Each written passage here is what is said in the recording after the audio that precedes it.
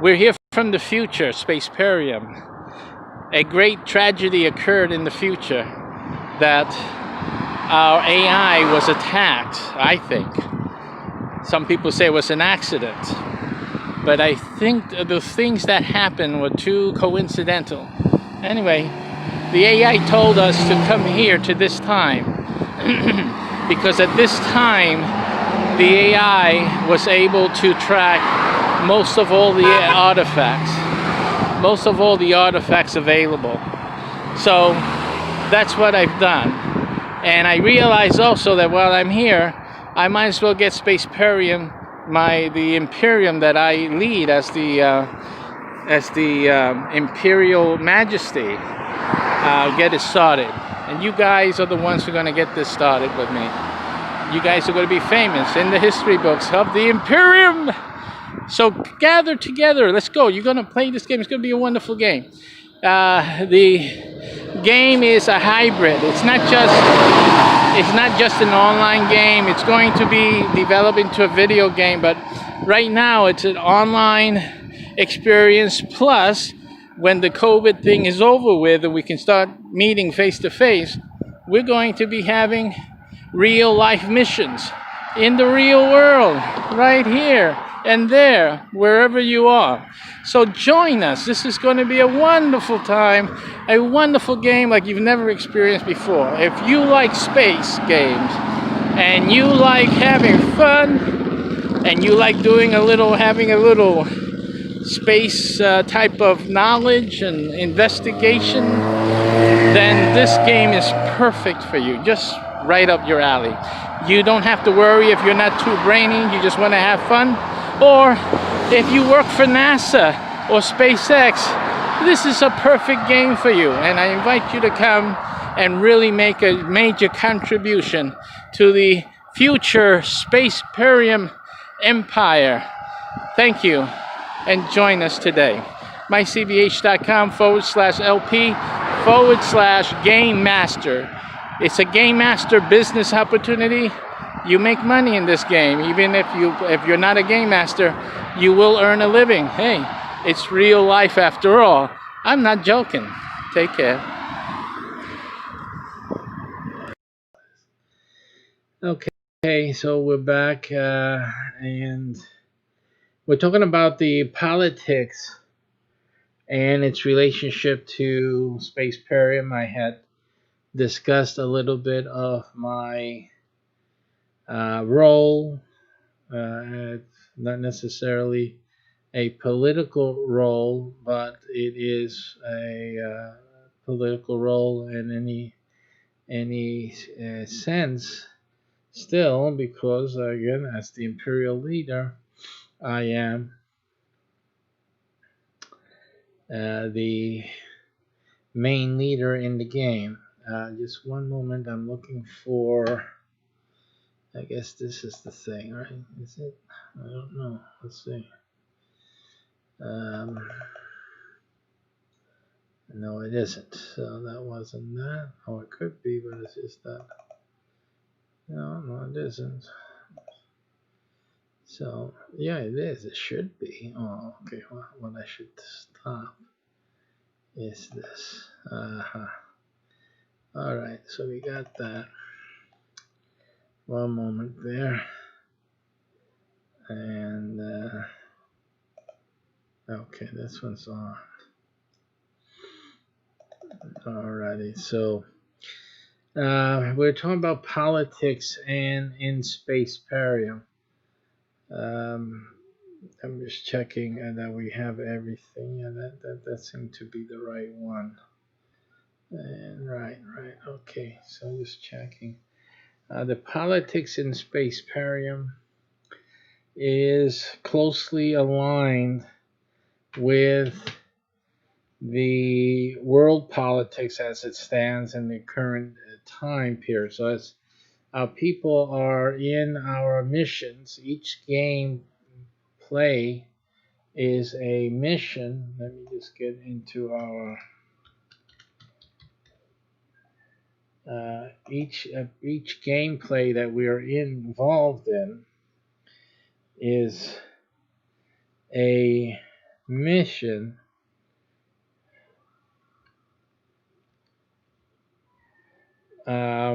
And we deal with things during each mission. So gameplay is basically mission oriented. And the role of the game master is really to put all the pieces together. The game master is a key person, as is in most of the games that utilize game masters. So it's much of the traditional game master type of activity, except that with Space Pairing it's more technically involved. We have software that the game master uses to produce a stream like this. The game master gets the resources, the training to be able to duplicate a similar environment for the game and for the players to interact with. Basically, in Spaceparium, when it's being played online as a stream, Spaceparium features a few active players. These active players rotate throughout the other players. Basically, they're chosen game to game. They're advised what their schedule is, so they know that at a certain night it'll be their time to play. In terms of weekends, during the day, whenever it is scheduled, and the player is available, they will be scheduled for a rotational spot, assisting the game master, who is the captain. Game master is always the captain. That spot is never rotated. But the players play facilitated by the captain or the general in terms of the citadel, and or the admiral in terms of the stattal ship. So in any case, these players rotate. They're the ones mostly represented by these chaps on either side of the TV monitor on your screen. And these guys represent the players, but not all of them. I believe the number may be up to let's see, it should be up to 12 players. So you only see depicted about 6 players here. There's others you see from time to time walking by and whatnot. So the 12 are represented more or less in the screen, and behind the scenes, so to speak. And their role, so everyone tunes in, they get the same screen, well, and then the game master goes through the process of interacting with the AI, just like any captain would do, any ship captain that has an AI interacting with. And the game master, with the aid of the AI, will see or define for the players what the mission is. Now, mind you that every ship has 100 players. Every ship has 100 members, crew members. So yeah, the other 100 would be tuning in because this is the ship. The ship is going through a mission, and they are able to participate. There's ways that they can participate, but the main ones participating, the guys making decisions, the guys whose life is on the line, if they make the wrong decision, etc., the guys who are the rotated players for the day, or for this session. And they're the ones that are directly involved with the game master. The other 100, they may be in chat, they may have other communicative or participative methods to participate in the game while the game is ongoing and make suggestions or contribute. Basically, in this game is rewarded. The way you gain rewards in this stage of the game with this application is through contribution. Contribution meaning uh, providing information, doing the research, helping the situation, whatever that situation is, providing, doing some research, getting information to the main players, the rotational players, and helping the rotational players out, as well as the game master. And basically, that's how this game evolves and develops at this stage. This is one part of the game. It is the developmental part of the game. It's just us getting people to contribute information wise and build out the database for the Spaceparium game. As you can see in the Spaceparium database, we'll call it now for the sake of the gameplay, is there's different aspects to this. There's Earth and humanity related issues. You have equipment for space travel and for space settlement in this area of concern. You have habitability, space planetary habitats. You have research, space architecture, development of habitats here as well. You have space colonization. You have space science. You have space settlement. You have space testing of Earth life, and then you have terraforming, and there's others in development that will be added, other areas of expertise, and they will introduce other game modes, in other words, other game missions. And the purpose of the mission is to further develop the knowledge base of not only the Spaceparium and the AI, but also of each player. So, and this is the other reason that the players are rotated, so that everyone can have a chance to gain experience at communications, at navigation, at space science, etc., like the science officer, etc., etc. So that's the reason for rotating the players, and the ship gains points and rewards. The individual players, the core players here, gain more, obviously, because they're the ones actively and directly playing the mission, actually being the ones on the bridge, for example. And so they gain a higher percentile of bonus and rewards. And of course, the game masters at a different level altogether. Now, so that's basically a introduction in terms of how the online streaming gameplay will occur. Of course, we have a LARP, live action role play, uh, part of Spaceparium, which is a live action role play way of playing the game. It will take different forms. It's not going to look like what you see here. This is one type of gameplay. The live action role playing, which is done in real life, out in the real world, will take different forms. Okay? All live action, of course, and you are in your role, but they will take different forms. However, the use of technology by the game master and the players will always be there. So it's almost like, it's just, the easiest way to explain this, it just dawned on me. The easiest way is to talk about like Star Trek, because I think that makes it easier for everyone to understand.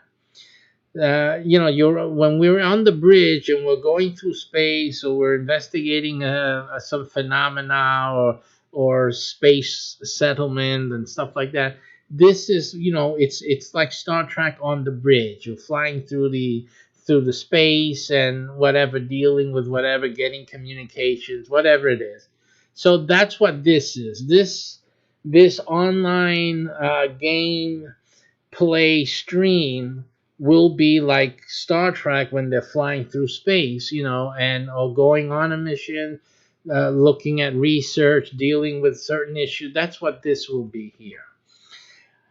When the crew members gather for a log. That's whenever the crew members gather in real life. That's a log. That will be a log, and everyone will have their tablets, or at least the game master at minimum must have the AI on the game on the tablet, so they will have access to basically the database here, the Spaceparium site, where the inputs and whatnot can happen. If a player has access either through their phone, of course, or through a tablet, then that's great too, as well, and that would be the way they would do that. Basically, everyone will be at a LARP or a physical meeting with their handheld device. Same thing, same thing that would happen if they were at a let's just make sure. They will be at the meeting with a handheld device, and that will be the same thing that will happen, like when Star Trek, when they would beam down to a planet, to a planetary surface, to a ambassador type of meeting and whatnot. So it's the same type of thing. They will go. Are they on the bridge of the ship? No, they're in a real life situation. They are interacting with people, with other shipmates, etc., etc. And so the interaction becomes between them and the AI using a device. They're still on a mission. As they do their mission, a mission can be as simple as a meeting to discuss or to draw out plans for a space structure, whatever. And actually, you guys get together, you have your coffee, cake, or whatever it is you guys are going to have. You sit around and you discuss using, hopefully, some scientific knowledge and some knowledge from the database, because we'll have information here for you guys to come and extrapolate some ideas. Let's say one mission may be to extrapolate some ideas for a habitat and in such and such of a planet, or just in space, a floating habitat that can attach itself to a ship or to a space station or what have you. And so you guys will get together, meet, make some plans. Some of you that are good at drawing, because I stink, but those that are good at drawing can sit there, can bring some drawings or start to produce some drawings, and in any and all cases, these ideas will be sent to the AI and put into the database. You see, it's the website. They will put it in under that mission title, mission to investigate, research, and plan certain habitats for testing and trial and comments. So you're pasting it up, you're posting it in order, and other players from the rest of the game, like the other 100, you can have players from other ships also look, because this is available for everyone to look at, and so they will be able to see and look at the ideas and make comments, suggestions, things like that. So it's a work in progress, with people commenting, people opining, people referencing some other, technological papers, or some YouTube lesson on weight load bearing structures and stuff like that, and then figuring out in space if you actually need all that load bearing structural integrity, etc., etc.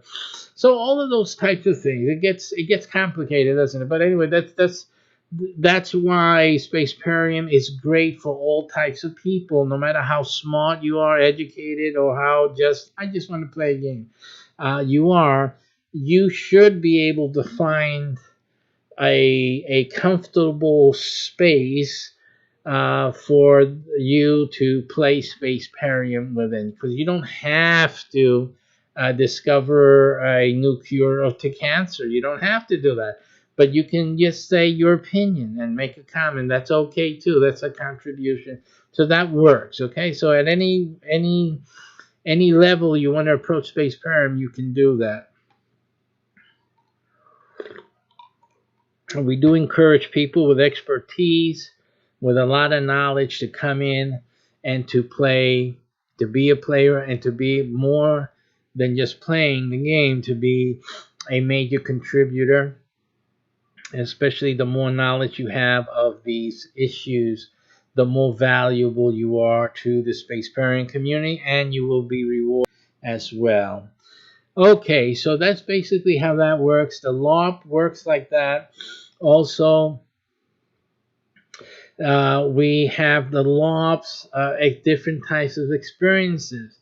Everything that you can imagine that has to do with space, surviving in space, um, dealing with issues in space and whatnot. All of those things are things that our LARPs will be formed around.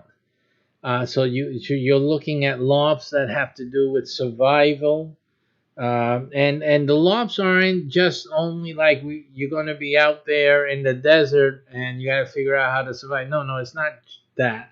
It is more like we're going to learn together how we can do things in a barren environment or in a jungle type of environment, different types of environments, and we're going to learn how to do X, Y, and Z. There's certain laws, how to build a habitat, how to, even how to find ways of surviving, of eating, finding food or growing food.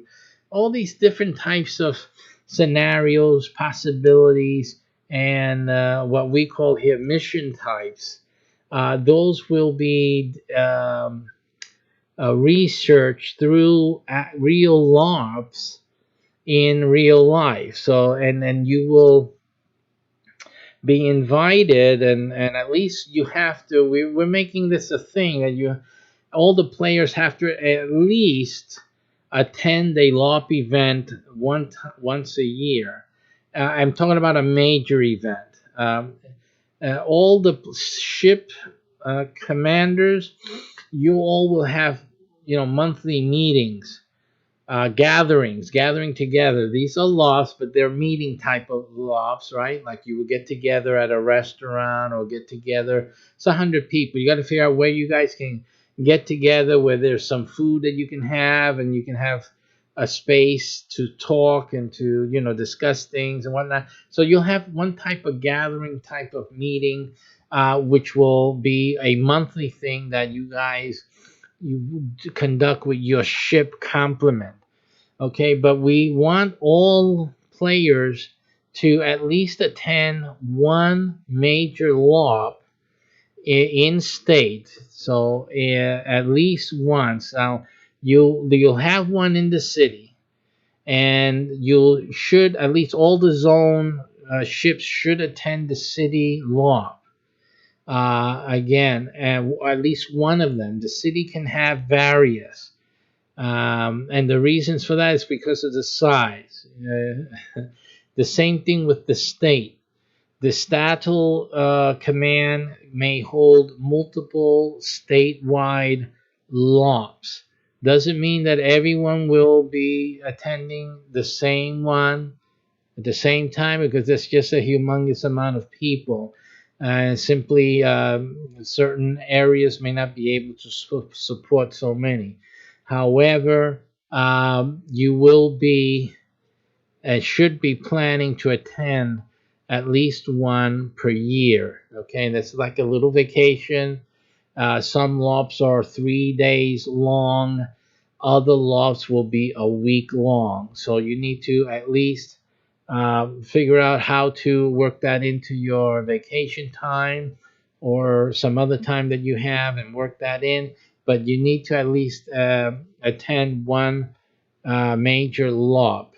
and that's in addition to the monthly smaller meeting LOPs, which will be conducted by your ship's game master commander. And so that's something that you have to look in. And also, if you're on a zonal ship, you will also have to attend the Citadel meeting once a month. So that's basically what the activity is for LARPing as a meeting, the meeting LARP. That's would be a standardized monthly get together. But there is an outside LARP. It can take on different forms. A lot of the basic ones would be almost like camping out, semi-resort a type of campouts.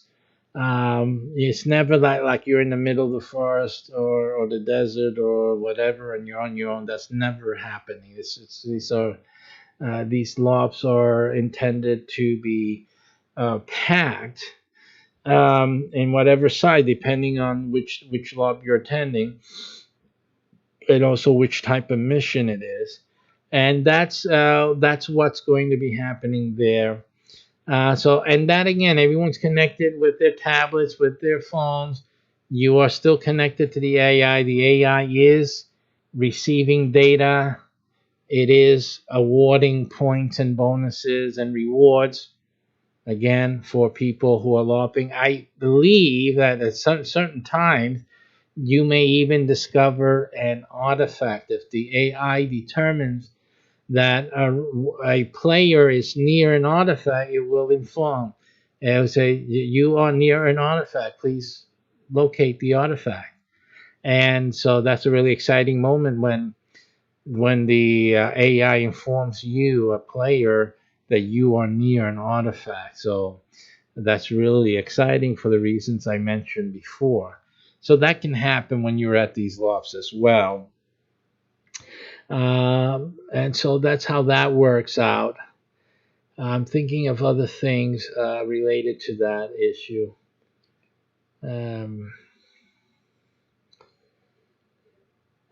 So basically, that's a different form of gameplay, the LARP itself.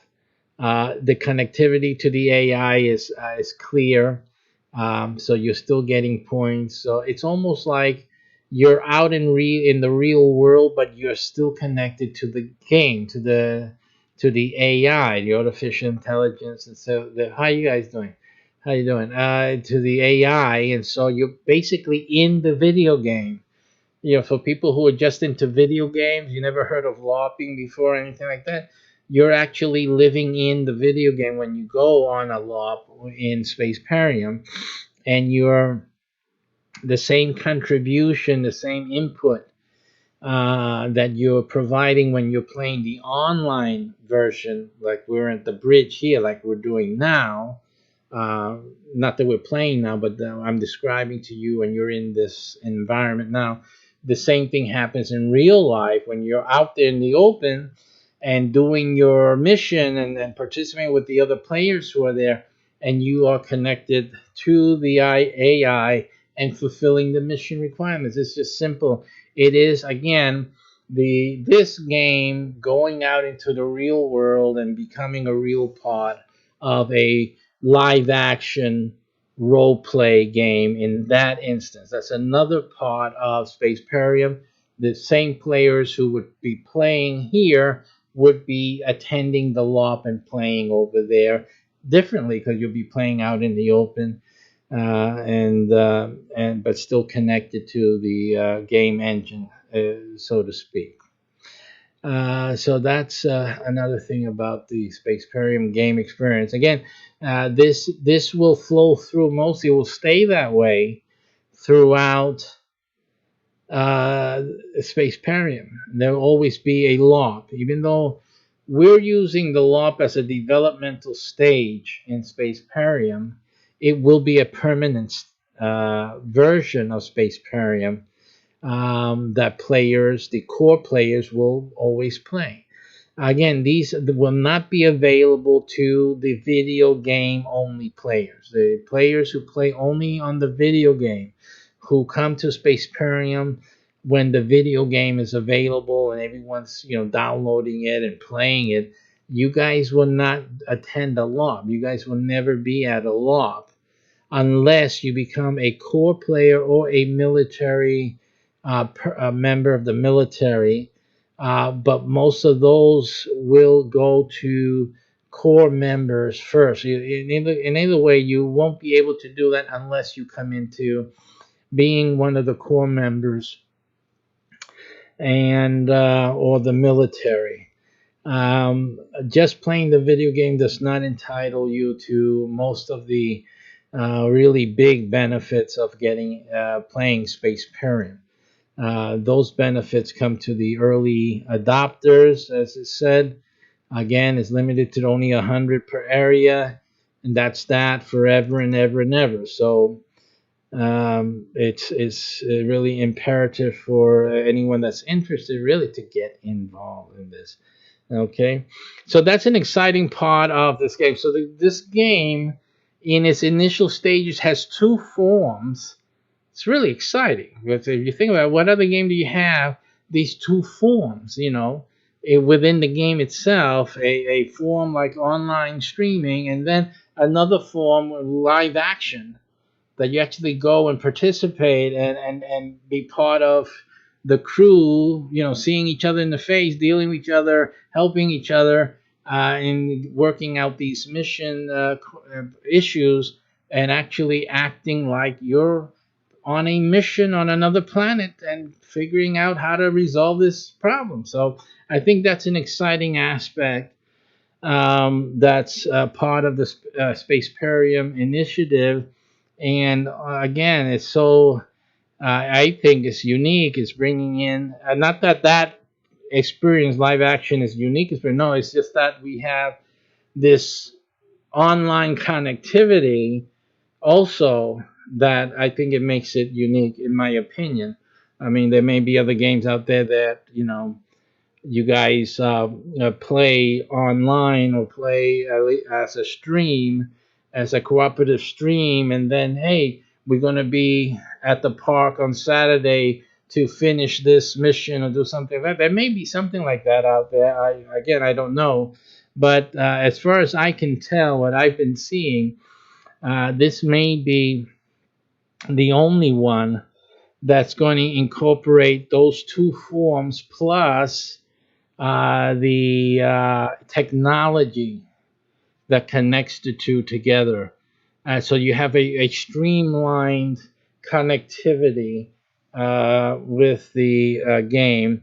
And the fact that I think it'll be the only game that these facts, these things that are happening now, the things that will go on in the live action LARPs experiences will be permanent part of the game, the video game itself. So people will be able, through the video game, I'll tell you this much, through that final video game release, the users of the game will be able to access a lot of the experiences that you guys will be creating as the initial players now.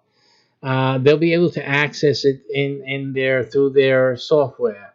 So these are things that may be played as a movie, like when you're playing your campaigns on some of these games that come out with this movie part, and then your part comes in to play and to shoot them up or whatever.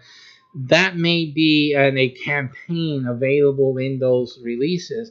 And what they'll be seeing is all the stuff you guys are doing now, you guys will be playing with or developing during the LARP stage, and you guys will be part of that realization. So that's exciting, the things that you guys will be doing. Plus the fact that these things are televised.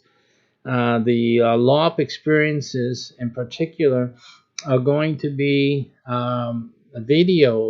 videotaped and edited, and most of the LARPs are for TV consumption, by the way.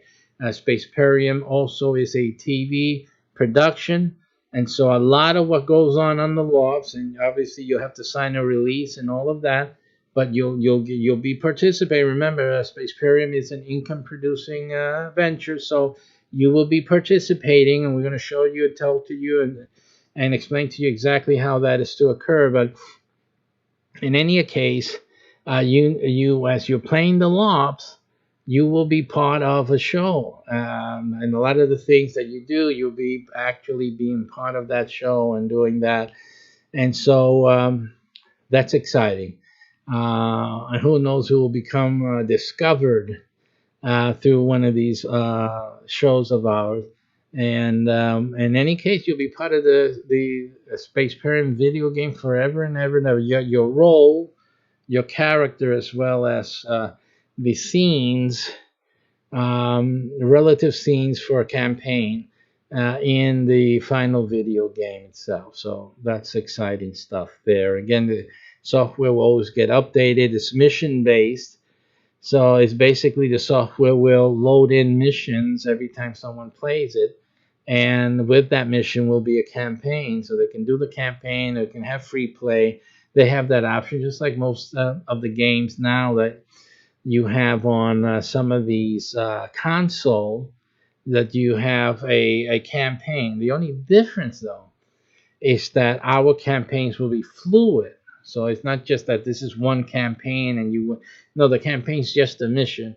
You go and you load up a new mission, or you load up on a different day, and a different mission will load in as well as a campaign that will load into it. So it's always an endless. By the time the video game comes out, there'll be simply a massive amount of campaigns and missions um, to explore in the video game.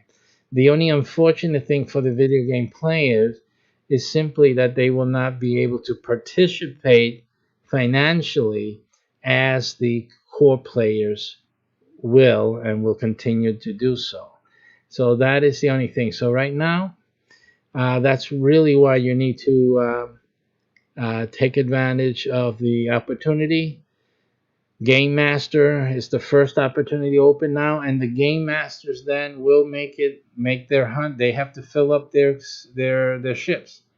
So they're the ones that will be advertising in their area, recruiting members.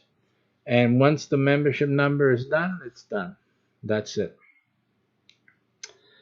Okay. So so that being said, that's again, I try to get into the political parts of Spaceparium. Let me get into some of the news and just use some of that to get into certain topics.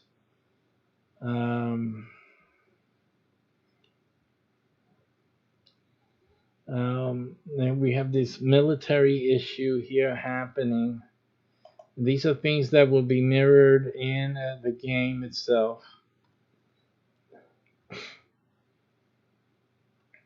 This is Google News. As you can see, Defense Secretary says Trump ordered him to let Eddie Gallagher retire as a Navy SEAL. This is, of course, the case of the controversy over the pardon that President Trump issued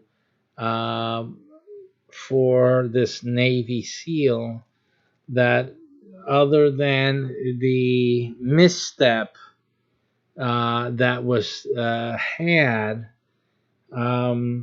he would be just a regular Navy SEAL, a hero, and doing what they do. And again, I'm urged to go into the politics and this issue of opinion. When you're looking at news, you got to be careful. When you have to look for this thing here. See that? It says opinion. So don't just go by the headlines. Be careful, because a lot of it is opinion, even when it doesn't say opinion. You have to be able to identify an opinion even when it's not labeled as an opinion. So you have to be able to see that.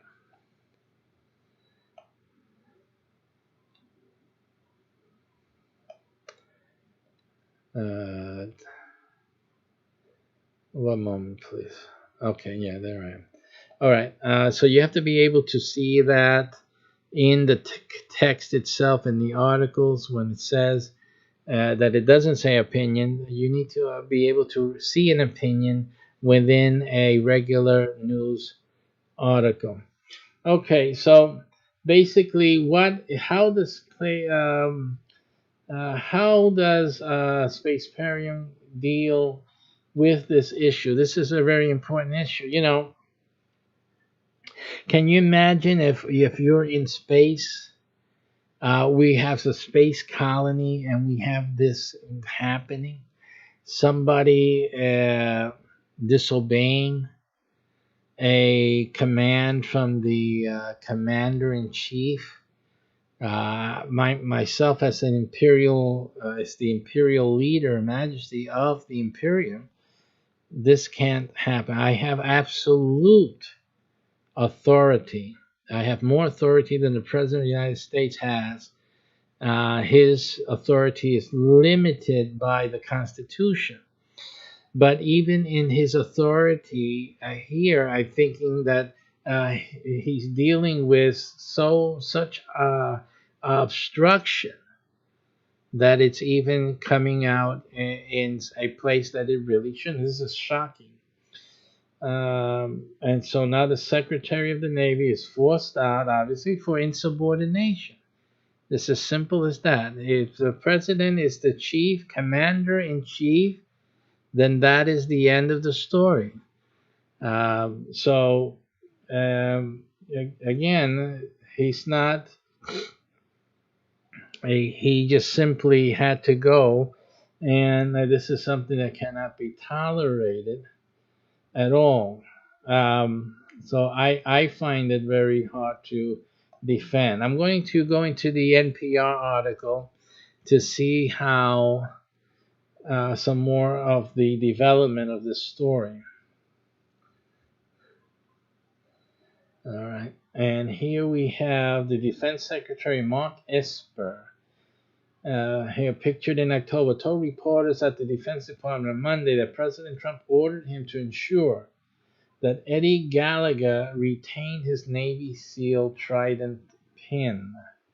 President Trump has repeatedly intervened on behalf of the Navy SEAL recently convicted of misconduct.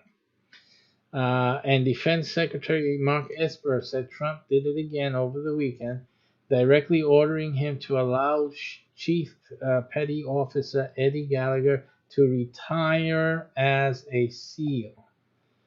I spoke with the president on Sunday. He gave me the order that Eddie Gallagher will retain his Trident pin. Esper told reporters on Monday at the Defense Department, referring to the insignia designating Gallagher as a member of the elite commando force, which he is. I mean, that he did gain that honor and that placement. The order from the commander-in-chief effectively put an end to proceedings by a Trident review board that were called by the commander of the Navy Special. That's probably the reason. Rear Admiral Colin Green. The panel was charged with deciding whether Gallagher and 3 of his supervising officers were fit for duty. In Gallagher's case, the board was set to convene next week. On Monday, Esper also reiterated his reasons for asking Navy Secretary Richard Spencer to tender his resignation on Sunday. He accused Spencer of circumventing the appropriate channels, including Esper himself, to engage in direct negotiations with the White House to allow Gallagher to remain a SEAL.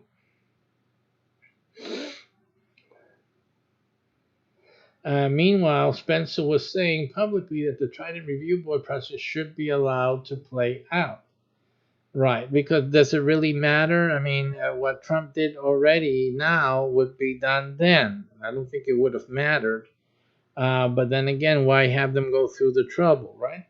This proposal was completely contrary to what we agreed to and contrary to Secretary Spencer's public position, Esper said, adding that he was completely caught off guard by this information, realized that it had undermined everything we had been discussing with the president.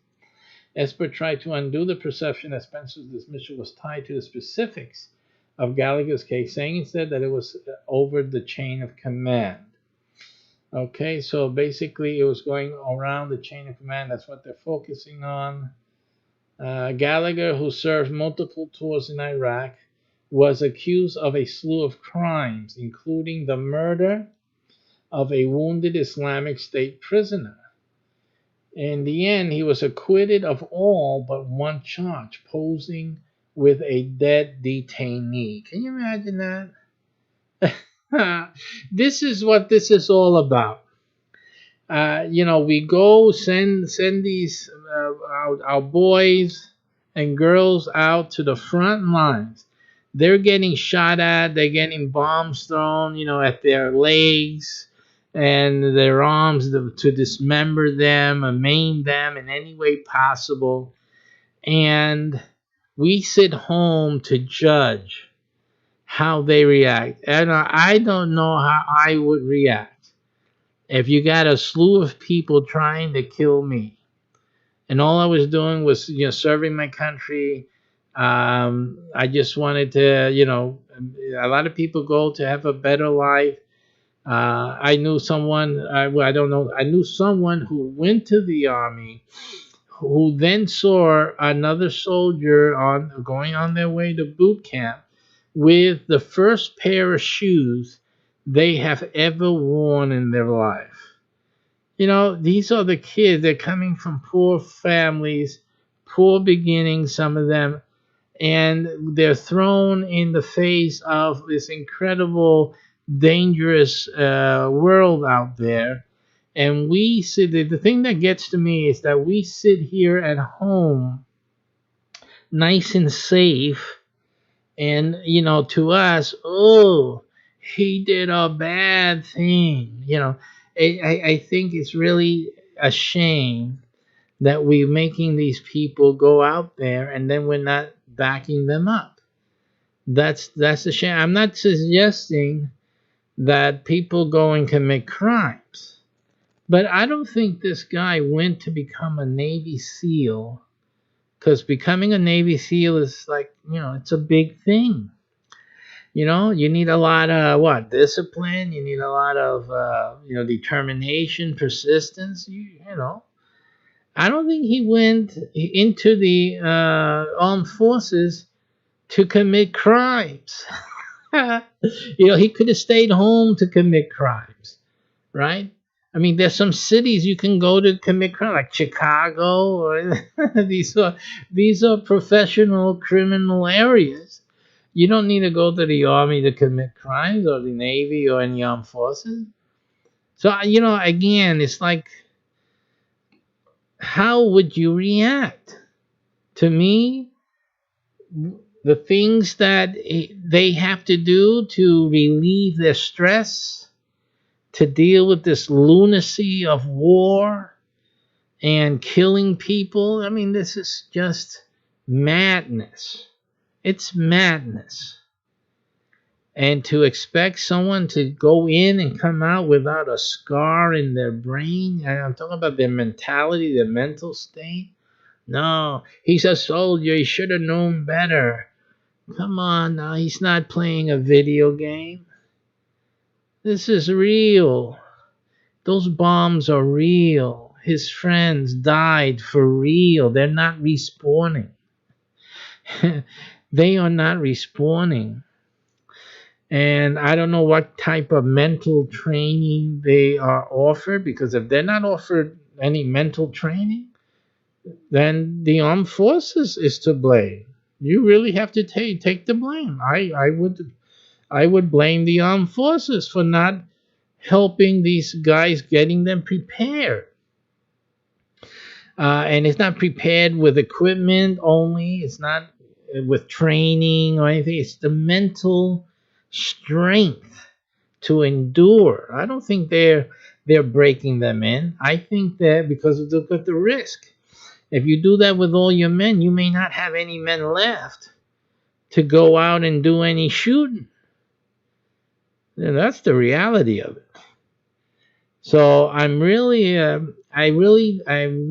do not like to go in and second guess the armed forces sit in an accusatorial position against any service member for actions they do in the field of battle. Now, I understand that we don't want our boys to be boys and girls to be suffering. Also, some other enemies, lost their mind and doing whatever they had to do. So we kind of like hide this and behind this pretend wall of what they're calling honor. It's that's a difficult spot to be, but at least according to this article at NPR, they acquitted so at least somebody there using the brain, except for one, which is to pose with a dead detainee. So what this means to me is that they were willing to be sensible as I am, right, and let him walk. Okay, all right. But the problem was there's a picture with him showing this dead detainee as if it was a trophy. That went beyond. Okay, you have what did you do? Why did you have to do this? Okay, so you did not have enough, self-control to prevent you from doing this act, which is totally like, how can we defend? We could defend the other stuff, but not this. So yeah, so I can see where they would be hard pressed to ignore that picture. Okay, so it still is the point that I'm trying to make. Regardless, is that the picture was simply the final therapy he gave himself, dealing with this craziness of fighting in the field. So even it's distasteful, but it was what he thought that he needed. Simply, even though it was really out this bad taste, but again, he's not in the state of mind to be tasteful. Simple as that. So again, I would still, because of the good things that he did, I would look the other way on this photo. On this photo, I would give him some other type of punishment, some other type of, we got to slap you on the wrist and whatnot. Again, I don't know. I believe the policies in the armed forces, they're very strong. I would assume, I have to, if they're making a big deal about this, I would have to assume that they're very strong about stuff like that. And they've probably said it a million times. Hopefully, that's the truth.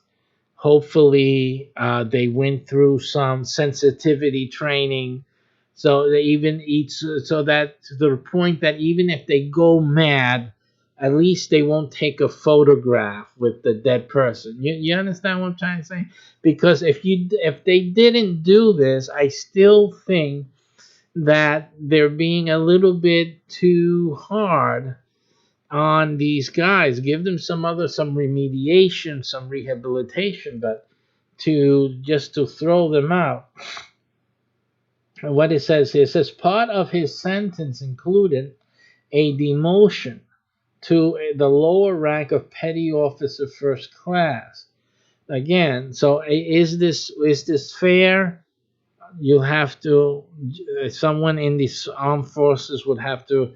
I don't want to hear an officer's opinion. I want to hear an opinion of a peer of his, one of his peers. What is this fair, or they're being hard on this? We all go through this stress. It's like incredible stress, and that could have been me given similar circumstances and I almost got there myself. I mean, I want to hear from a person who went through what this guy went through. That's all. That's all. That's what I would need to hear in order to deal with this situation here, to better judge this if I would even allow myself. But in any case, Trump subsequently overturned that decision, commanding the Navy to promote Gallagher back to petty officer. And I guess, you see, it's the same quagmire that I am. I'm in it myself. Okay, so yeah, I mean, we send them out to harm's way. I mean, this guy didn't create ISIS. You understand that? Yeah, you gotta understand. We interrupted his life. We interrupted his life, and then we sent him over. And then now, what you plan to do? It's just that whole thing. It seems unfair to me, and simply, it's one of the reasons that not that I didn't go into the armed forces myself. Majorly, yes and no. It's like 50-50, maybe 55 to 45 on yes. That I didn't go into the military because I couldn't trust the military. That's why. If you want to really hear, so hey, I have a confession.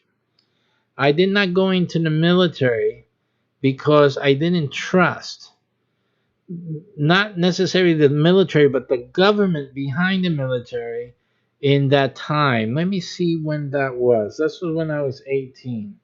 That was 40 years ago.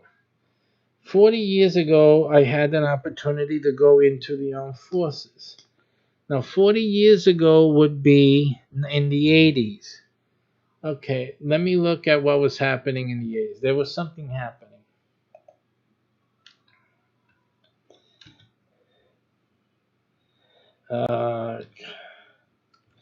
1980s U.S. Conflicts. Let's see what was going on exactly. Because I do remember that I had a repulsion to trusting the government and with me in the military. So basically, there was the Cold War. There was no active. It looks like no active conflict. There were. It was a. There were a lot of things going on.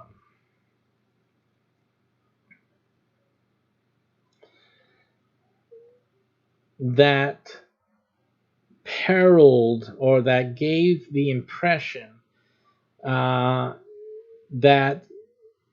the U.S. would eventually be drawn into a direct confrontation. So I think that's what was happening at the time. We had the Cold War again with the Russia. So it was kind of like a very. It looks like here that we had terrorist attacks. There were international wars, civil wars, and guerrilla wars. Again, and what is the participation of the United States? We know only ones who knew really were the ones in the military, right? And is this the time where we had the Iran Contra thing? Let me look at that. I mean, there was things to be concerned about. Iran Contra years. Let's look at that. When did that happen? See, that's in the 80s as well. August 20, 1985 to March 4, 1987. So that whole bad business about Iran Contra and the government like doing shady stuff. This didn't sit well for me as an 18-year-old, considering, maybe I should go into the armed forces. Then I say, nah. And what really got me turned off were the earlier years, actually, not the 80s, but actually the 60s and 70s. These are the years I grew up in, which I believe involved war. Let me see there was a link here. Let me see something here that would show what I'm talking about. List of wars involving the United States. So let's go there. And the stuff that I grew up, I was born in 1963. And so let's say about eight, when I'm eight, I'm really like, I can hear news or hear people talking about it.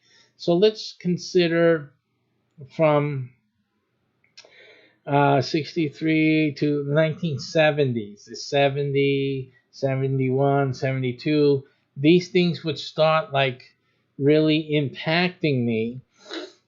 So let's see what was happening, because I knew that when I got to be 18, I definitely did not want any war to occur, because I wasn't feeling going into the armed forces, not because I didn't want to, serve my country, but that I had a very strong feeling that my country wasn't watching my back, and that's how I grew up with that feeling. It's a feeling, and I think it was based on what was the previous experiences as I was growing up in with the military and in the country. So let's look at what we have here during those years in question. Okay, the Korean War had already been passed. Here in the 70s, here we go. You see, we have this issue of the Vietnam War. Vietnam, 55 to 64. Then we have 65 to 73. 73. So during my growing up years, we have the war in Vietnam. Direct U.S. involvement ended in 1973. So right when I'm 18, 19, 20, let's get that right. Wait a minute. No. I'm sorry. Scratch that. When I'm 8, 9, and 10, when I can hear news, I can hear people talking, I can hear comments on the TV, radio, and in school. So right when I'm 8, 9, and 10, and at 10 years of age, the direct U.S. involvement in Vietnam terminates. So I have at least 3 years of understanding that we're at war in Vietnam, and also knowing what I know now. Uh, the experience was negative because a lot of the folks here in the United States were against the Vietnam participating in the Vietnam War. They were totally against it. There was a lot of protesting, this and that. People were dodging the draft. Right? That's what I grew up in. That's where my mind began to develop cognitively, in terms of being able to understand what's happening around me during these years. Air Force and Special Ops continued some operation until 1975. That makes me 12 years old. President Ford, in a televised speech on April 23, 1970, declared the end of the Vietnam War.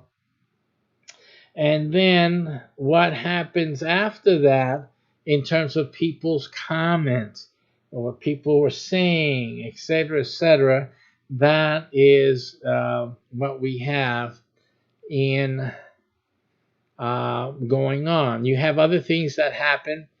U.S. Allied victory here in the communist insurgency in Thailand from 65 to 1983.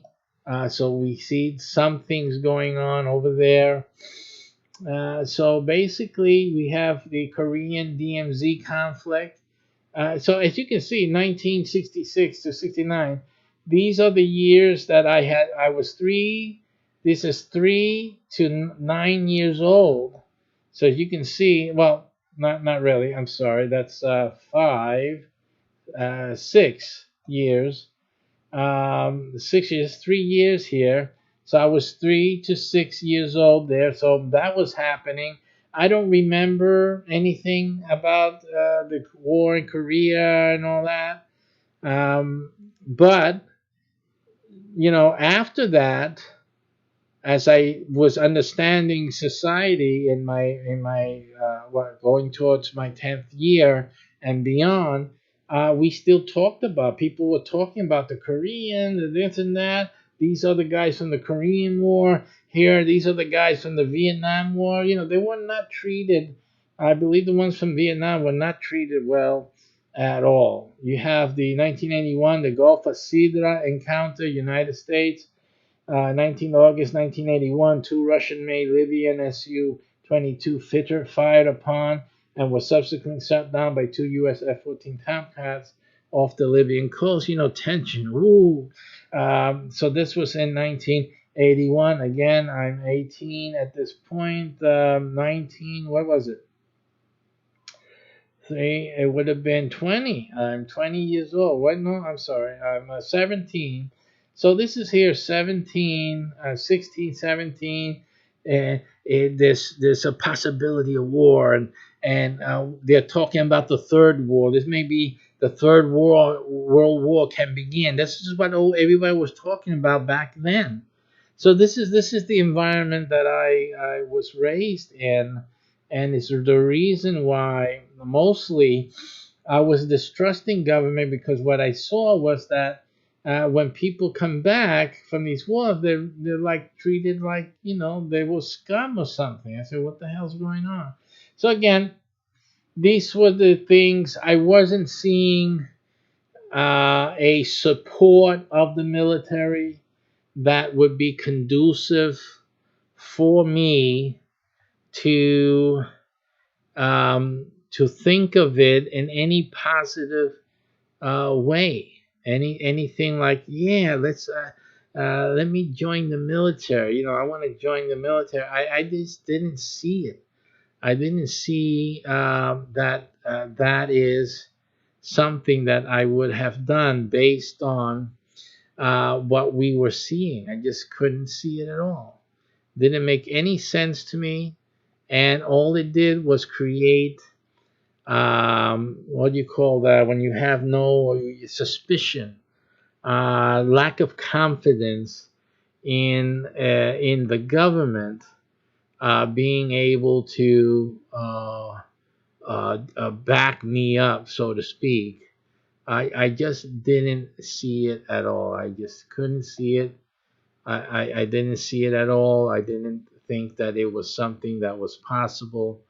And that's basically the way I looked at it, and the reason why I didn't join the military. Here we go now again. If I had seen this back in the day, that would have been another reason that I wouldn't be trusting the government. That would be just one more reason why I wouldn't trust the government in any way to back me up. And so that is something that I just wouldn't have believed that they would do that. There was no reason for me to believe that they would back me up in any way possible, or in any form. I just couldn't see it at all. That would be so basically, and I still now hold. You see how impacting it is that still today I still don't see um, how government can be trusted. Here's this guy, because I'm feeling like this guy over here, he got put in. And the other thing, I have a cousin, or had a cousin, he's already passed on, come back with issues from being in the military. But I have that experience that in the family, at least I have two people in my family, immediate family, that were not served faithfully by the military. and by extrapolation, the government, they didn't treat him right. And again, I all I can see is that, you know what, I was right not going into the military. That is all that what I can glean from their experiences. A brother of mine and a cousin of mine, is that I was right in not going into the military because simply, in both of their cases, the way it looks like to me, I don't know all the details. It just doesn't look right. It looks like they were dumped. And I think that that is like unfair that you take out a few years of a man's life and then you dump him. That I think is like the most terrible thing that that this business of the military and serving your country. You got to come and be patriotic, serve your country, but then look what happens. I mean, where I have no confidence that that any good will come out when and then now I don't want to mix in this thing with Trump now, but it's just getting ridiculous. I mean, what type of government or what type of end result is possible when we have this type of outcome? I think it's totally ridiculous. Absolutely ridiculous to expect anything to come out of this. Let me just make I know some of you are not seeing the same thing. Let me just make a technical correction here.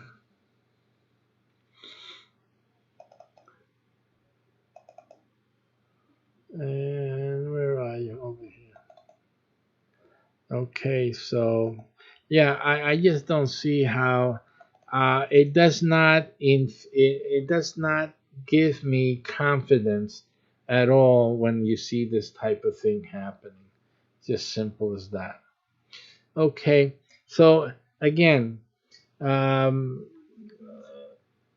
I think that that Trump, as far as the information that I have, the understanding that I have, and also the way that I grew up, I don't know. Trump is older than me substantially. He has what, at least 30 years above where I'm at. So I believe so, a little less. But in any case, even if it's 20 years, I mean, he went through that time period of the wars. He had more of it, and he saw the results that I saw as a small child. He saw it as an older person already, as an adult.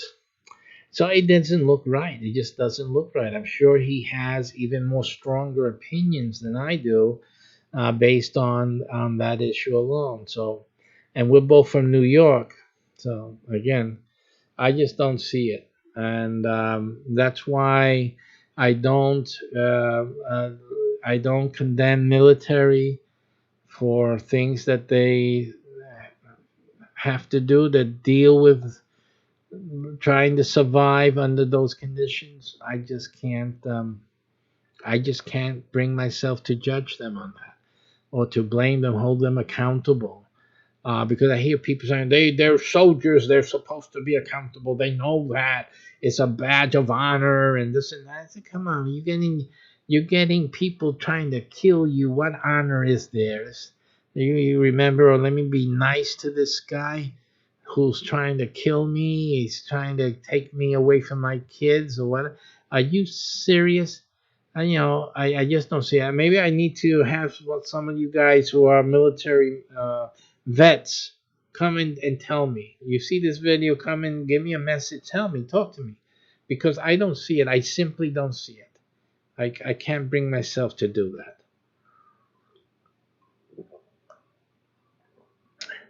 I can't hold myself to that because I really don't know. I don't know how I would react or anything like that. And simply, It's like when someone's coming into your home. What are you going to do? Someone comes into your home and they're going to um, uh, hurt you and your family. They're going to rape your daughters. Come on now, talk to me. Talk to me. Don't tell me you're going to be do things honorably and according to the code of ethics and the code of the army or the navy, or what the hell are you going to do? You're going to tear the guy apart. That's what you're going to do, and you're going to take the picture. You understand me? This you come on now. Let's talk some reality here. That's what the guy was going to do to you. He's not going by any code of ethics. So I simply don't agree with all the folks that are saying that it's not because of Trump, that they're saying that this guy doesn't deserve a break. I believe that the court did give him a break. And for that, I give them credit. They couldn't find a way beyond the photograph. So I get it. I understand that. I'm not holding that court in any way. Again, I'm not there to judge them either. They got serious matters to take care of. But I think as for the American population and for the president, who is a civilian, he's not a member of the military.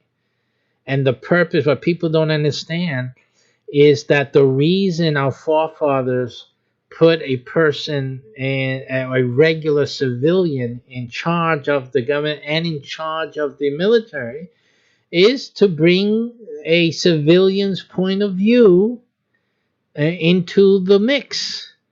It isn't that the military does what it's supposed to do and we're the military, hands off. This is military business and all that. No, you have a commander in chief who is a civilian. And that, as much as he is a civilian, and that he sees, in he or she, whoever it is, they in their own determination, that they see that something does not sit well with them, they have the right to intervene. That's the whole purpose. What is the purpose of having a civilian as the commander in chief otherwise? See, if anyone asks that question, why did the forefathers foresee a need to put a civilian in charge of the military forces? It's not just to prevent a coup. A coup can always happen. You understand? Especially with these silly bunnies here who are disobeying and finding an issue with the president and wanting to do something. So what is that? A private coup? I mean, it's getting silly. Are they testing to see if they can get away with a coup in this country? Is that what we're seeing? Hey, General, see if you can disobey President Trump. Let's just see. See if you can get away with it, because that's something we're going to want to do in the future. We can't get him impeached. Is that what this is all about? Because he's in charge of the military forces, at least for 30 days.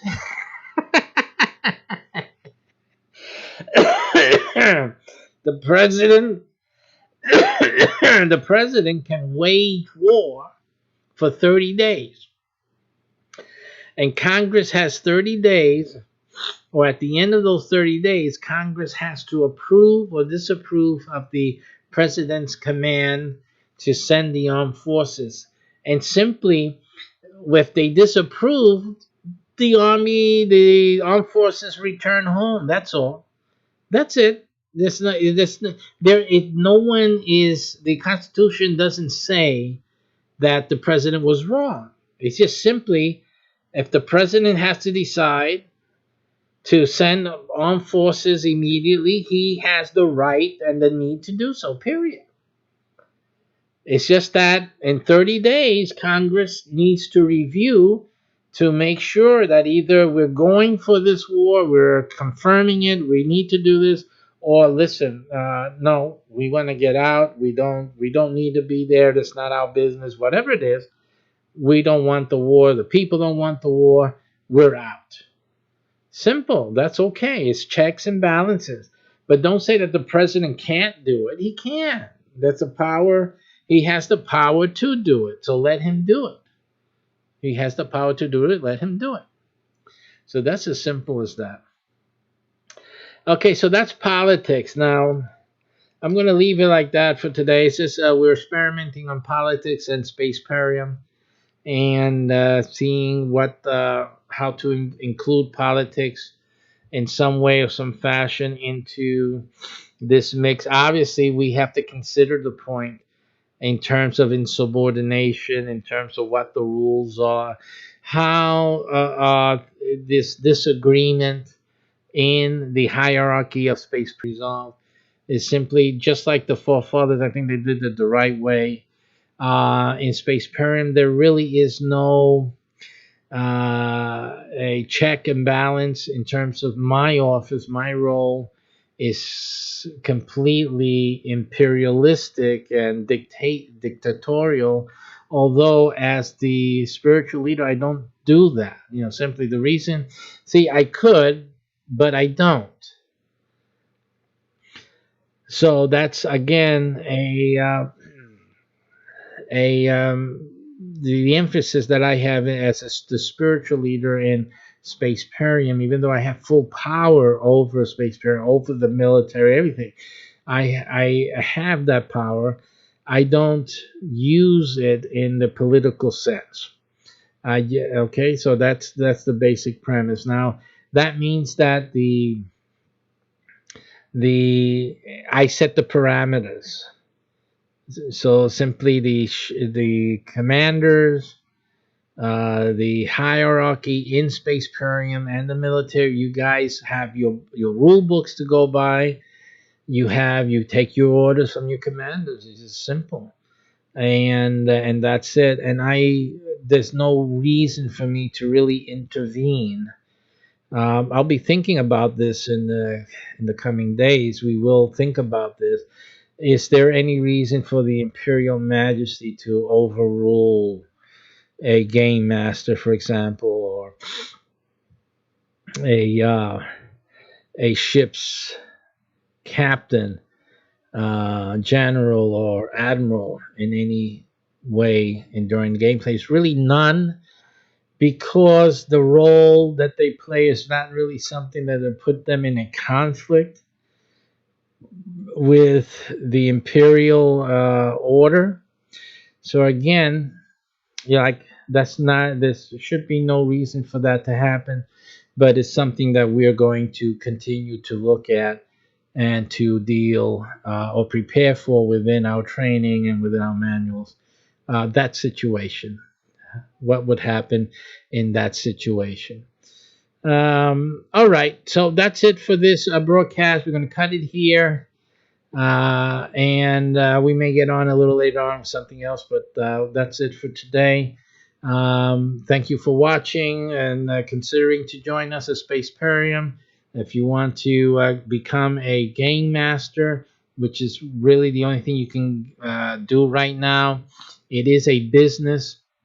It's not just a game, a place to play your game. It is a business, so you need to understand that. And that's the only thing that's available right now for you to get involved with. If you can take a look, consider, and join us. Again, listen carefully to all the details, and thank you for watching.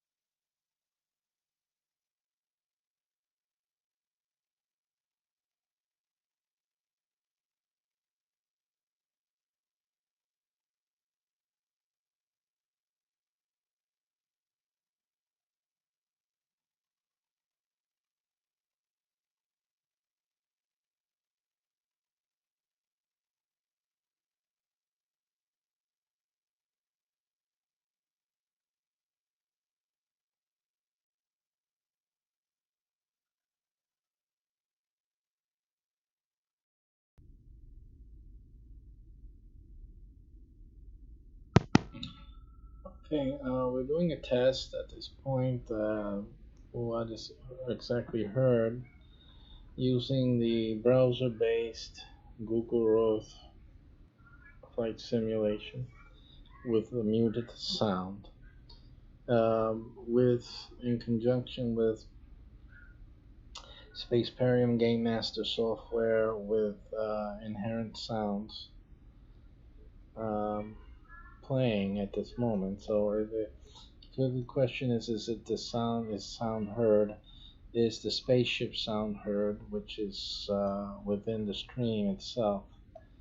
It should be heard. And what of the other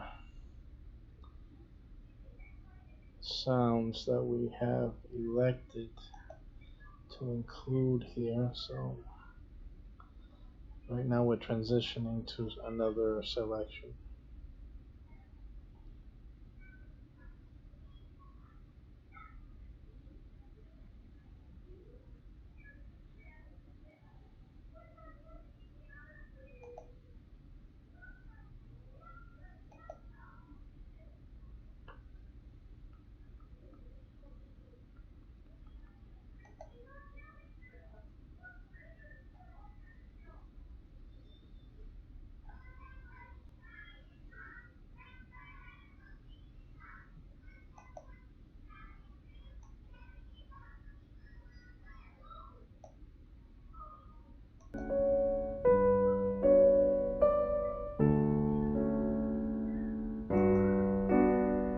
The computer is ready to accept your commands.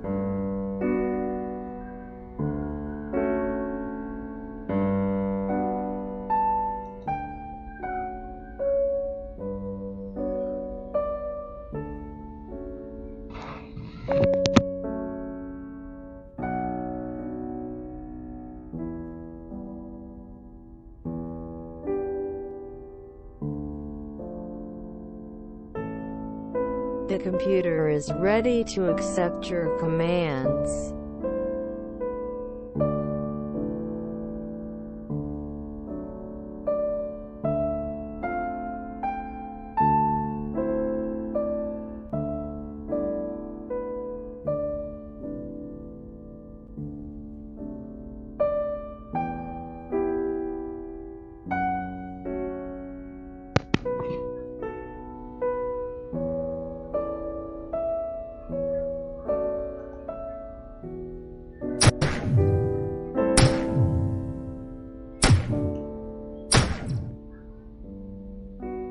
Trying different sounds here.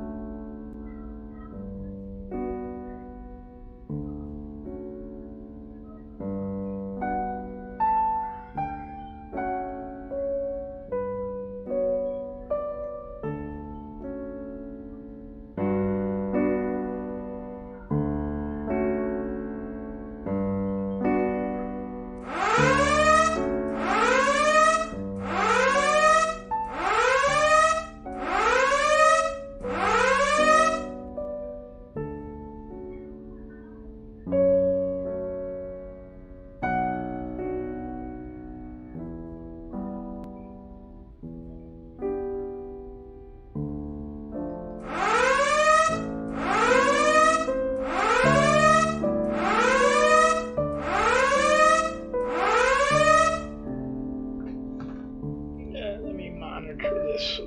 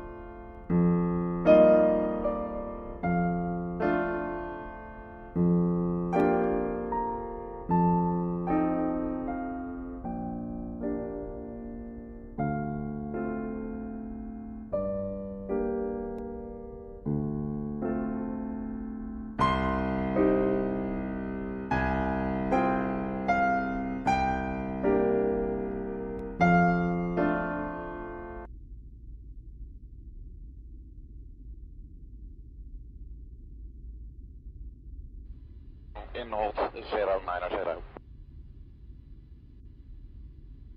Kilo 1 passing 500. Loud and clear, we're passing out to 3000 feet left turn heading 240. Passing 3000 left 240 kilometer.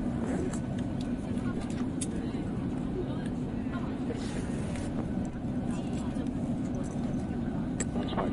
아 거기 저기 미용실지?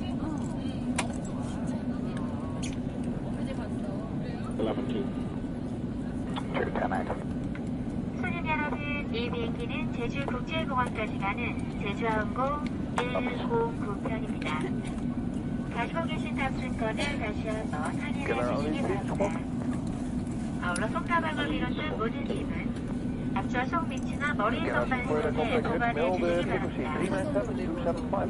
Ladies and gentlemen, this is Jeju Air Flight 109 for Jeju International Airport. Please reserve your boarding pass and put all your carry baggage in your rest on an object in front of you.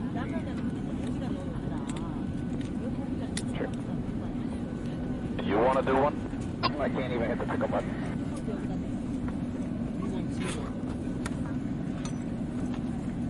Oh, arrow 2.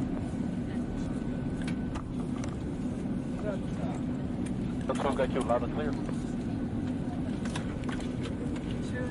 Ready to copy. 지영이잖아. 요만한 거 타고 만약에 Smell fish to spawn off. 태국까지 Range descending 200. 요만한 거 타고 있잖아. 오빠 지금 오빠랬다. 아빠 지금 그 비행기 탔거든? 지금 탔으니 11시 10분 출발이야. Optional coordinates for a GBU-38. 집 근처에서 먹을 거 Elevation 없나? 06. Target coordinates 31 uniform. 가서 Foxtrot 오빠 uniform. 그냥 집 근처에 이렇게 다니면서 보면서 먹자고요. 268557. Say again and last numbers. 1시 정도 시작하겠지?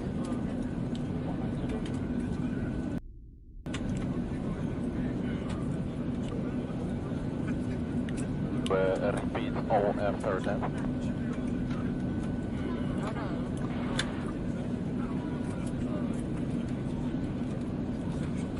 523 out of 160, climbing level 170, sorry about that. 알았어. 가서 볼 테니까 우리한테 가가지고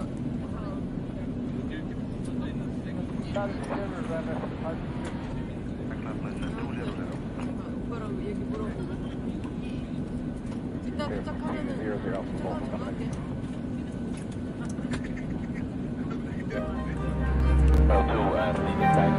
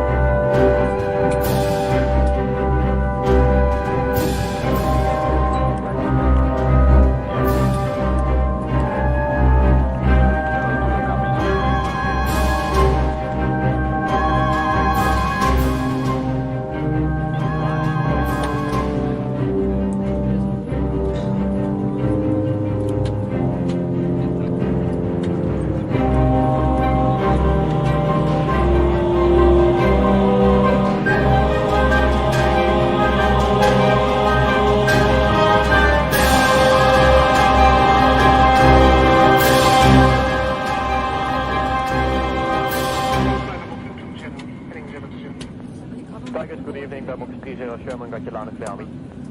Tiger 1, line of clear, switch set. Tiger 2, line of clear, switch set. Tiger 1 and 2 both line of clear. Positive contact, positive call service. Resign your squad 1501 sequence. 1501 in sequence, Tiger.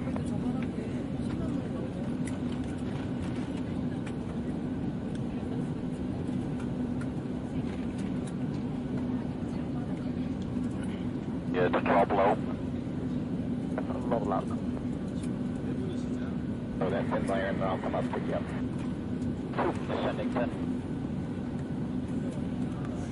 In Delta 108, for me sea level, to Indy, Bama 5 at broadcast is going to stand. Mighty Company Delta 3 and 6, fly level 055. Confirm we're scheduled for the eastern TRAs, 5. Yeah, that's a firm, you can use the western deltas as well, otherwise it's not flying inside Delta. We'll be setting up in the north of the TRAs, and we're not going to use TRA 10 for this moment due to underneath. Bama's copied that you're not going to use the TRA 10.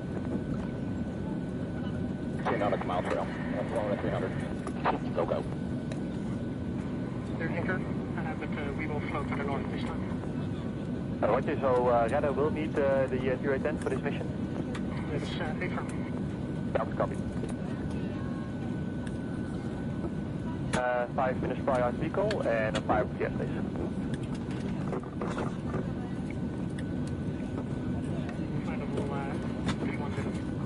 Thanks very much for the all maneuvers on Angels in Mount Anchor. Thank you.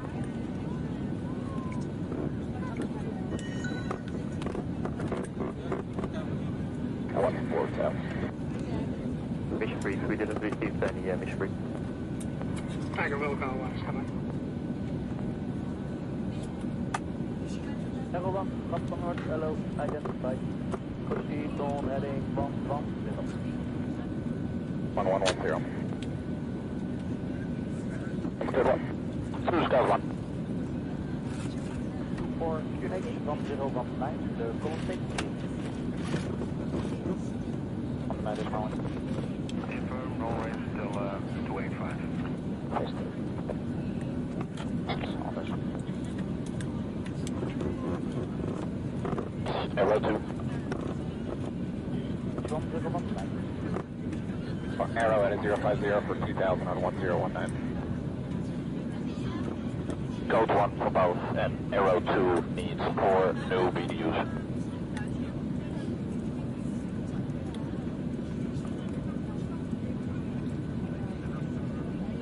That's all, Roger.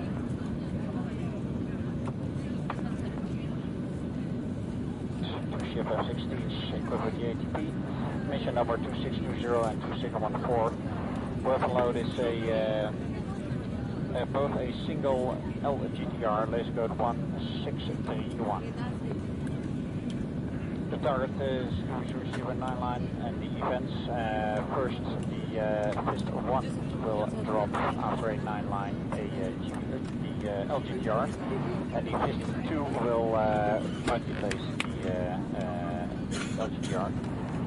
The next event is the LGTR drop by the Fist 2, and the laser will be ground-based by Window. Correct, okay. 2010 plus, low cloud is scattered on the 1,400 feet, and a QNH level 1018.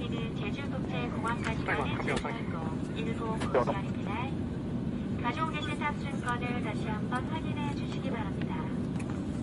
아울러 손가락을 비롯한 모든 짐은 앞좌석 밑이나 머리의 선반 속에 보관해 주시기 바랍니다. Ladies and gentlemen, this is Jeju flight of I-109 for Jeju International Airport. Tigers will be blue air in the north. Planning cap north of Bull, which is center point of TRA 5. 8 to 30 nautical miles. Block 529er, standard loadout with a ROE.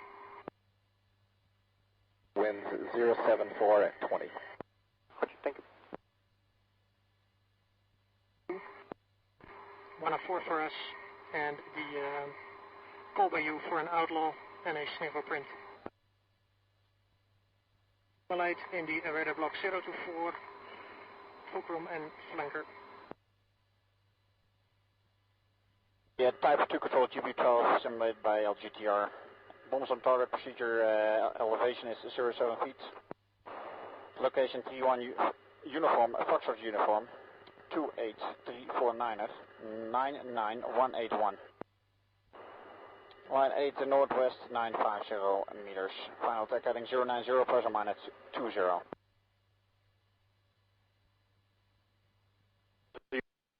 From flight 150 and up on the post control service. Atlantic, and the laser code 1631. Arrow 8 DME, ILS final with 6 green. Report passing 4 miles. Vertical and stand by.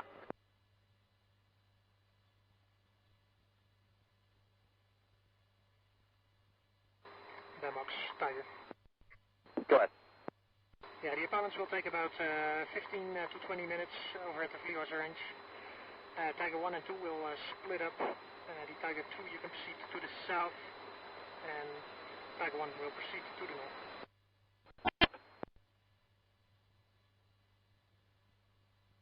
Passing 4 miles. Arrow on numbers 1 and 2, clear to land, runway 06, the slow lane is left. Arrow flight, clear to land, slow left.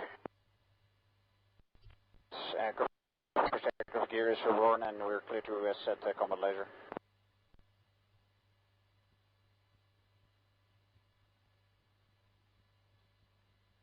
I'm going to take the requested split. Yeah, we'll be looking for about 30 to 35 nautical mile for a VID flow, alternating rolls.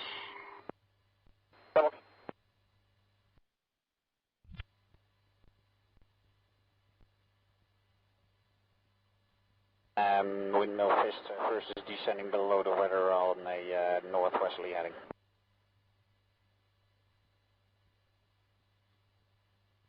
Zero 90 feeding 402 safe.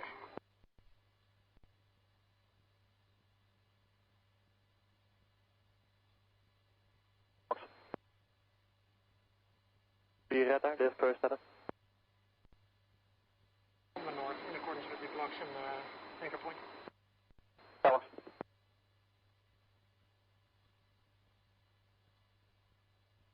To best state which sniff you will be and what to omit.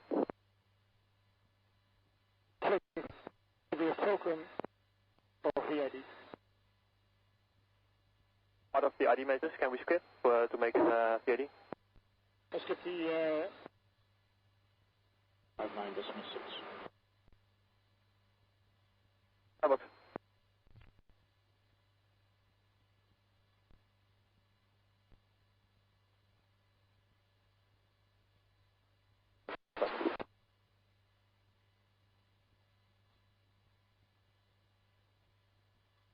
Three opening. ready or not.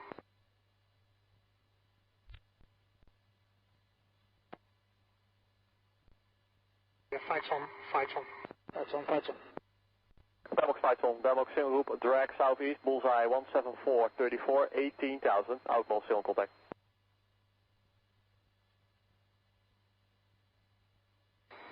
Zin. Back one single group, 170, 37, 15,000, maneuver north.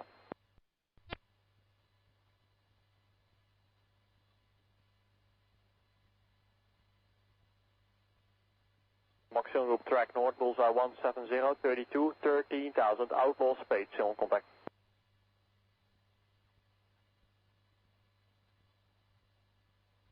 Ja, star VMC below and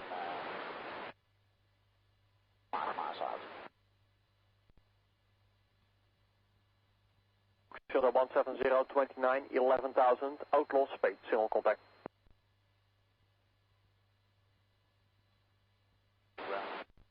Arrow 2. Steering 15, connection 161. Roger, perfect. First one, spot.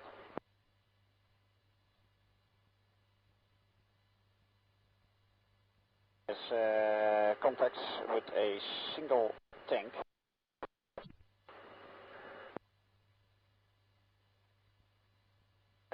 Roughly in an easterly direction, set up in a circle in the middle of a circle about 500 meters wide.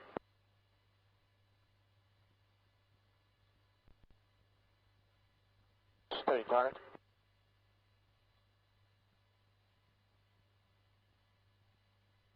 The be the Fist 1.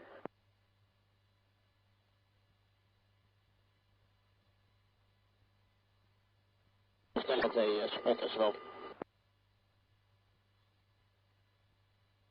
Team Fox.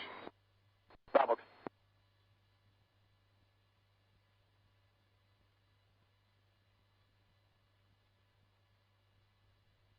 F-16 heading north. Tiger 1 is out south. That was copy kill, that was clean. To the north.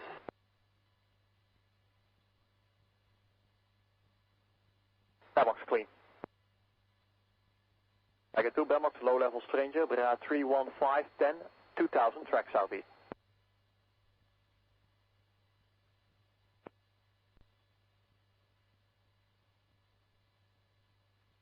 Fist is heading 088 in. Now switching roll, so you'll be blue air again. So switching roles, and Tiger 1 is red blocks, reset blocks. I can omit the sniff again. The outlaw. Tiger 1 will be a Fucon. Starbox.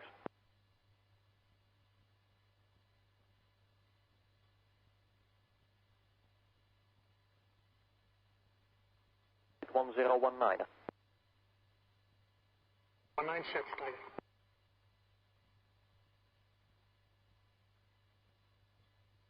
Opening.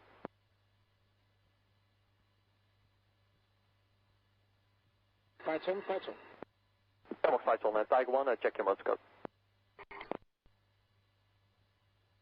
180, 33, 21,000. Still on contact.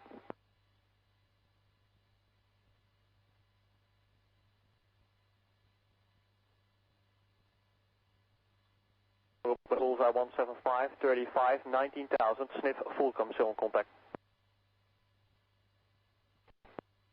Tiger 2, Single Group Bra 170, 36, 19,000.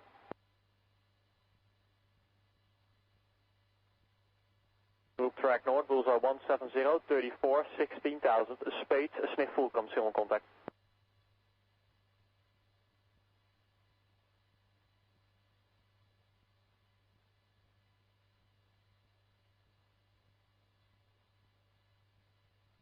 Two Belmox low level stranger Bra 2105, 2,000 feet, track southeast. Medical contact. Belmox.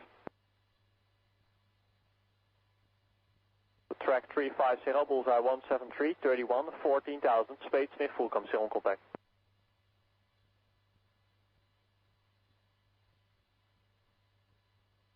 Zero maneuver northwest, Bullseye 175, 25, 12,000, Spade Sniff Fulcrum. Windmill, the Fist 1 is turning back in again for another try. It's due to the clouds, they're low, it's hardly possible to get the weapon away.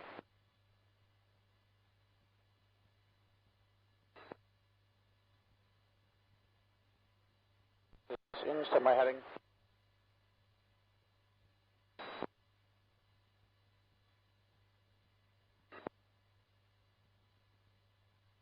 Heading 089.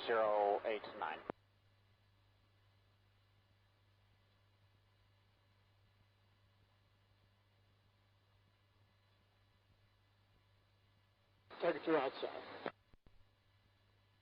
Wait.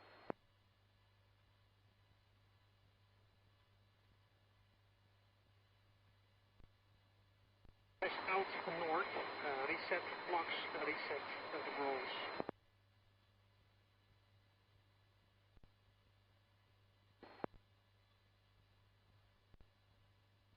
Mike 1, Belmox enable. Go ahead. Could you give me a pilot of the area? Yeah, it's a solid undercast around, I think, flight level 050-ish. And above that it's clear in a million. Contrail start at 305. But there's also marking in the turns starting at flight level 200. It's just below the horizon.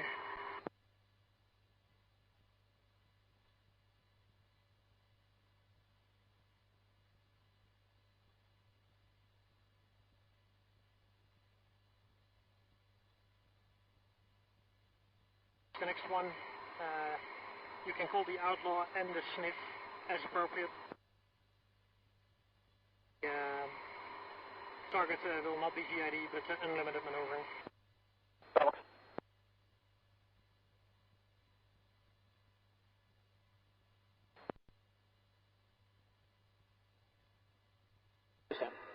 Roger.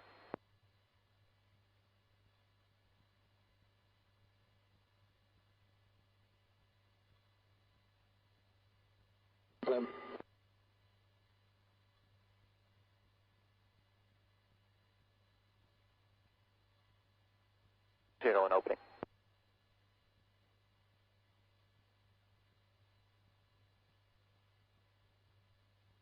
Control.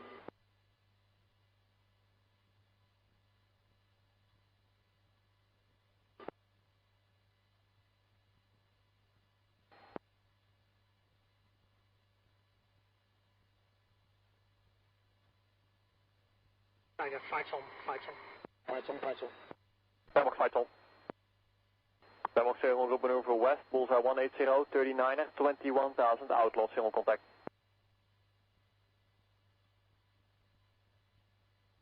Group Bangkok shows you in timber.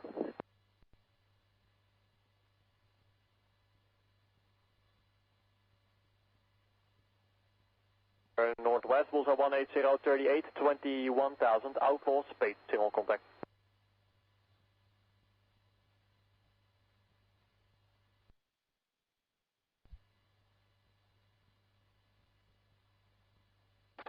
Third line uniform, Foxtrot uniform, 28213, 9F 287, 6 feet, laser target line 127, friendlies, northwest 780 meters, attack heading 090 plus or minus 10.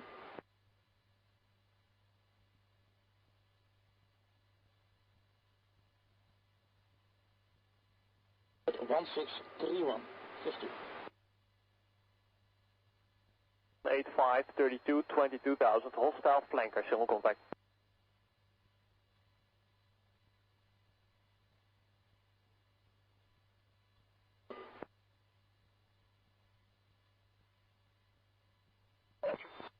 Moxon group track 350, bullseye 185, 27, 22,000, hostile flanker, single contact. Taiwan target at 184, 25, 29, 19,000, hostile. Bangkok.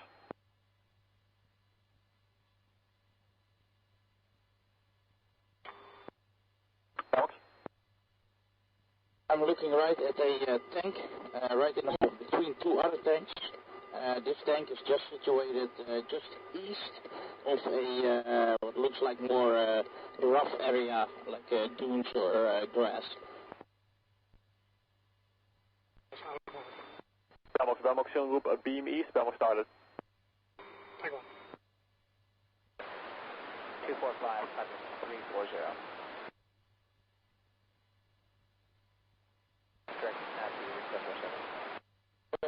Lasing as soon as you got it on. The bomb will have a very short time of flight.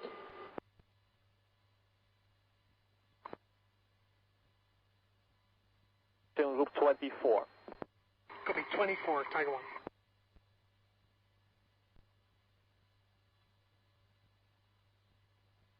Tiger 1 is in. 17024, 6,000, track north. You will still get a 10 seconds call from me. Group track north, bullseye 185, 15, 6,000, hostile flanker, single contact. Targeted. Bullseye 188, 14, 6,000. Bangkok group maneuver, bullseye 192, 14, 6,000, hostile flanker, single contact.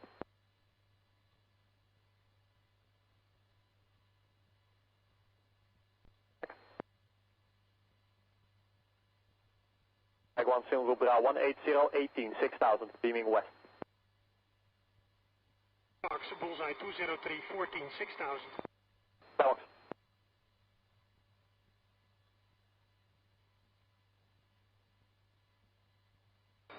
Bull out north.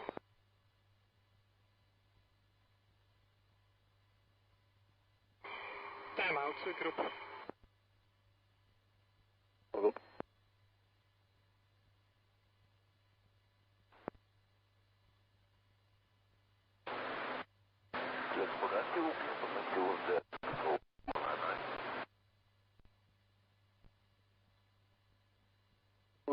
Brera 200, 10, 6000, hostile flanker, still in contact. Tiger 1. So, Peter 1 is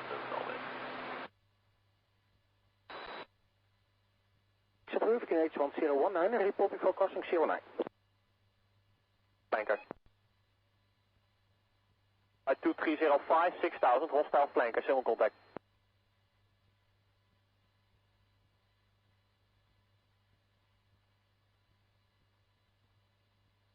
6000. Tiger 1, Fox 3, marching. Fox.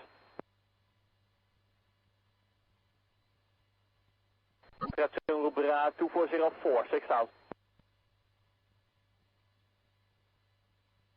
Right, weather.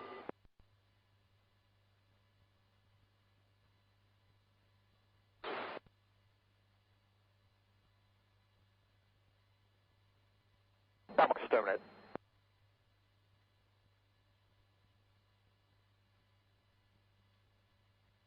Two will go.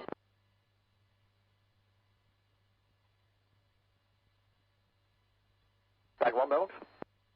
Go it. Romeo and VChat contact with the fist. Yeah, I'm gonna check with them now. Right.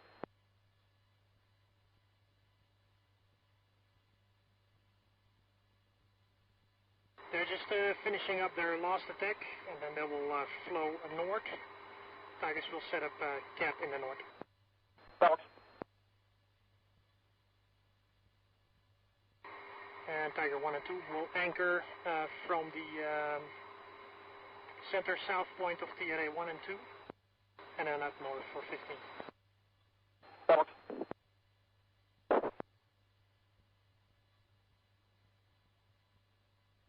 In heading 098.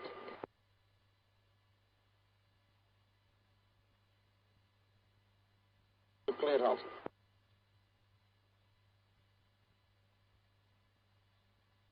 Roger, you're cleared standard, squad 5431 in sequence. Seconds. 063, try. 4 seconds.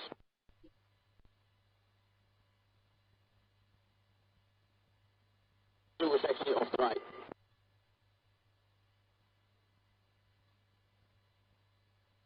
This two, I will give it one more shot with the weather. Will be the last shot.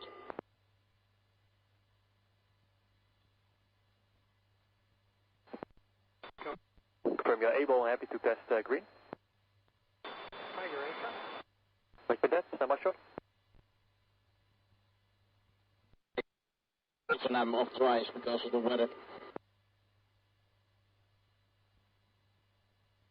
Confirm and just for your information, in flight I cannot change the laser code of the bomb.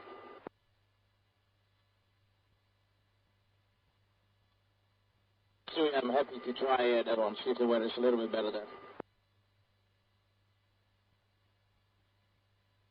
Just to go ahead with your restrictions. Box, push green, push green. Tiger 1 and 2, push green. Also understand, fish 2.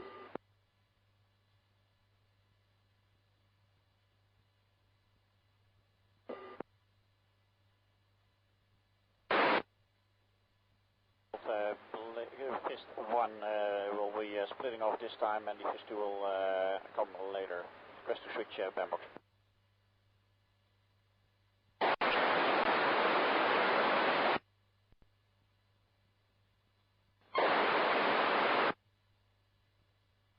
Taxi P06 approved, QH1019, report before crossing 09.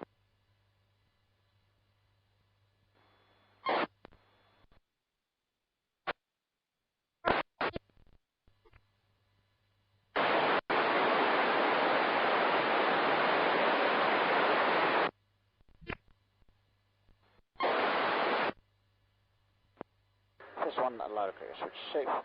And as the Fist 1, only the number 2 will come in a couple of minutes.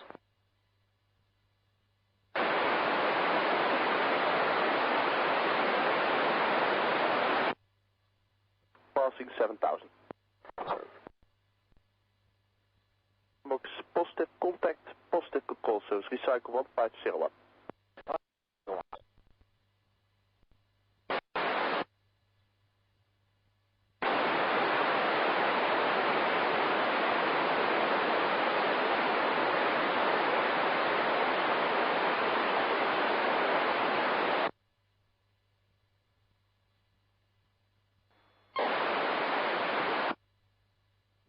Deltas 1 up to 8, mean sea level up to 660, broadcast control below Angels 10. For the TRA 1010 Alpha, you're cleared 150 and up, positive control service. Right, weather will not work.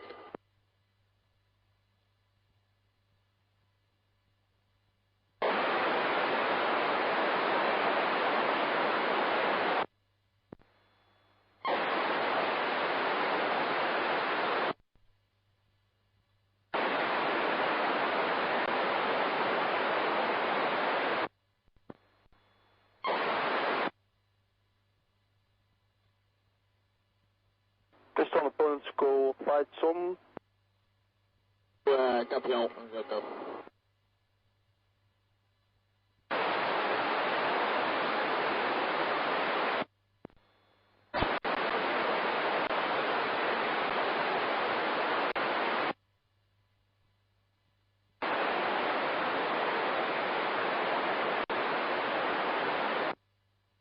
To be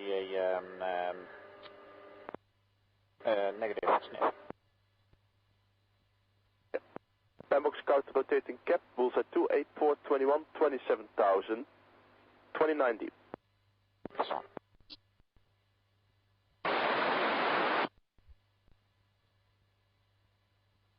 Tigers.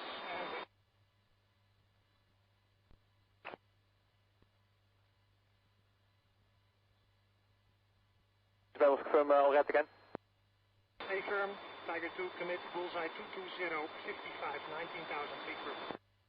PlayPayBox lead group, bullseye 220, 55, and 19,000, outlaw spades. Tiger 2, that's Bra 200, 58, 19,000. Tiger 2, target. PlayPayBox trail group, range 17 at 2,000, outlaw spades, signal contact. PlayPayBox new picture, 2 groups, range 20, lead group, bullseye 302, 17, 25,000, hostile, single contact. This one.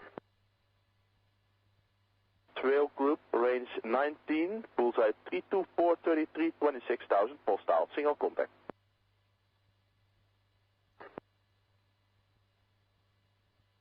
Picture, signal group, bullseye 225, 49 at 21,000, outlaw spades.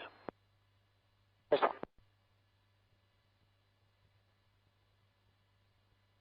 Group, range 20, bullseye 317, 31, 25,000, hostile, single contact.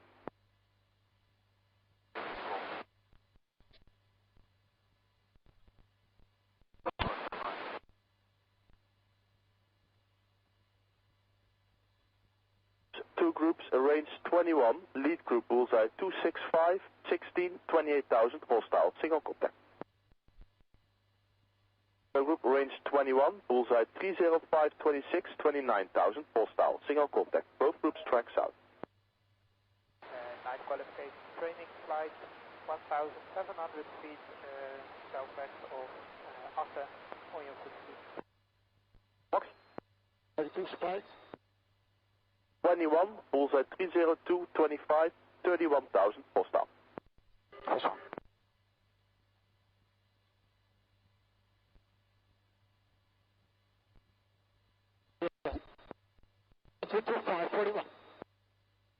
Lead group maneuver. This one, get the same. PlayPayBox, trail group, Ra 010, 38, 29,000. 28, 38, 21,000, hostile. PlayPayBox, copy hostile. Relay to the opponents that they switch Bravo file.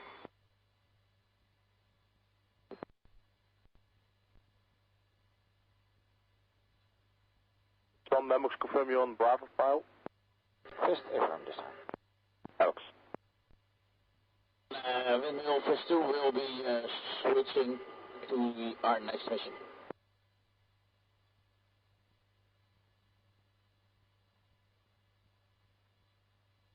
Fish 2 will follow the Fish 1 out to our next mission. Sorry we couldn't get it off, but the weather is too bad.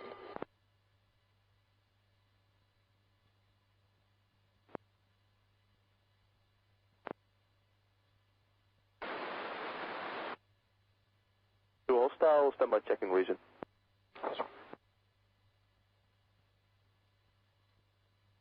Fish 2, I will be off to the next mission to follow the Fish 1.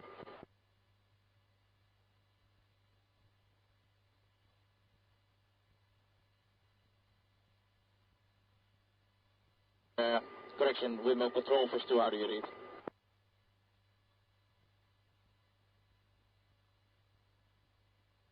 Roger.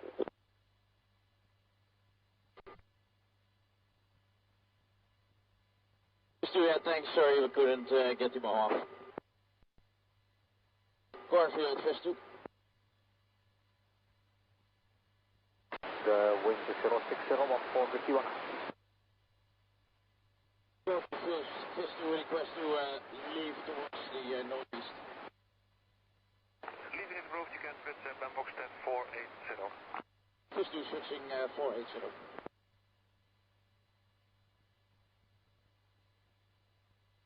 PlayPayBox clean.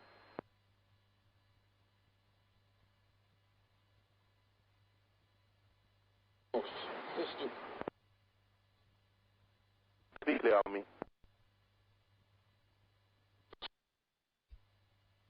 Clear takeoff 06, push 8. Label. Which state the reason for the hostile deck? Vol meteen via bar BFC.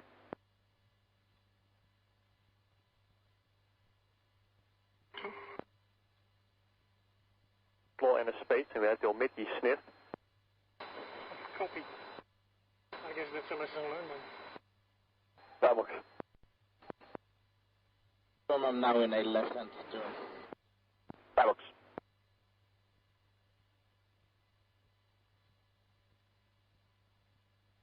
This 2 PlayPayBox now providing positive control service. Set score 2422 and Fist 1 recycle 2421. Departure Arrow 1, passing 300 for 190. Arrow 1, Rapco North, line clear, identified. I'm passing altitude 3000 feet, left turn on navigation in mountain range and maximum flight level 150. Arrow 1, passing 3000, left direct on course up to 15,000. 2 set QNH 1019. 19 set.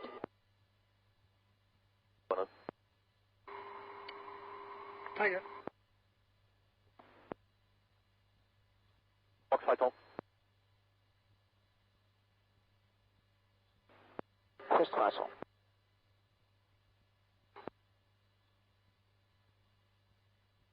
Back north, bullseye 31031, 25,000. 2 contacts hostile. Contact.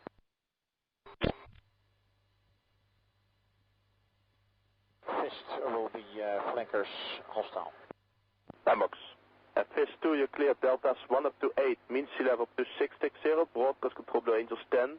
For the TRA 10, 10 Alpha you cleared 150 and up positive control sets. Fish 2. Range 8, echelon northeast. PlayPayBox lead crew, bullseye 210, 49er, 22,000, outlaw, spades, single contact. 21049, outlaw space. Contact hostile. 3000, outlaw, spades, single contact.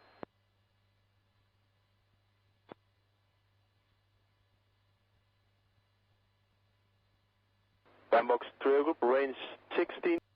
Lead group, bullseye 302, 24, 25,000, hostile. Single contact, tracks out. PlayPayBox trail group, maneuver, range 18, 27,000, hostile. Single contact. And 2. Southwest, hostile flanker. Tiger. At Romeo 4 is now fully active again for new players, so avoid Romeo 4. Fist.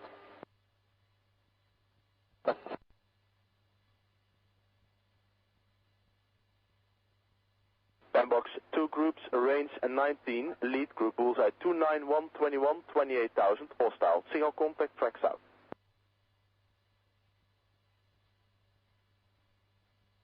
Trail group, range 19, bullseye 326, 29, 28,000, single contact, hostile. Group still hot. Box, lead group, hot again, bullseye 210, 41, 25,000, hostile flanker. Tiger 1, targeted lead group hostile, bullseye 211, 41, 24,000, Fox. Bellbox, die trail group is now azimuth 11, 23,000, hostile flanker, track north. Trail group, bullseye 318, 24, 28,000, hostile, single contact.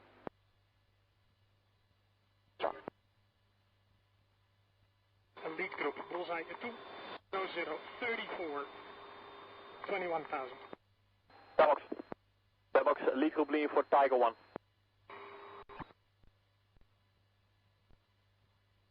And target both groups hostile. 0019, 29,000, hostile, single contact. 20,000, hostile flanker. Group at 11, 23,000, hostile flanker, beam east. Group maneuver. Arrow, je fix is approved, zo. Arrow push 3.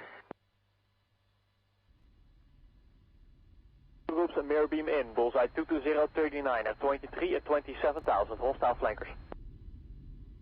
1019, clear to enter the range. Arrow 1019, copy.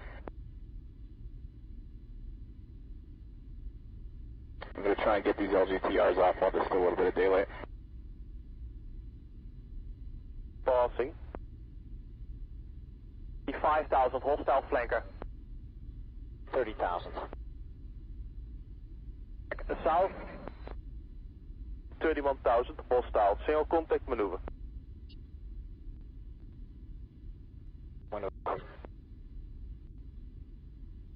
It's overcast 1600 feet, the visibility is 10 plus, the wind is 07019 and gusting 23. Copy, any LGTRs today? Only one. Hostile flanker, single contact. Tiger 1 is in, lead group. Bellbox, a lead group maneuver, trail group drag. Bellbox, a lead group, bullseye 294, 16, 23,000, hostile, single contact, maneuver off.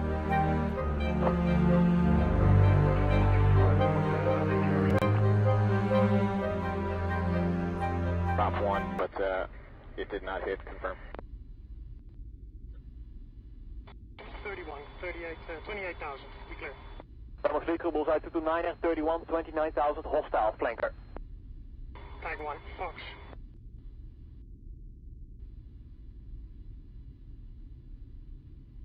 Bullseye 224, 41, 22,000, hostile flanker. Bellbox, trail group, range 8, opening, drag. 15 and above, 1 to 13 and below. Copy, 15 above for me.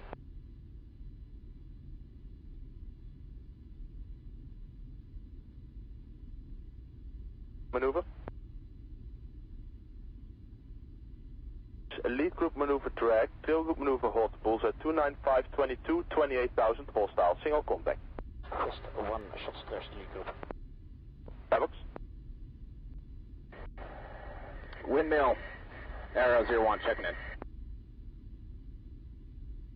Copy timeout, Tiger 1 spike range 18, 31,000, hostile flanker, lead group. 2 shots, timeout, lead group, Tiger 1. Bellbox, lead group.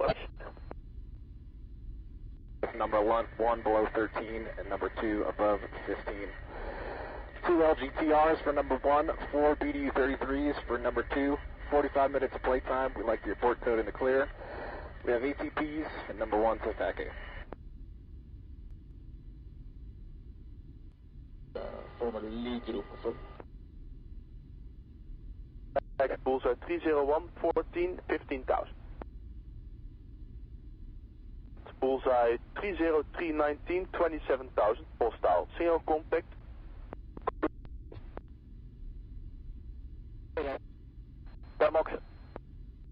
Trail Bullseye 236, 29er, 23,000, hostile flanker. Tiger 1, spike range 29er, 23,000, hostile flanker, Trail Group. Tiger 1. 1688. Bellbox.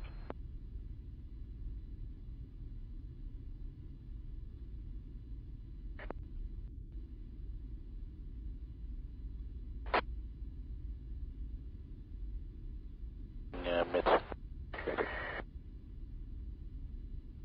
23825, 22,000. Bellbox. Bellbox, Trail Group maneuver, lead group, drag, range 12, opening.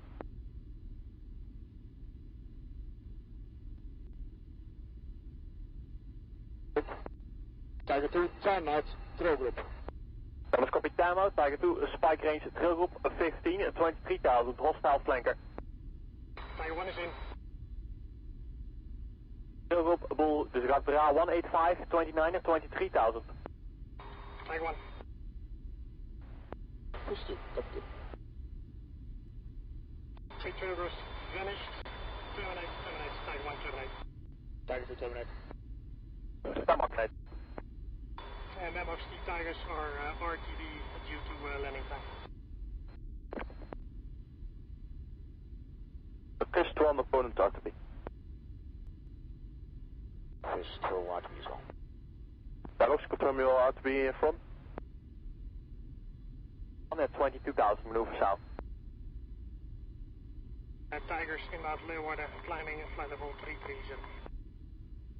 Join up Delta 7 for the RTB. Inbound Whiskey 1 North. Whiskey 1 North. No. Arrow, read back from the system. 10 feet. Foxtrot, uniform 282993. Friendlies northwest 790 meters. Copy 130 magnetic laser to target line. And run and heading of 090 plus or minus 10.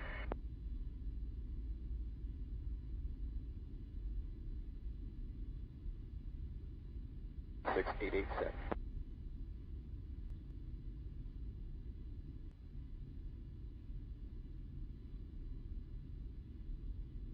Fifth star RTB as well, they flow up front. Yep, no sweat.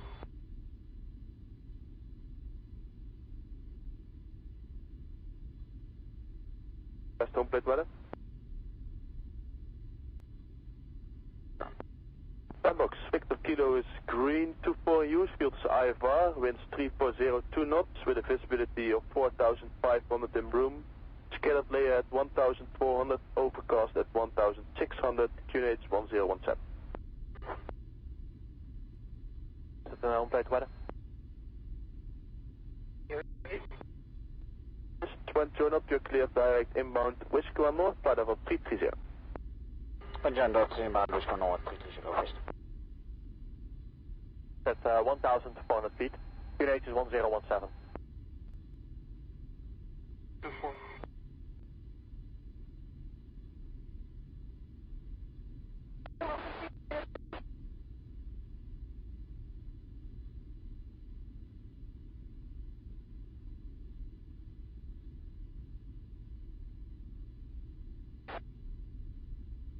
Gogs on below the weather.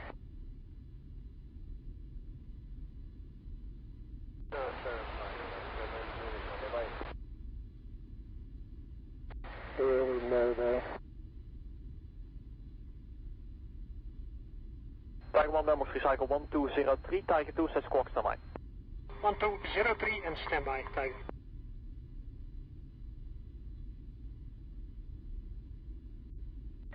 Wind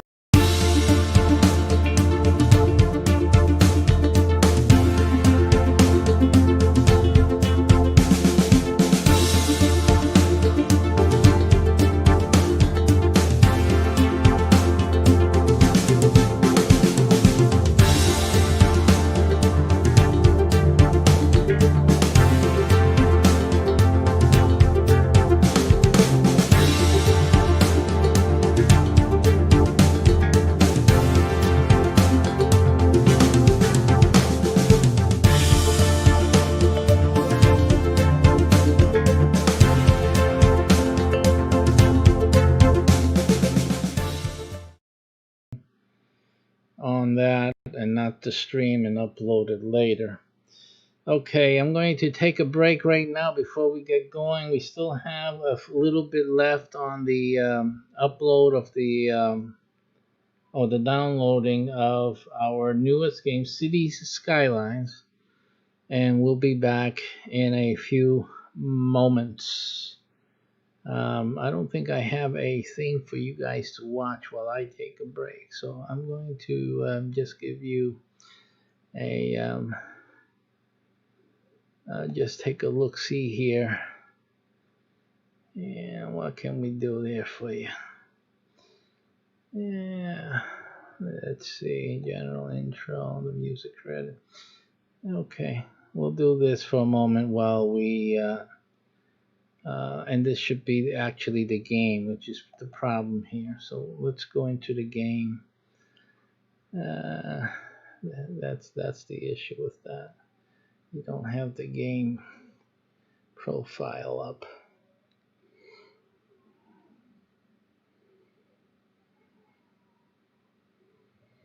Again, I've just came back from 3 weeks away from the computer, and I forgot where I was at in terms of reorganizing. I obviously was reorganizing things, and apparently we don't have a game stream profile, which is what should be done. I guess I use the Office Cast. I call it the Office Cast for just regular things I would do here in the office. So I guess that's what it was.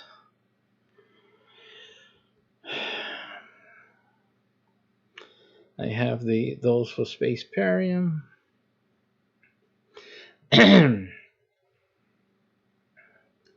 I have Spaceparium there, so I'm just going to use the Spaceparium right now. We're not playing Spaceparium, but it.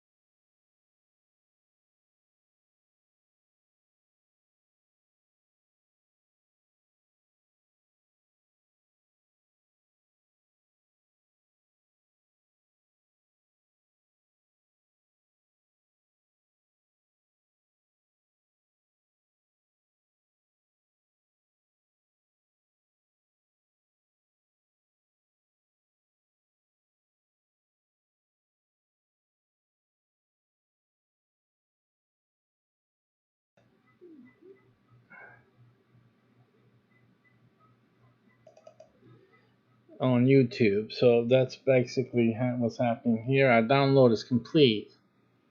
And so we're going to press play. We're going to press play.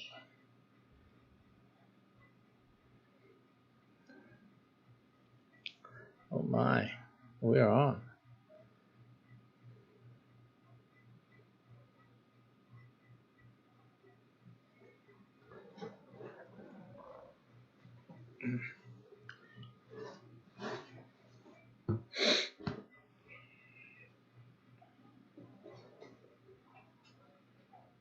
Making myself comfy.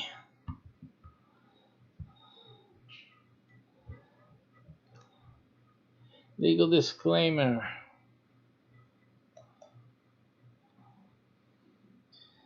How we use your personal information. The Paradox Interactive Privacy Policy.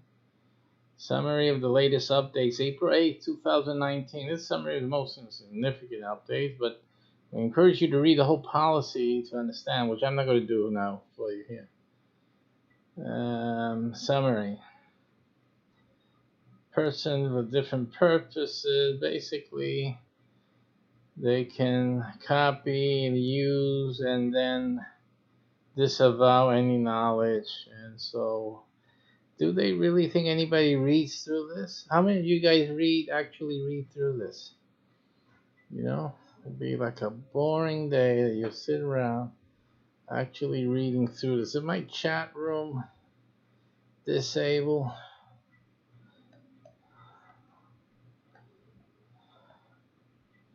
PlayPayBox on YouTube, fellows. PlayPayBox on YouTube and Twitch. And on Twitch.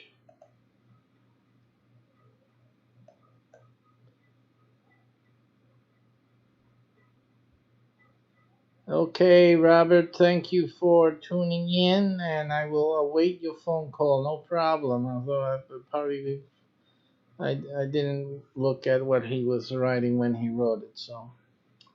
Okay, so in any case, how many people actually read these terms of services? What would be interesting also is if the court of law actually will uphold these terms of services when no one really reads it. I mean, it protects them. Well, we had it there. I mean, it's not our fault that they didn't read it. So I guess that's the purpose of it. But the problem with this is that the gaming genre, the nature of gaming and those who play games, they won't have the patience to sit and read all through this. I think it's kind of dishonest, really. And if the legal field would hold a gamer, and cause them to lose a case or a claim based on, well, it was written there, you didn't read it. I think that's so unfair and unjust, really. And I'm not a gamer. Frankly, I tell you the truth. I don't spend my days playing games. Matter of fact, the only reason I'm playing these games now is because I'm in the business of developing a game. This is simple. That's it. But in terms of, so, again, I'm an educator, and I'm a psychotherapist. I understand the mind. I understand cognitive and behavior and abilities and that which is intuitive, things that are familiar and coincide with certain perceptions in certain cognitive areas.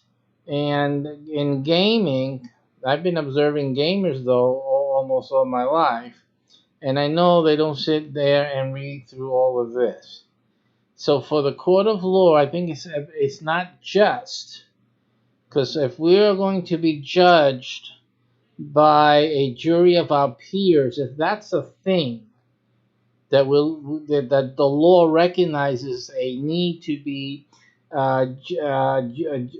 judged by peers, then also by the same degree these terms of services and all of that have to be taken with a grain of salt in terms of the law against, especially when it goes against a gamer, because the nature of the gamer and their behavioral reality and experiences are not conducive to be reading lengthy terms of service and privacy notices and stuff like that.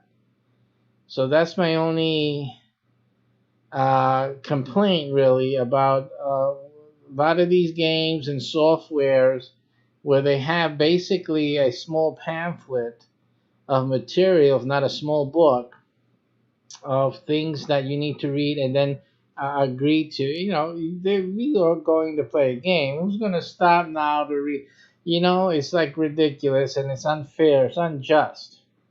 That's what I'm saying. It is. No matter what English says. I know the lawyers will say that, well, it has to be there. It has to be there to protect the company and this and that. But like I said, the company's playing with fire, and so when you play with fire, you know what the saying goes. You know how it goes when you're playing with fire. So yeah, that's the way I look at it.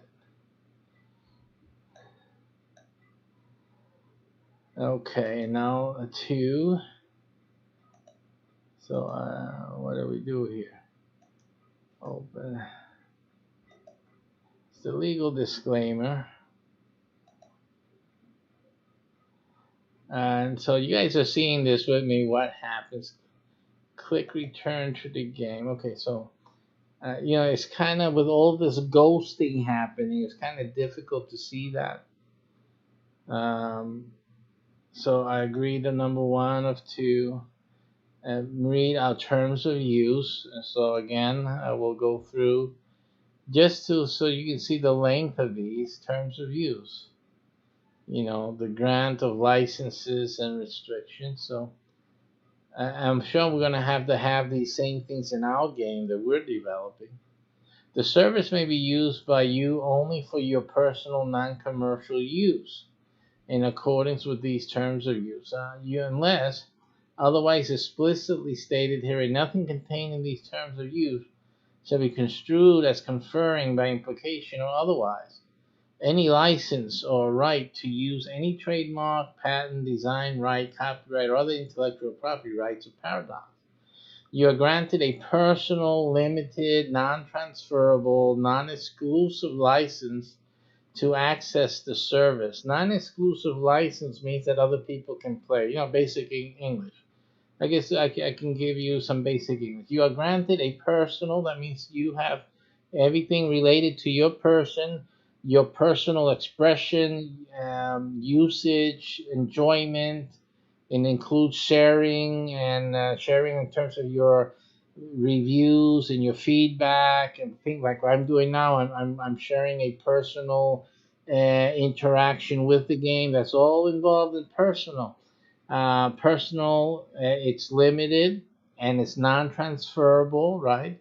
And non-exclusive, meaning everyone else, or the many other people who have the same license to access the service, provided that you do not and do not facilitate any third party to, again, that means giving it out to someone else to try to make this game, reproduce it, or make a better game based on the coding of this game and whatnot.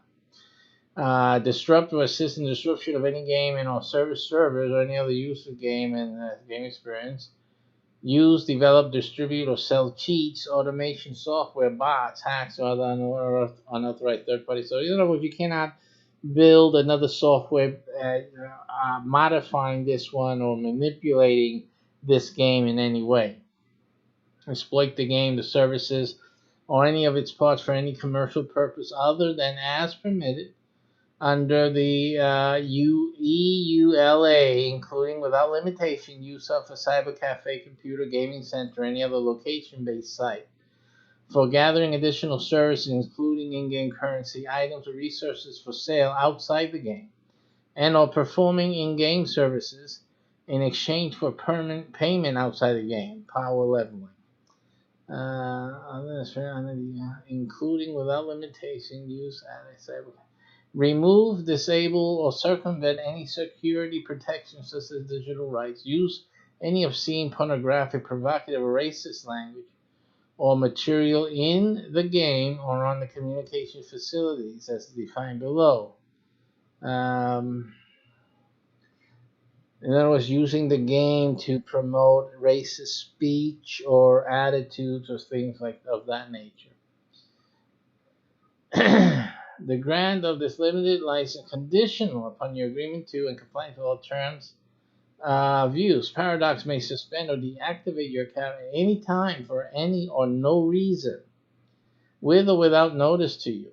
Unauthorized, or because some people will get so seriously devastated that they cannot play this City Skyline game that they will actually go to court over that, So, hey, listen, we can cut you off of this planet, this digital reality at any time without notice.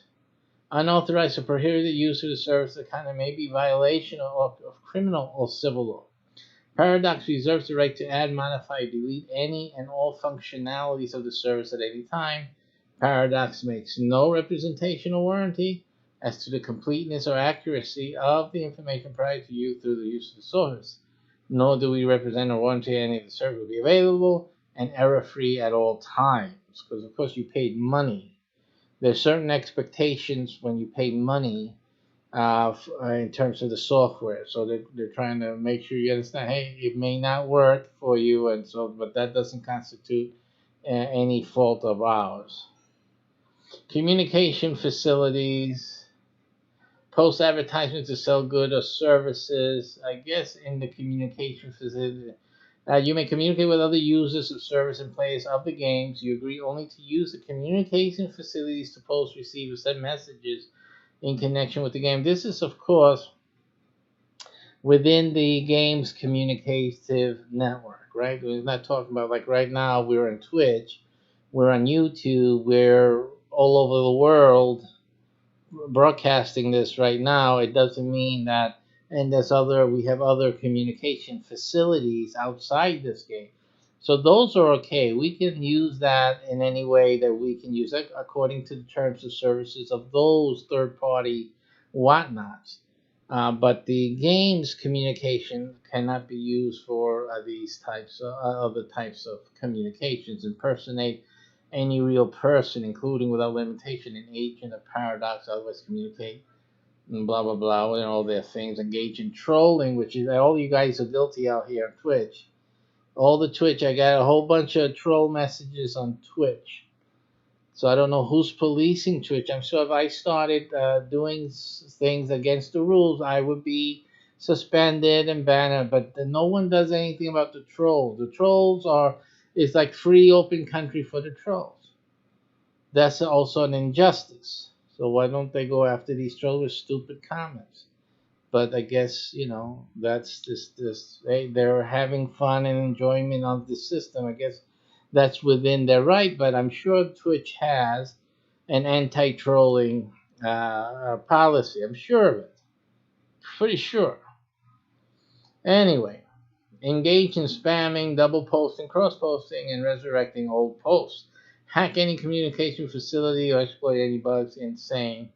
Upload files that contain software, other material protected, additional rules, connection, communication, blah, blah, blah. Like they're going to read that or they can understand that.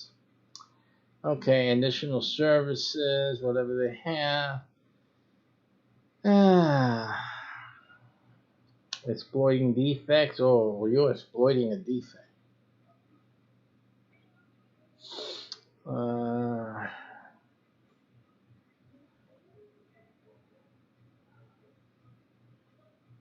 Okay. user-generated content, which is basically what we're doing now. People on Twitch are doing user-generated content. Maybe. We'll read this and we'll see for sure.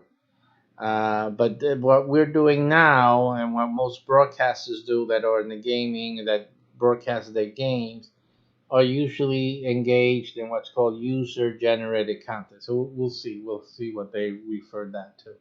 You may be provided with an opportunity to create and submit content through the game service or the site, user-generated content, or UGC. So this again, it says very specifically that you may be provided with the opportunity to create and submit content through the game service. Now, this may also include Steam, which what we're on now. We're also broadcasting on Steam, by the way. It should be. I don't know. I haven't verified it, but maybe. User-generated content must not infringe any copyright, trademark, trade secret, patent, or any other proprietary right of any person or entity, contain any viruses, Trojan horses, files, violate any law or regulation, or violate or be inconsistent with terms of use, the EULA, the rules of conduct, privacy policy. By uploading or otherwise publishing your UGC, you hereby grant to Paradox a non-exclusive, because of course if it was exclusive, no one else could use it or watch it or enjoy it. A non-exclusive, irrevocable, because you can't say no, you can't use it, royalty-free, I can't charge them for using it, sub-licensable, that means they can license another agency, a third party, to use it, perpetual right to use, they can use it forever, reproduce, modify, create derivative works from distribute. That means they will be making derivative works of my genius operation here. Derivative works from this, distribute, transmit, broadcast, and otherwise communicate, publicly display, and publicly perform your UGC, your user-generated content, and derivative works of your UGC in connection with the operation promotion of the game, site, or service. So basically, when you're playing any game, basically, taken for, let's just say that this was a common clause in most game softwares. What you are actually doing, you are providing content that is for the benefit of the software company, the developers, and the marketing. They can send it to their marketers, and they can create their commercials, their shows, their whatever they communications, and use your content freely and forever. And they can benefit. In other words, basically, they're benefiting from your, as at least in my case, my genius and my marketing savvy and my appeal to the masses, so they can use that for their benefit and not be owing to me at all, not even a thank you. So that's basically what they're saying. A very short, brief, yet concise and truthful wording. Paradox is under no obligation to use, distribute, or continue to distribute user-generated content. You understand that Paradox may restrict or remove your UGC for any reason. That's obviously on their own sites, right? You represent and warrant that the UGC and your grant of rights in such UGC does not violate any applicable contract, law, or regulation, and that the UGC is your original work. So this is basically to cover themselves from being sued, obviously, by someone else who then claims that my broadcast or my content is actually a copy of theirs, or a violation of some work agreement or whatever, and that I really had no right to broadcast it, and then therefore they had no right to do it, so we're suing them. This is to protect them. This says that that you grant this right in such UGC does not violate. So basically, even if they get sued, which they could, they also have a right to sue you. And usually what happens is that the court fixes it up so that you're the only one who gets sued. Because basically you misrepresented and therefore brought them into a situation which they did not seek to get into, and obviously then they'll be off the hook. So that's how they do that. Law or regulation that the UGC is your original work and does not infringe any third party's intellectual property rights or any other rights. Paradox specifically disclaims any liability with regard to user-generated content. Basically what I said, they are not liable in any way.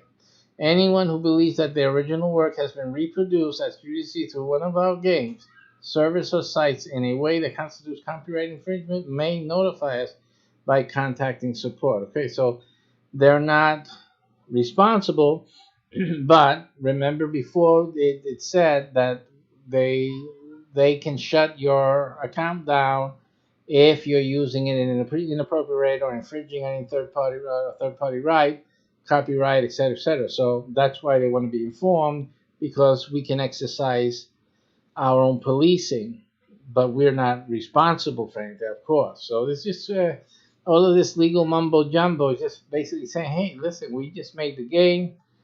The guys who play the game and make content, we own them. We own their content. We use it any way we want.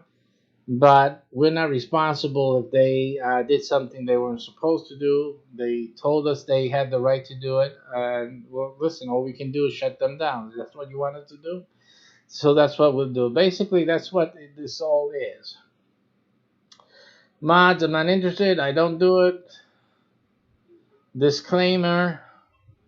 Limitation liability, indemnification, meaning we see no evil, we heard no evil, we do no evil, you're it, you take responsibility, we're making our new game, leave us alone. That's all that is. Updates to the services, equitable remedy, severability waiver, modification, contacting us, of course. Hey. Alright, so again, we click here. This is the mystery area here. You have to go all the way up here. This little words that say, click here to return to the game. Of course, I haven't started the game yet. And normally, I wouldn't imagine of clicking there because, again, I haven't started the game. I was just looking at the terms of service and the terms of use. And I just want to get back to the legal disclaimer. But of course, there's no way to get back to the legal disclaimer. It's like kind of covered, I guess, by this window here, these panels. And then you really can't get into this. And so it becomes like the only thing that you can... let me just check on that. No, you have these other links. So again, you can click away and not actually finish with this legal disclaimer, and that's inappropriate. So I don't see why the legal disclaimer, it could be a bug, maybe with Steam, I'm not sure, or with the game, I'm not sure of that either. But the legal disclaimer is now inaccessible. If I come out of that other window, I should be able to get to the legal disclaimer and continue my progress. It doesn't allow you to do that. It's hidden, and I have to counterintuitively, which means going against reasoned thinking. I have to go and click to return to the game. And when you do that, voila, it's part of the game, I guess, the disclaimer. So, yes, maybe people who study software and, game user interfaces, maybe this is normal. This is maybe a standard, like URLs being underlined and in a different color, maybe. But I'm sure people will spend a good half an hour trying to figure it out. And so we can agree to all that. All right, so here we go. campus is a new city server, unique building, public library, bus line customization. So they have other things. They have things to download. I'm sure these are just the new. These are things I saw. These are DLCs, downloadable content that I saw that gives you more things to build. Eiffel Towers. Well, I think the Eiffel Tower's in here. Concert management, mass transit, you know. Okay, these are things that I'm not going to get now. I don't envision getting them because, again, I'm going to be talking about real estate and developing real estate. That's what I'm talking about while I'm doing this game. So I don't need those things to talk about them.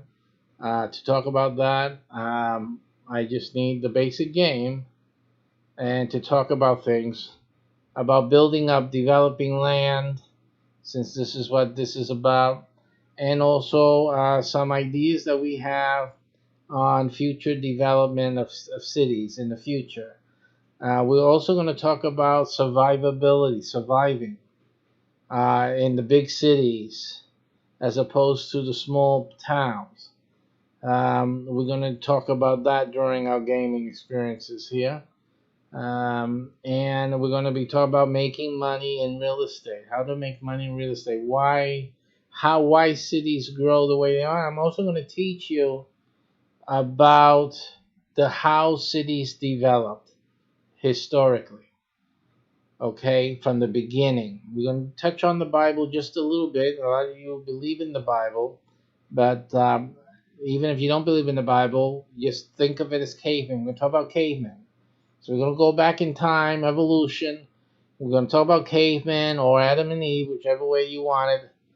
And we're going to talk about how did we get from living in caves and into building cities. And important things that you have to consider, dangerous things, as a matter of fact, that actually you've exposed humanity to yourself, your own family. If you live in a big city, you're exposed to certain dangers, and we're going to talk about that also during our gameplays together. It won't be today, but today all I'm doing is installing the game and talking about what shows we're going to develop from this gameplay. But the fact is that a lot of you guys are in danger, and you're ill prepared, and it's very real possibility that things are going to happen in the near future. Anytime, could have happened any time, has happened, but not to a big degree in during our human civilized the main civilization development or recent. But it can happen at any time to a great degree, disrupting everything. And the issue is, are you prepared? And living in a big city is not too conducive to being able to survive if something should happen of that magnitude. So we're going to be talking about that as well. And you'll see it as we develop the cities. You'll start to understand certain things that you really need to concern yourselves with right now, and you need to prepare yourselves. Okay, these are serious matters. So there's quite a few things I'm going to be talking about while we are in gameplay. So that's what those things should be interesting. So we have the new game here that we can start. So basically, I want to get that started with you, that you can see these are Steam workshops, which we will look into. I'm going to do some reading before I start another broadcast and a game, but that's what we're going to do there. All right, so that's City Skylines. The other two games, I don't have it yet. Let me go to exit game right now.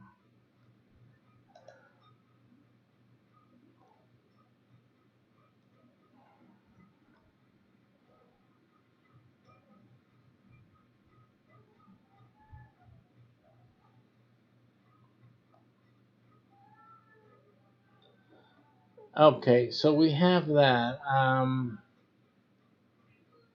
We have a few updates pending here that we need to get into. So, and then I wanted to look at our wish list so you can see what we're waiting for still.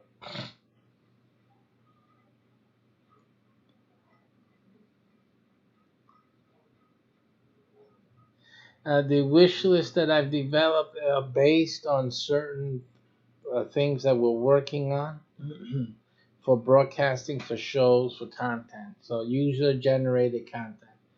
And some of them are for other people to play. Not for, I won't be playing them, but others will be the recommendations I'm going to be making after I try them out and see their suitability. And we'll be having other people in our network play them. So that's why they're here in the way they are. These are not my personal, like I told you, I'm not a game player. Okay, so we're waiting for the Car Trader Simulator. That is what we're waiting for now. And the train, let's see if that's here. It isn't here, but by going to the Car Trader page, we'll have that. Let me see if they got a video here. Yeah, so let me play the video for you.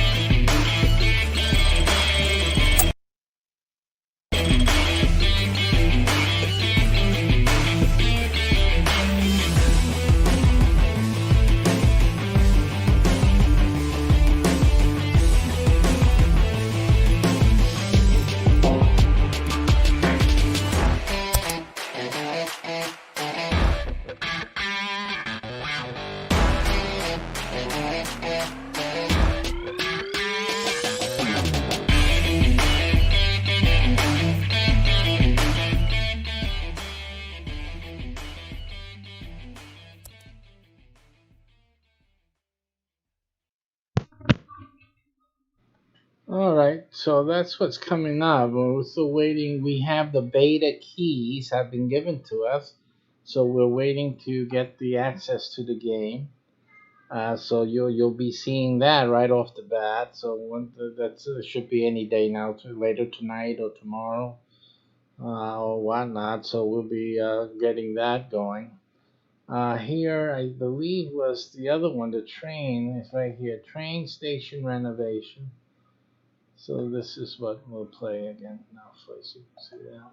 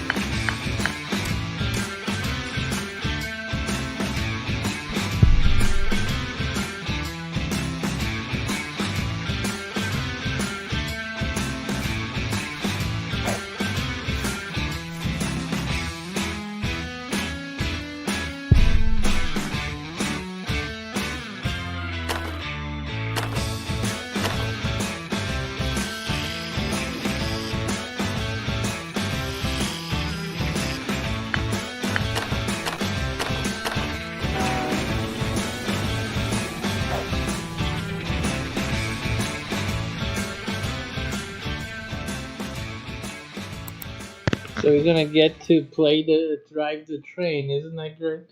Okay, so that's also the other one that's coming up again. That's going to be released on beta any moment. So we'll be bringing that to you. Okay, let me give you some updates on Spaceparium. Spaceparium is getting ready to release its coin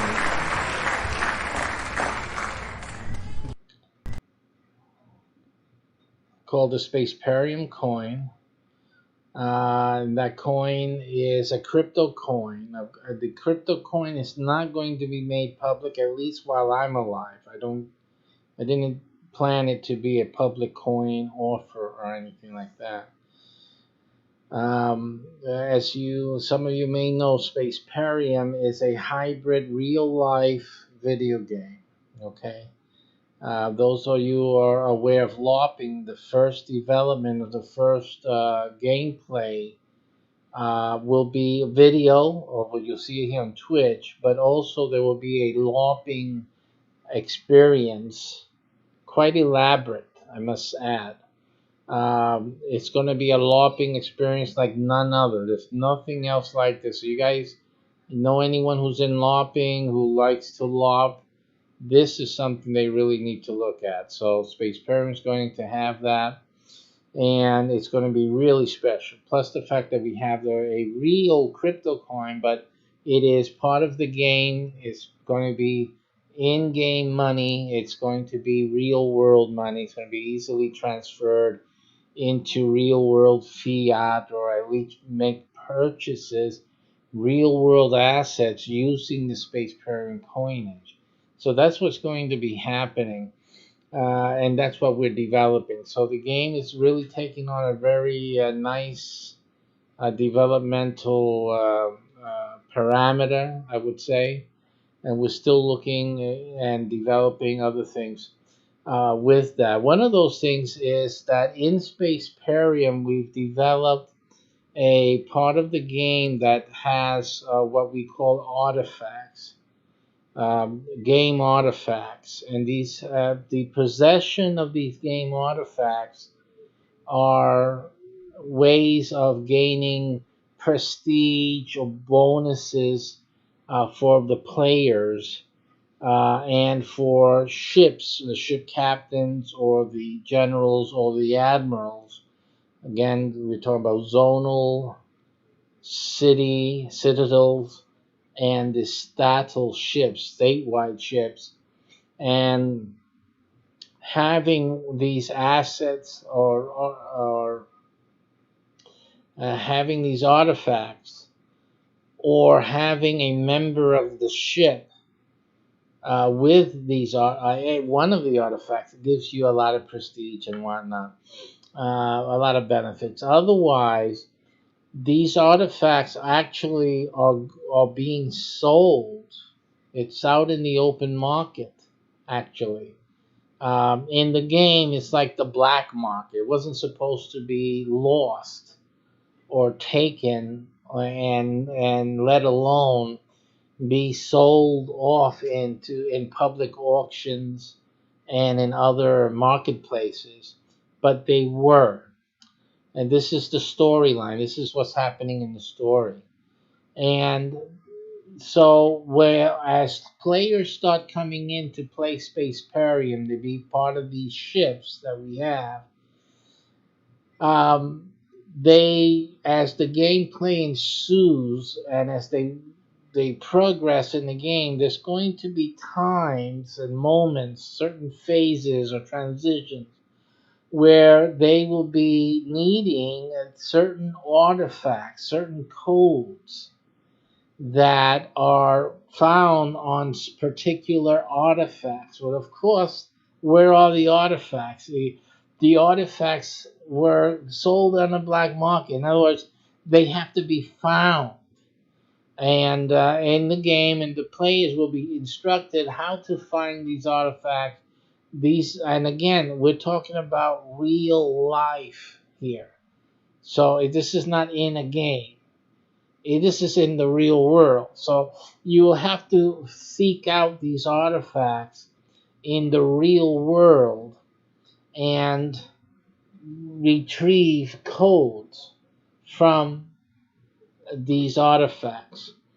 Now, in many cases, the artifacts will be have someone possessing them. These people are not going to be necessarily game players. I'm talking about real life now, so don't confuse. I know the space period is going to wipe some people out because it's going to confuse you between what is real and what is game, right? Because we're melding the two together. So this is going to be like real life, and yet you will be in the game still, and or develop game points just with real life itself, and then sometimes real life will be part of playing the game. So yeah, so in real life, on real platforms, on real marketplaces, these these artifacts are being sold, or and they're on a regular schedule. So I can report. This is almost like one of the Space Period News report. There is knowledge that the Spaceperium artifacts are being sold right now. Again, they're being sold in 2019, 2020, and they're from the future. They're artifacts that were in the future. They were coded in the future, but they were sent back in time, different time before this time, before 2019, right now, and in the following kind of subsequent years. These artifacts will find their way into marketplaces. So there's two things that our users right now need to be looking for. They need to be looking for Spaceperium. You need to be looking for Spaceperium. And once you get into the Spaceperium game, you will get a manual. And in the manual, it will tell you certain artifacts, their names. They may have numbers, some code, and you will be able to, if either option happens, there's one or two things that may happen when you're searching. You'll search online, you'll search on marketplaces, like eBay and others, classiforium.com, the real but robust classified site like that, even on Craigslist possibly. You'll find you need to search looking for these artifacts, because either the person who stole these artifacts or found them will be selling the artifact itself on these platforms someplace. Or they would have known or understood the value of the code. They would know that there's codes on them, and they would know that someone would need a code, or from time to time, a code here, a code there.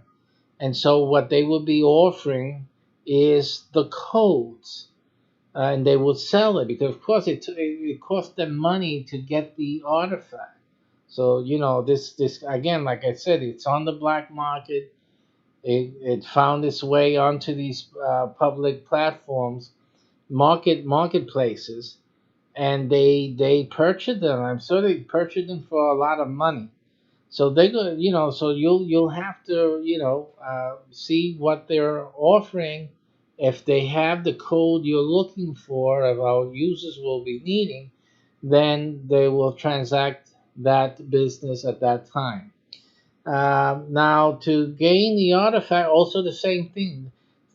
Somebody may be selling the artifact. It could be first hand from whoever it was that took it or found it, and also later on down the road, it could be from one of these buyers who, for whatever reason, um, don't want to deal with all the orders coming in or whatnot. And you just would want to just have someone else take on the responsibility of providing these codes to Spaceparium users. So you'll find one of those two scenarios, um, or three. I did mention three of them. Someplace online, you have to use your methods of finding marketplaces where people would be normally offering something they have for sale. So it could be one of those things. The artifacts are different things. They could be a framed, some plaque, or there's even tiles. There was a facility with a tunnel. It happens that the tunnel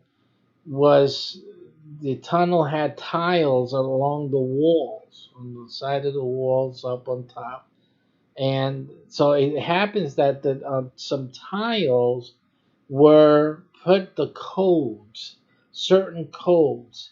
And again, those are the only codes available and needed, required actually, for a certain advancement within Space Parent game.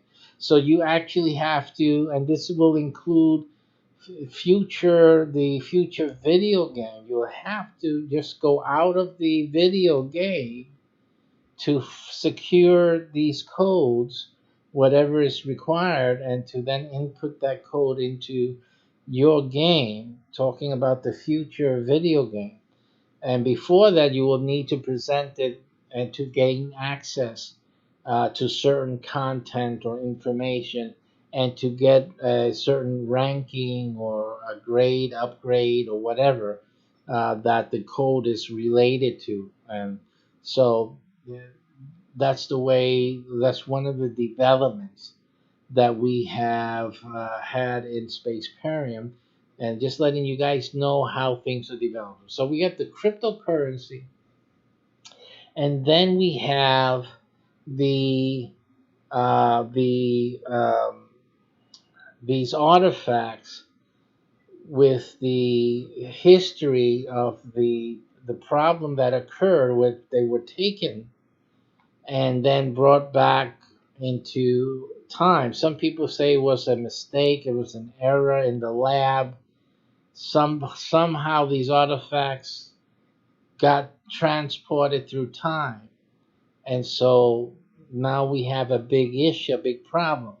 So Spaceparium players now have to go around when they're asked for certain codes, and they have to really just do some homework and find either the code or the artifact, depending on what they want to do.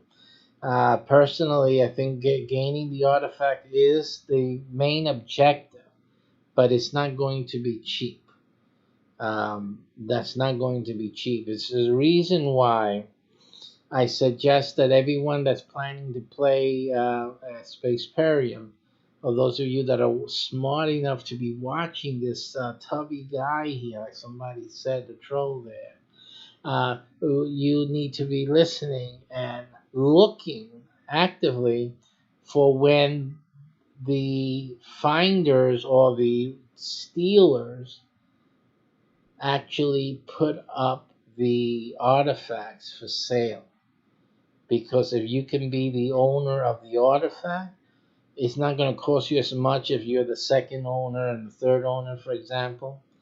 But that's like the best thing, because not only are you getting it at the cheapest price that it's going to be ever, you will be also gaining a great benefit for your ranking in the game in totality.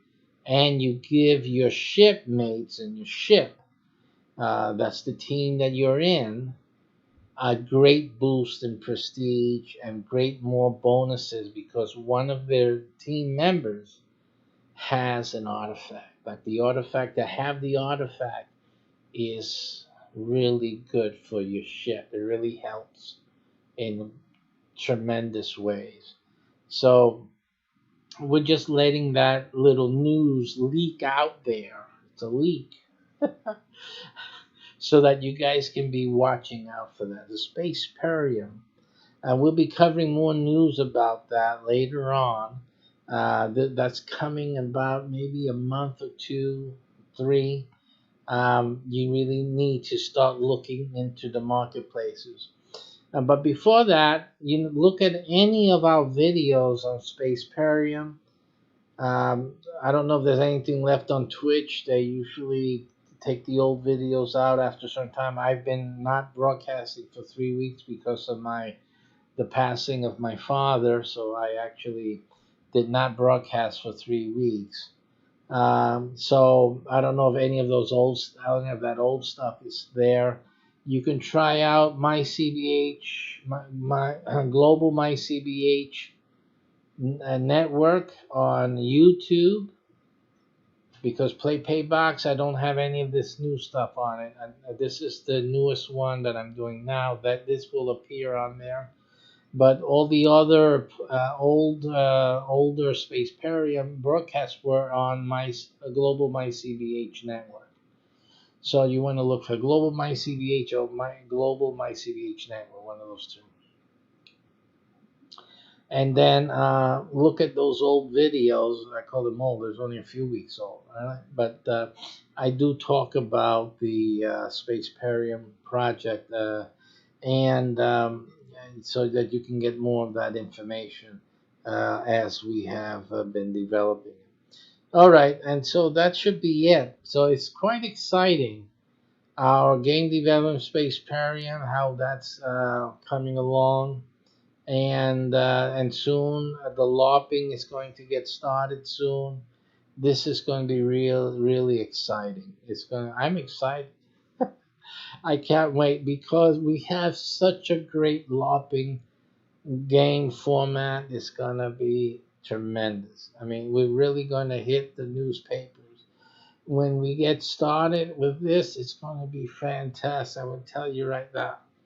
But this other issue with the artifacts, this is a really good thing, and it's a great money maker. If you have the artifact, you'll be making money. I will tell you right now, it is really just a great thing to have. So that's why I'm saying to look for that. Don't just sit around. Oh, we're gonna play a game. We're gonna play a game. Try to get these artifacts, because the artifacts. Remember, all the players will need to get the codes, and you guys will get a few dollars for each of the codes forever. I mean, it starts adding up. We got, I think I had done an estimate. Again, I'll do these things on video, of over, what was that, like 1.5 million. I think so. I just have to check the numbers again. It may be 14 million or a million, something like that. But in any case, I know it's definitely 1.5 million users are expected in the U.S. alone. Okay, and just with one code, and you can figure this. If everybody needed to get that one code from you, you had the artifact. You're talking about $5, up to $5 for each code. You do the math. So we're not talking about game here. You know, we are talking about the game, but we're talking about real money that they will have to dish out to you for you to, if you own the artifact, for you to give them the code. So basically, that's the thing about having the artifact and owning the artifacts, that it's a perpetual money maker. Actually, it's a great asset to have, and it's a great investment because the codes are needed.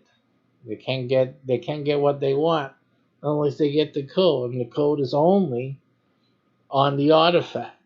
And where's the artifact? They have to first find it, and the owner of the artifact knows what's up. So they know, they brought the artifact knowing, hey, you're gonna have all these people needing that code. So that code, you can get a few dollars, $5 max. We don't want them to be too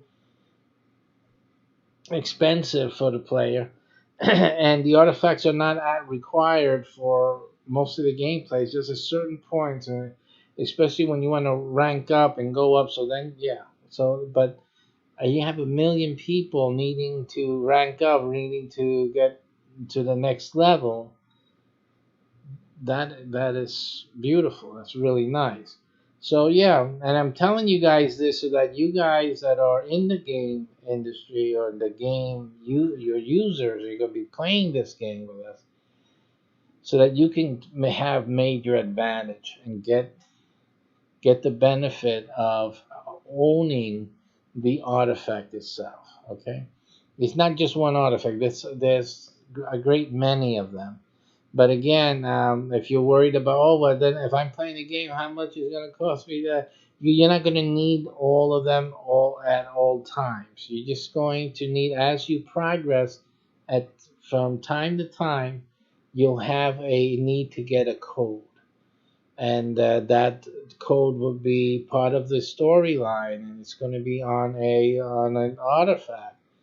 So that has to be, you know, found, and then you can make your progress in that. And the way to look at that, if you're in the gaming scene, it's basically like DLC. It's just almost the same type of thing as downloadable content. You know, you always have to pay something to get downloadable content and something like that. But this is different because it's not content you need to download, it's content you need to find. So it's almost like a treasure hunt. And I thought it a very nice thing, nice little thingy to put into a space perium. So that's what we're going to real life treasure hunting. And the storyline, how it goes, is that the artifacts were sold different times in history or left certain places in history. Someone found it, so it ended up on eBay one day or on Craigslist or on Classiforum.com. Someone sold it to somebody, and so that somebody then received instruction, received information. Wait a minute, you know what you have here is a really important artifact that people will be looking for, and and they'll need these codes, so they're looking for the artifact, but they don't have it. You have it now, so at least know that there'll be requests. You need to put the fact that you have these codes from this type of artifact on classiforum.com. We're recommending them to do that, but they can also put it on Craigslist. They can post it on eBay or what have you.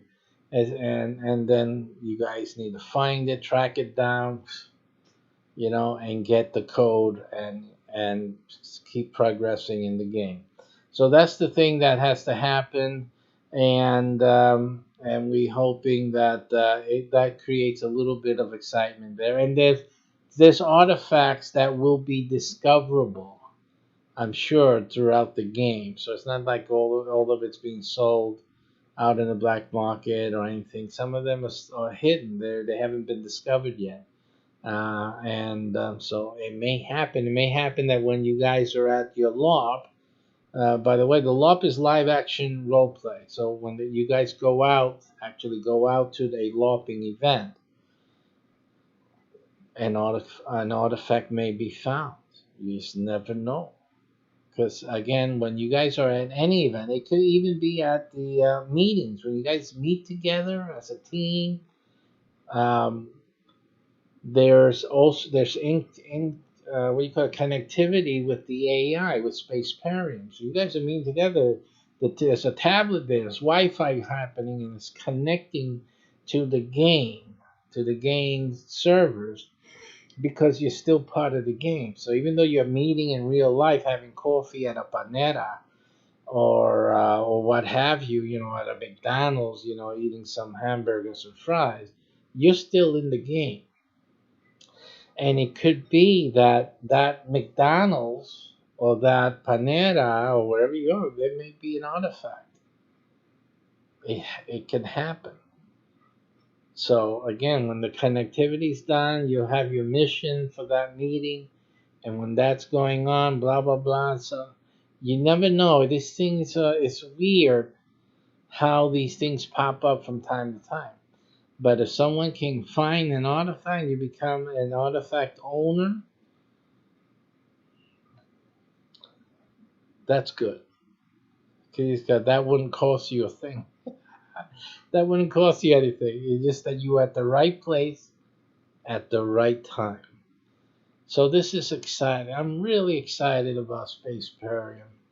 You don't believe the things that we have planned for this Spaceparium game experience. It's just going to be just a wonderful, exciting experience. I'm excited. I don't play games like that. I play chess and I play these games. World of War, what do you call it? The World of Warships. I used to play a lot the World of Tanks. But they changed the artillery. So yeah, I was the guy who always blew you up.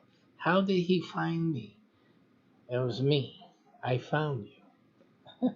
But when they started screwing around with the stuff, I said, okay, I'm not going to get in that. Now I'll do the battleship. I'm sinking your ass when you're there. Okay. So anyway, that'll be it for today. So in the future programs, as we get more back into the swing of things, I'm going to be, we got a lot of stuff. We're working on a lot of things here. So, again, if anyone's interested in becoming a major role, a player in this game, you really need to be a game master. As a game master, you will own a ship. You will be the captain of your own ship, and right now that's the only way to be a captain of your own ship, is to be the game master. And we really suggest that you do that. It's not easy to be the game master, and it does cost you to be one. But it's the most rewarding outside of owning an artifact. Word. The only thing better than being a game master in Spaceparium is actually having ownership of an artifact. That's really good because of the numbers that we're talking about. But outside of that, Game Master is the thing to be. So you need, and it's limited. There's only one per area, so you need to look into that as soon as you can. Okay, so that's it. I know a lot of people don't watch this, but they see this cross and skull bone, no, the sheep over here. They think, oh, this guy's talking Bible again. It's a religious guy. I don't want to hear nothing. Some people close their eyes and their minds, and they close their access just because of their attitudes or preconceptions. And it's really silly. They're going to miss all of this. This is a limited scope. It's a limited ability to get involved in this game. It's only 100 at the local level. That's it. No more players can play. So it's an issue. Did you hear about it? Did you know about it? And is there still room? And that's basically what's going to be happening to most gamers out there, people who would have enjoyed playing and being part of this Spaceparium game. But they're going to miss out because of the way they think. It's sad, the way people think. But anyway, good for tonight. Testing everything after my hiatus. Pretty much everything's good. It's just a matter of me getting back acclimated to all things here. So take care. Thanks for watching. I'll play the Game Master thing so that you guys can see the URL, so you can go and watch that video. It explains how to be a Game Master with our game. So look into it and join us.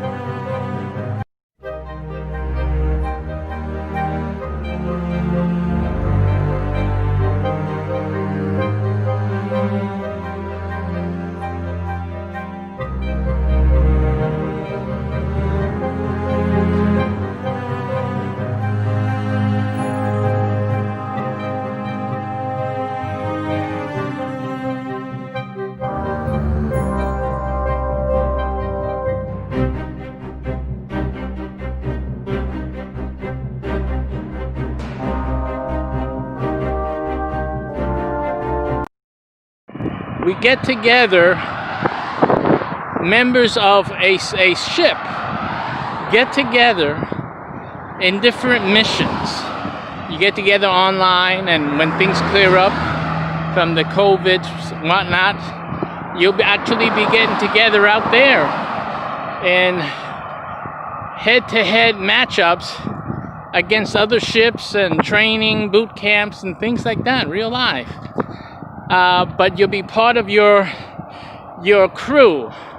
We're looking for ship commanders, and these commanders, well, that's the way you get into the Spaceparium commanding hierarchy, is actually you join in as a game master, you run the game. So I have more information about that. It's an exciting game. It's a great game if you're, if you're the, I'm not going to say brainy type, because some people call me brainy, but I'm not that brainy. Yeah, I like having fun, right? But I do like a little meat, with my dinner. So if you have some ability to go do some researching and little things like this and that, this is like a perfect game for you. Perfect. If you don't like any of that, this is a good game anyway for you. You don't have to worry about that. But especially, you can play this game if you know nothing about science, and if you are working for NASA or SpaceX or anything. This is a perfect game for all of you. So I invite you guys to come in, look at the Game Master opportunity at mycbh.com/LP/Game Master, and give it a consideration. I think you'll like what you hear, and I know you guys are going to love this game. Take care.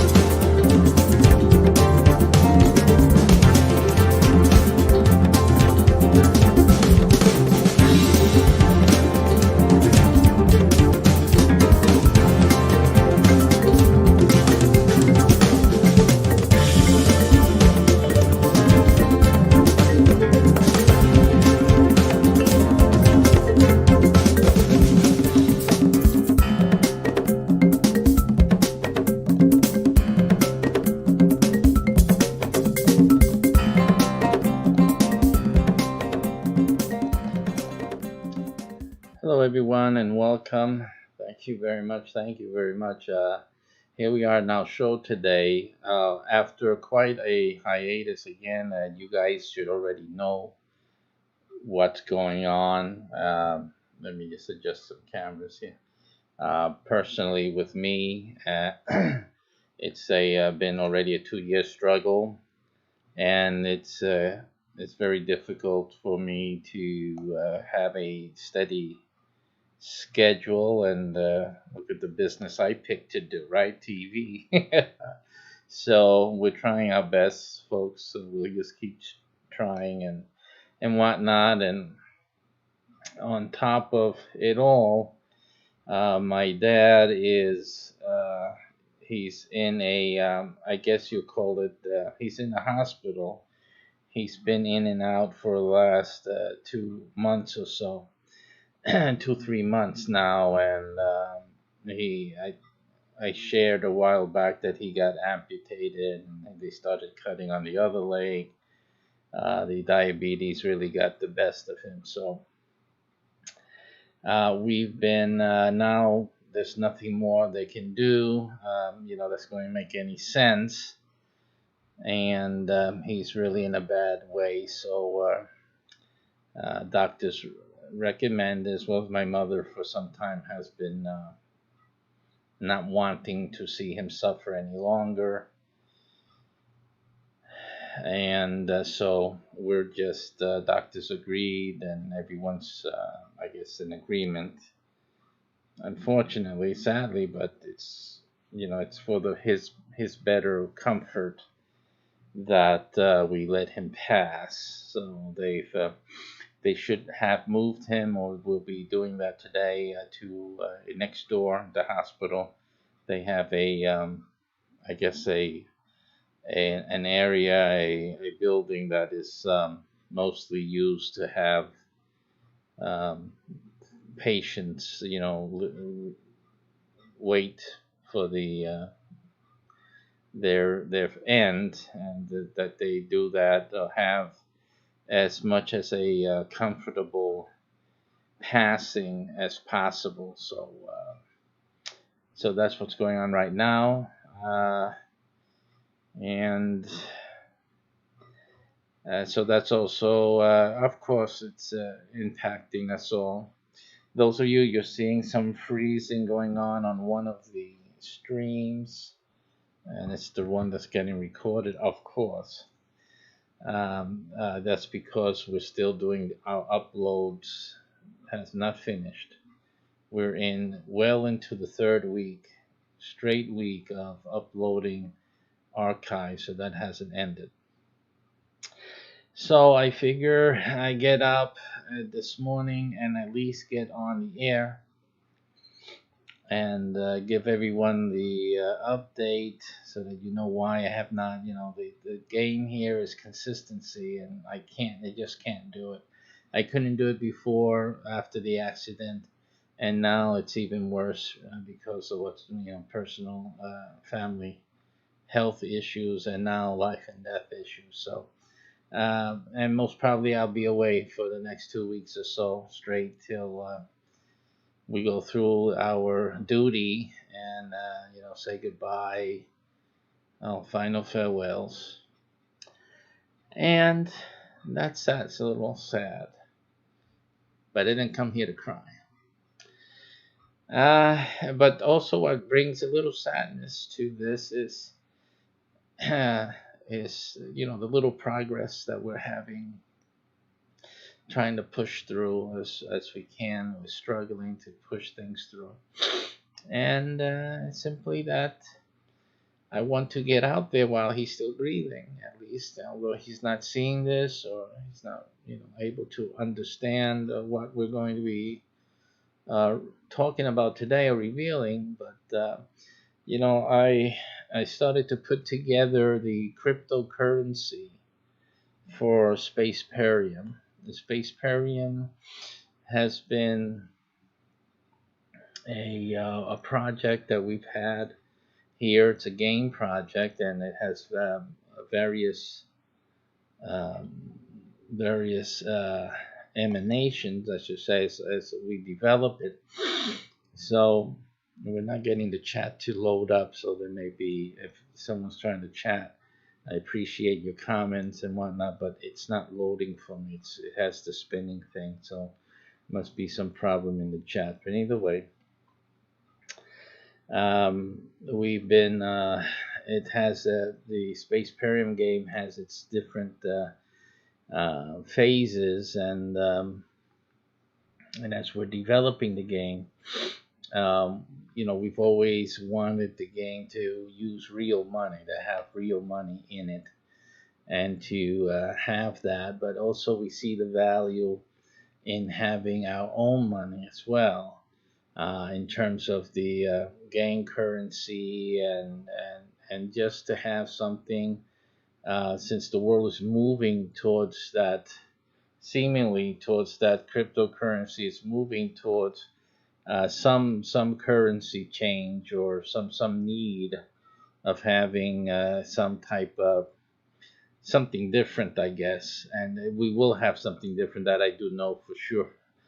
But I thought it would be great to have a crypto for our Spaceparium universe, since that's what we're doing. We're recreating life and the universe in our gameplay, and incorporating real life scenarios and situations, also the current events and the developments in space and whatnot, and also our lives, incorporating that into our gameplay, and of course economy, And I figure since everything, a lot of people are into crypto and this and that, that why shouldn't we and have a representative coinage in Spaceparium? It's we're a hybridization of real life. So it just it would make perfect sense to do that, and and also it made economic sense to do that, since we do have an economy and an in-house or closed economy within Spaceparium itself. So it made lots of sense, in many ways. There's a lot of details that have not been divulged yet to the public. Of course, when you come in as a game master, you'll get all this information and you'll be part of the inside group, so you'll know all the plans that we have and whatnot. So let me take that. Some of you guys were seeing that classiforium.com event that you were seeing, that a URL is where we have our real estate classes, workshops across the U.S. Also, we'll be having either, I'm trying to start it before I leave to New York, but certainly after I get back, we'll be putting up the car flipping program up there in different cities as well, so you guys can look at that. So it made sense to have the economy represented by our own coinage. So let me show you that coin. Let me share this out before we do that. Thanks for liking our program. And I'm just sharing that out to my CBH TV so they can, those watching can, looking for our updates can get that. Okay. All right. So this is our preliminary coin. Let's see here. We got top cam. This should be showing up on your screens any moment now.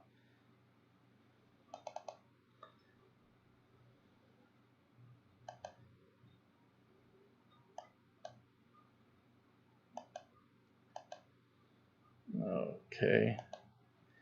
And what I'm envisioning for the Spaceparium crypto coin, again, in crypto or digital assets, you don't really need a physical coin. So the physical coin is just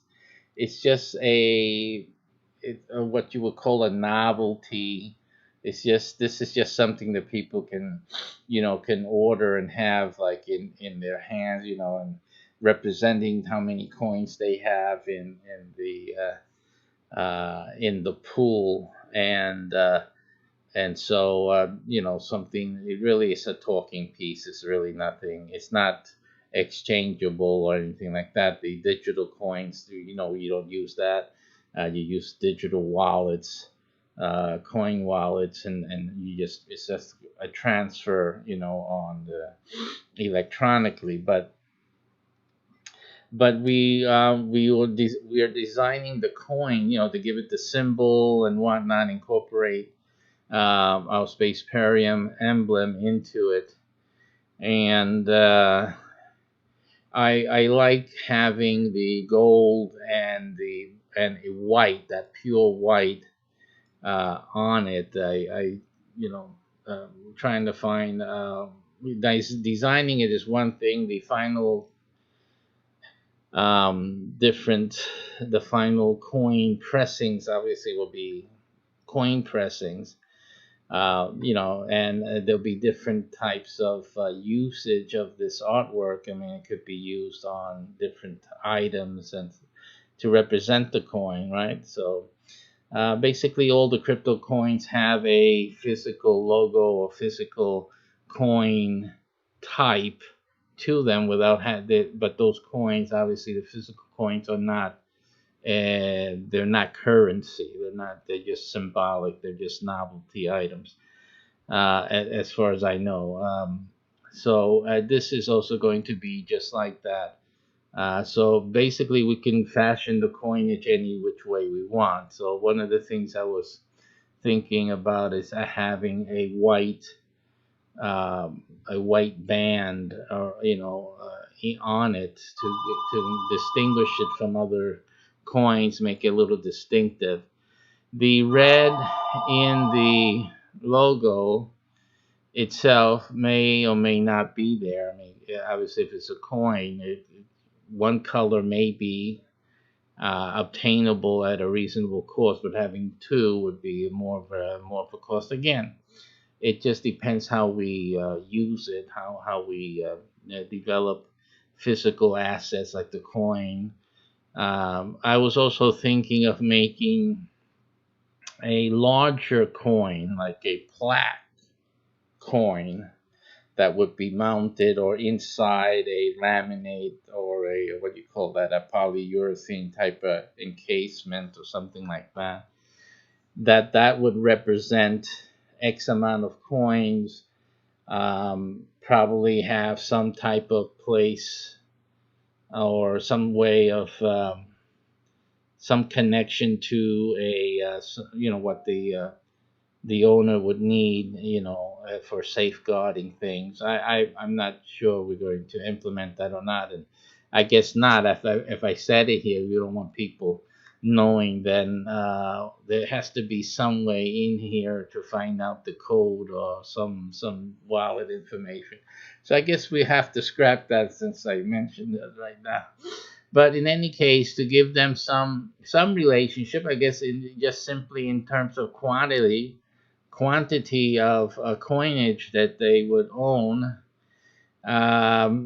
like a plaque. After if you own so much, such and such amount, then you get one of these coins, large plaque coins, to have.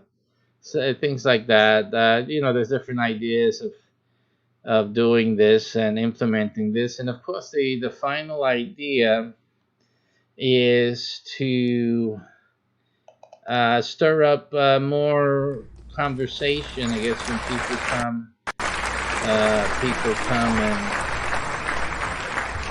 and visit, and it's basically a talking piece or conversation piece.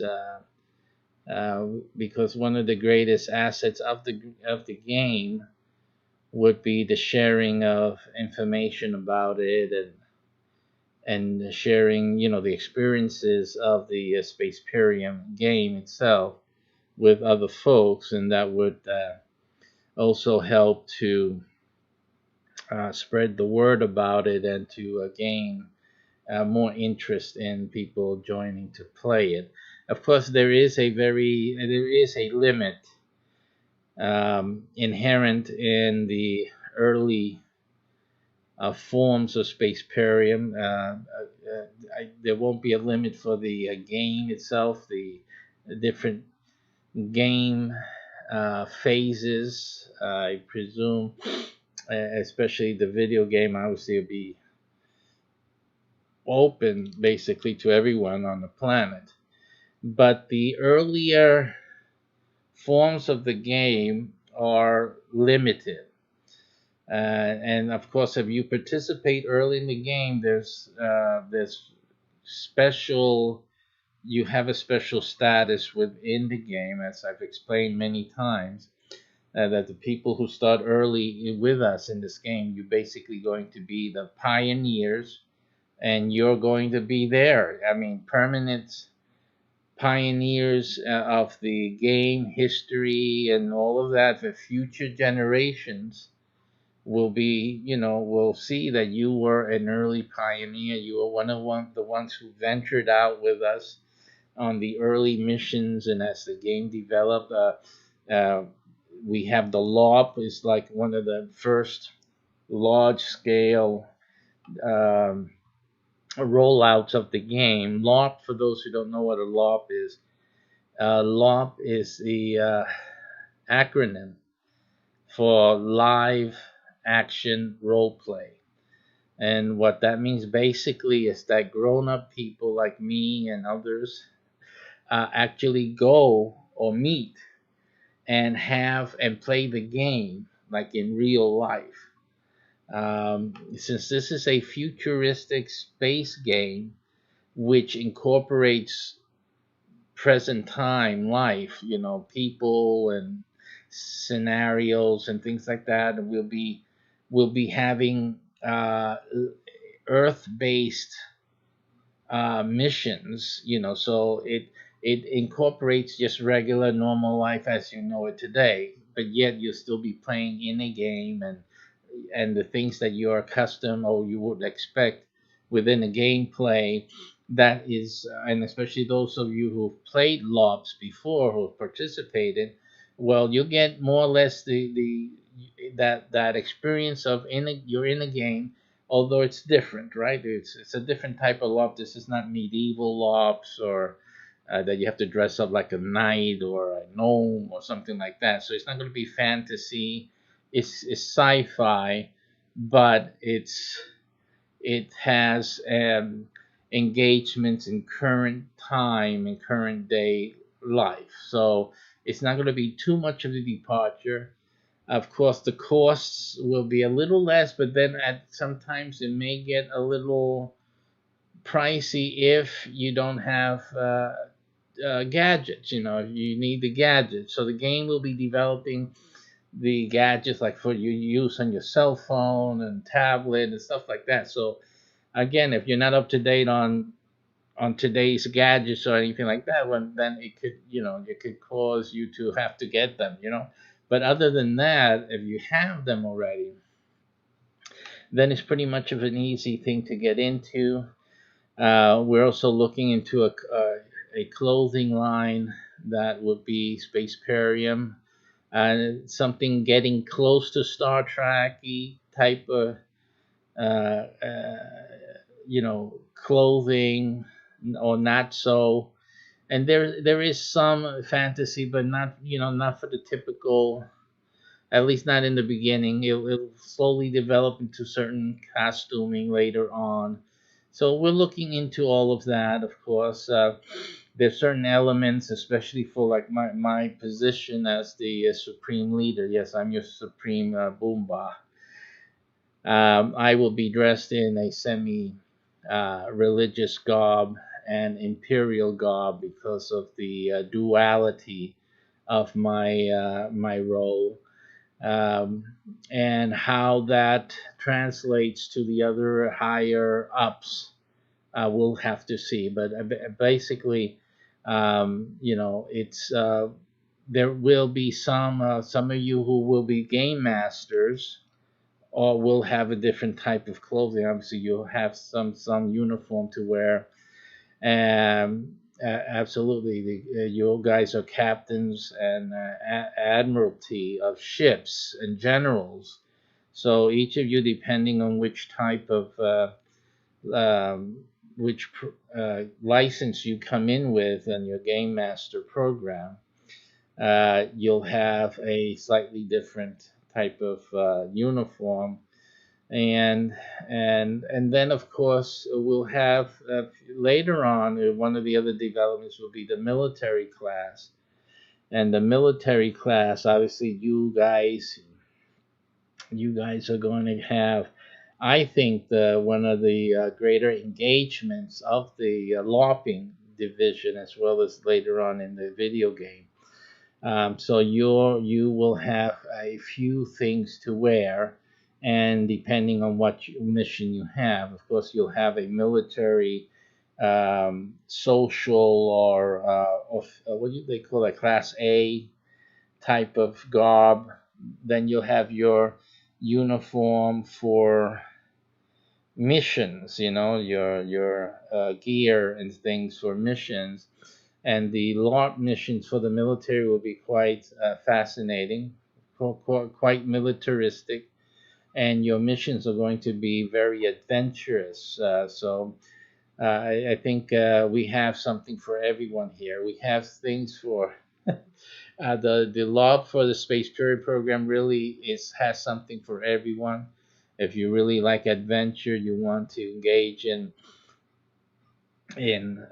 warfare, and basically laser tagging or something similar to that. We're going to have that in real areas. We will have gatherings. We have statewide gatherings. We're going to have citywide gatherings, and then we'll have challenges or missions in engaging different state forces and things like that. So it's going to get quite active and engaging.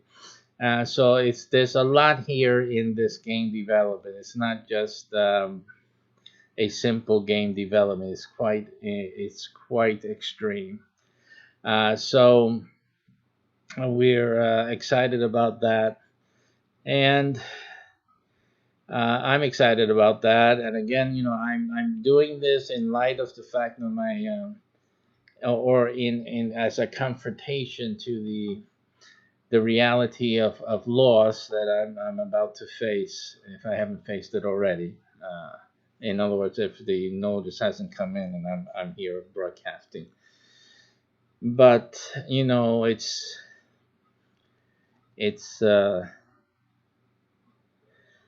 I guess a way for me to say, I'm doing something.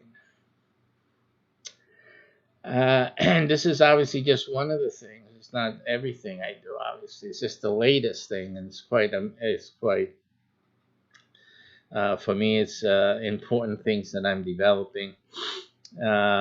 Obviously, to do something, to get to do something, I was slowed down, and I've been hampered, and that, if anything, outside the fact of the loss that I face, the second greatest thing to that is the delay that I've had because of this accident 2 years ago, which wasn't anything that we were doing, or we were just waiting, waiting for the light to change, and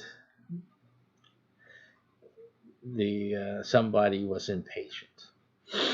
And that created a very terrible situation, and it damaged obviously a race that I had to make a big splash, so that my parents can see that. And so we have one of them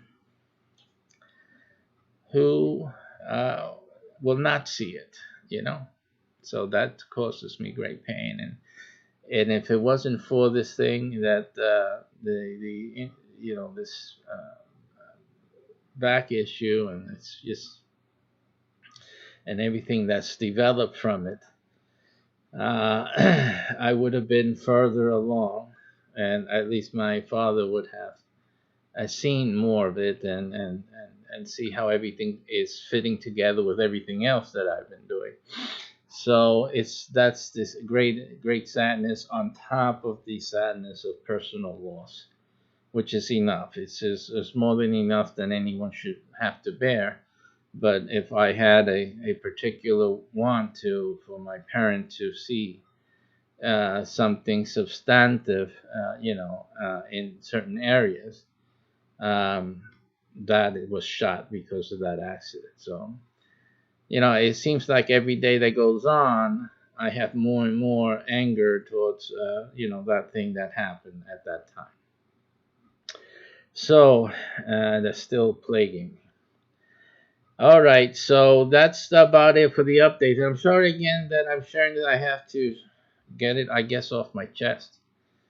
I have no one else to complain to, and no one that I would want to bother with it, really. So I'm taking and abusing the airwaves so that anyone who a happen chance comes and see my ranting. But other than that, I just give myself therapy like this, I guess. Alrighty. So anyway, pushing through. I'm gonna keep pushing through.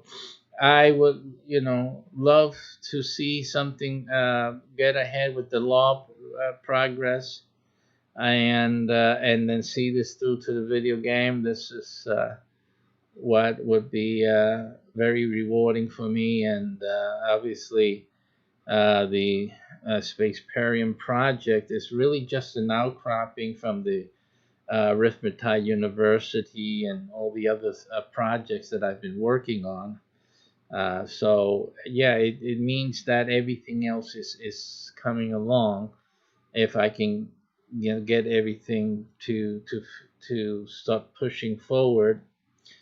And again, I have that suffering from those issues that are preventing me from getting picking up steam. So basically, I gather a little bit a day or two in a month, and you can see by the simply by the last time I was broadcasting. I mean, I'm totally inconsistent. Yeah, because I can't do it. I see other guys every day, 2 and 3 videos every day. Go get it. At least, right? So these are the things that I'm struggling with. All right. So I just wanted to get that out. We are still trying to push through. I appreciate everyone's prayer, concern, your good wishes. There's no chat. It's not loading in, so I can't see anyone's comment. But I appreciate really if you've been commenting. If you asked a question, I'm sorry, I just can't see any chats right now, so it's just not coming through at all. But I appreciate any good comments and even the trolls who frequent by. Sorry, buddy, but today there's nothing coming in. So I guess it's God being merciful to me in this state. So I guess that's a good thing, right? And then obviously keep the tabs on. Now, again, like I always say, if anyone's interested in either becoming a game master, which is basically the only way to get involved with this coin, the Spaceparium coin. And again, the things somebody might ask a technical question about the coin.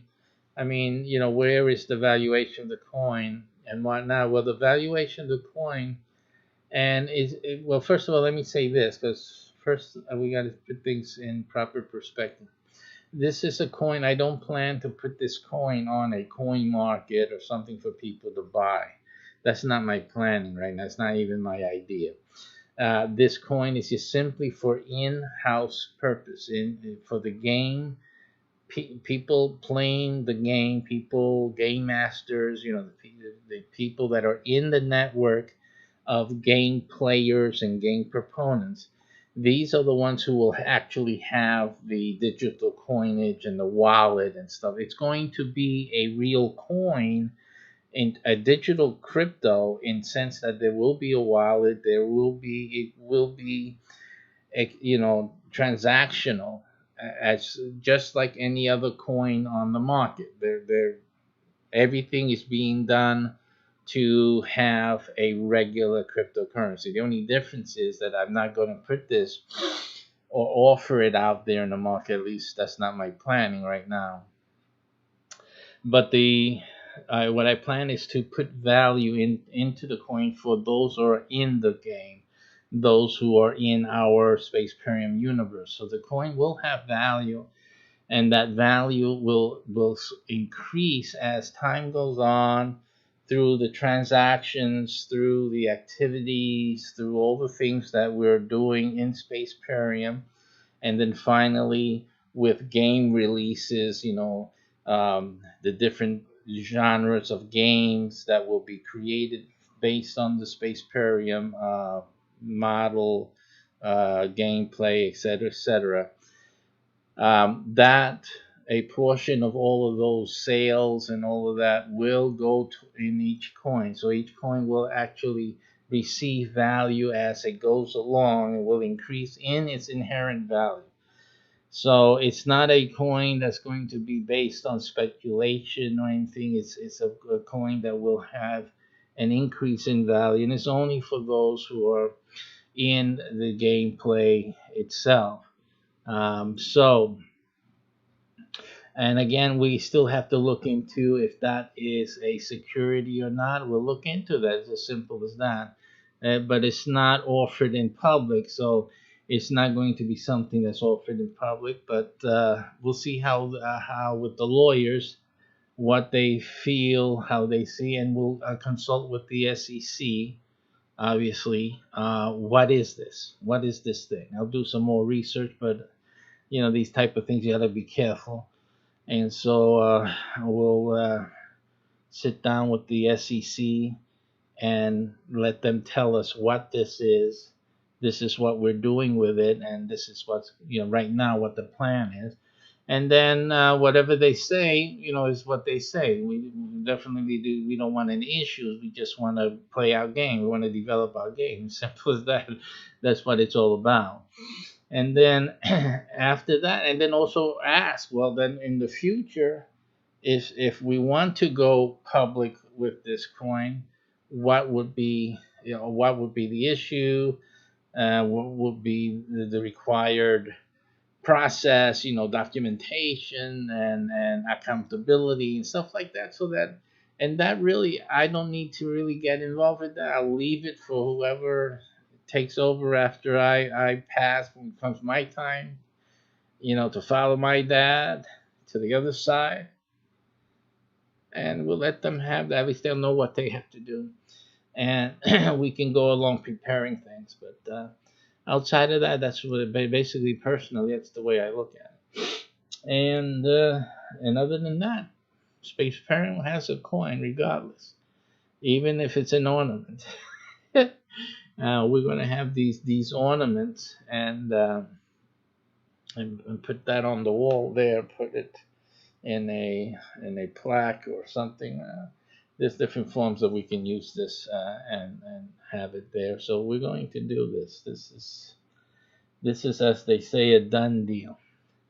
So I'm sorry about the about one of our channels is freezing. It's only because the computer is in its third week of uploading a backup to the cloud, and so it's causing a freeze on at least one of the feeds going out. So it's understandable. All right. So again, I'm gonna cut this now at this point. Now that I broke the ice for today, and even battling through the emotions that that I'm going through, and we'll see what else we can get done today. So much to do, so little time, as it says, but the show has to go on. So I want to wish everyone a great day and keep tuned in for the rest of our projects today. By the way, on YouTube, I should have started this, but on YouTube I created new channels. This is, I mentioned Spaceparium. I made a new channel for PlayPayBox on YouTube, and from this point on, today onward, this is the last time you're going to hear about Spaceparium on my CBH global network. But I'm moving anything and everything having to do with Spaceparium to PlayPayBox channel. So if you're one of our subscribers on YouTube and you enjoy the Spaceparium project and you want to keep following it, keep up to date, and that was the reason you subscribe, look for PlayPayBox and as channel, and then subscribe there, because that's where I will, from now on, I will upload all the PlayPayBox's broadcasts to there, and then especially the Spaceparium project. I believe there's a wait. Let me just check. One moment. You see, PlayPayBox is one thing. I'm on Twitch as PlayPayBox, but I wanted to make sure that I don't give you misinformation. So because I got in my mind that I made, and yes, I did make one. There is a Spaceparium channel. So well, in the next 2 weeks or so, look for, you can go there and subscribe if you can find it, Spaceparium. There's no videos there right now, but I will be uploading all the Spaceparium videos to there. They will be removed from Global My CBH. They'll be going to Spaceparium. And likewise, the PlayPayBox, I believe I do have, I don't see it here, but I believe I have a PlayPayBox channel on YouTube, and those PlayPayBox videos, which are other games that I would play or talk about gaming and the gaming business, I will have there. Now, also those who are interested in games that I have in development, which will be Spaceparium and Symbolum right now, and others that will come in that will continue to develop. There's a new channel I created called Games in Development, GID, GID. Okay, get over there and subscribe to that if you're interested in game development. There I will put in development. Now, remember, my game development is not like your typical game development. So I'm not going to show you me coding necessarily all the time. I do some coding, but I'm not going to be the one coding. I may have developers, the ones who do the heavy code, when that time comes, come and do some programs. That I will do, but I'm not going to be doing the heavy coding. Oh my goodness. I can't, I can't because of the accident. I could have before the accident, but I'm not even going to try that now. But I'll have them come in and do that. But I'll be talking about the game in development, the other things that we're doing with the development, with the coding. So those things you can find at Games in Development. And that's really a good channel, will be a good channel for people, regular folk, who want to get into developing a game, not necessarily into the coding, but into the other things, the other things outside of having to be a brainiac with the software code. Okay, so those things I will put in there. Those things I cover, like marketing, doing other things, preparing the brand, and preparing the marketplace to get your game. And people see it. That's what I'm doing. I'm really getting the word out there about Spaceparium. It's the game, Spaceparium.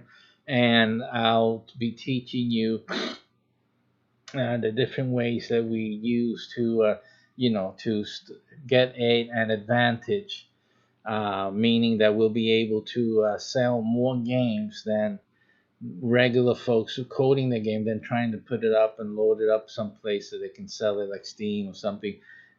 We have a different way to go around that. So that things like that is what you'll find in Games in Development. So you'll find an alternative, I should call it alternative game development or something like that. Game development and marketing. So that's what we're going to do there. Like I said, Spaceparium for Spaceparium type of information, which is also will be the crypto coin that we're developing, so that'll also be there. Again, there's no subscribers there yet. There are no videos there yet that I will be doing during the next few months, loading there. But any new video I make within that topic, they will be live on those channels. So that's why I say if you want to keep in contact with that content, you want to subscribe to them. And that's about it. I have other channels, but they have nothing to do with our discussion today. We welcome you and we invite you to follow and subscribe to those channels and to follow that content there. All right, and everywhere else you see me, I will always be broadcasting, so you don't have to worry if you're on Twitch. Twitch will get all the broadcasts, but I'm just talking about our YouTube specific followers. You can subscribe to those channels mentioned, and that's about it. Okay, so that's it right now, and I'll see if I'll try to do some more today after this, so we'll see. I'll measure how I'm feeling and check up on what's happening in New York and stuff like that. So it all depends on what comes in. We'll get going. Also, what I want to do later today, I wanted to do it now with this broadcast, can't do it now, but we're starting a new crypto broadcast to continue where we left off from last time. We were doing some case analysis, some case studies. We couldn't continue because of our computer failure, and I hadn't restarted it because, you know, it's a struggle. You already know the story. But I wanted to get started today on our new format that we're going to try to do, which is analyzing cryptocurrency. I've also started to work with Forex as an analysis practice in analysis. Okay, so I have the MQ4, whatever that's called, loaded up on this machine, and so I do monitor. I'm making certain analysis, and I'm also looking at the stock trades as well. And so we're going to form an analysis type of content showing you how to leverage, in other words, safe leveraging strategies. And that's what I'm going to prove to you how the best way of dealing with cryptocurrency, Forex, if you're into Forex, or if you were thinking about doing Forex, and stock market. I'm going to show you the best way of leveraging your funds, your money, and always have an increase. So I'm going to show you how you can always increase and not fear the markets, whichever it is. You can stock market, Forex, or crypto.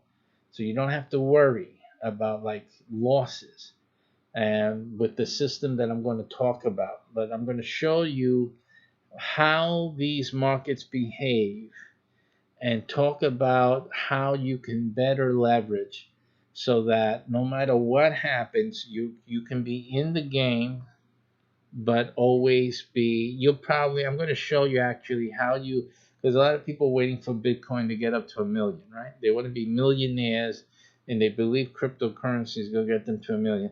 But I'm going to show you how to become a millionaire before everyone else does in cryptocurrency.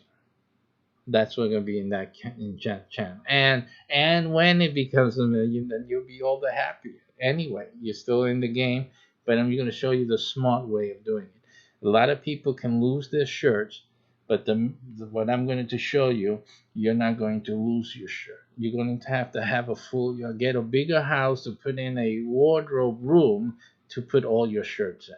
Okay, that's the difference of what I'm going to show you. All right, so that's looking at that. I was thinking of making another channel for that. I'm not sure. It'll probably stay at my CBH global network for now, or global my CBH network. It'll probably stay there, and so we'll see. But in any case, keep watching, subscribe, follow, like, take a snapshot, frame it, whatever it is. But keep following us, and I really appreciate it. Again, appreciate your good feelings and your sharing of compassion for me in my time of loss. I'm getting ready for it. Who can be ready, right? So, but in any case, I'm going to do what my father would want me to do, is keep going on. Keep it going.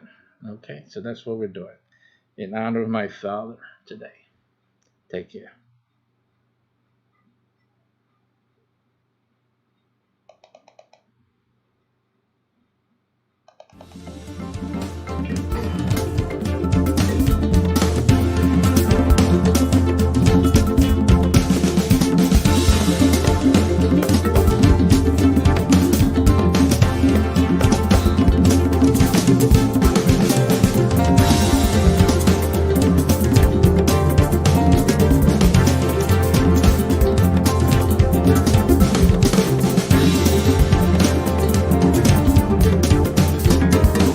Hey, welcome, Spaceparium. Spaceparium is a hybrid reality game.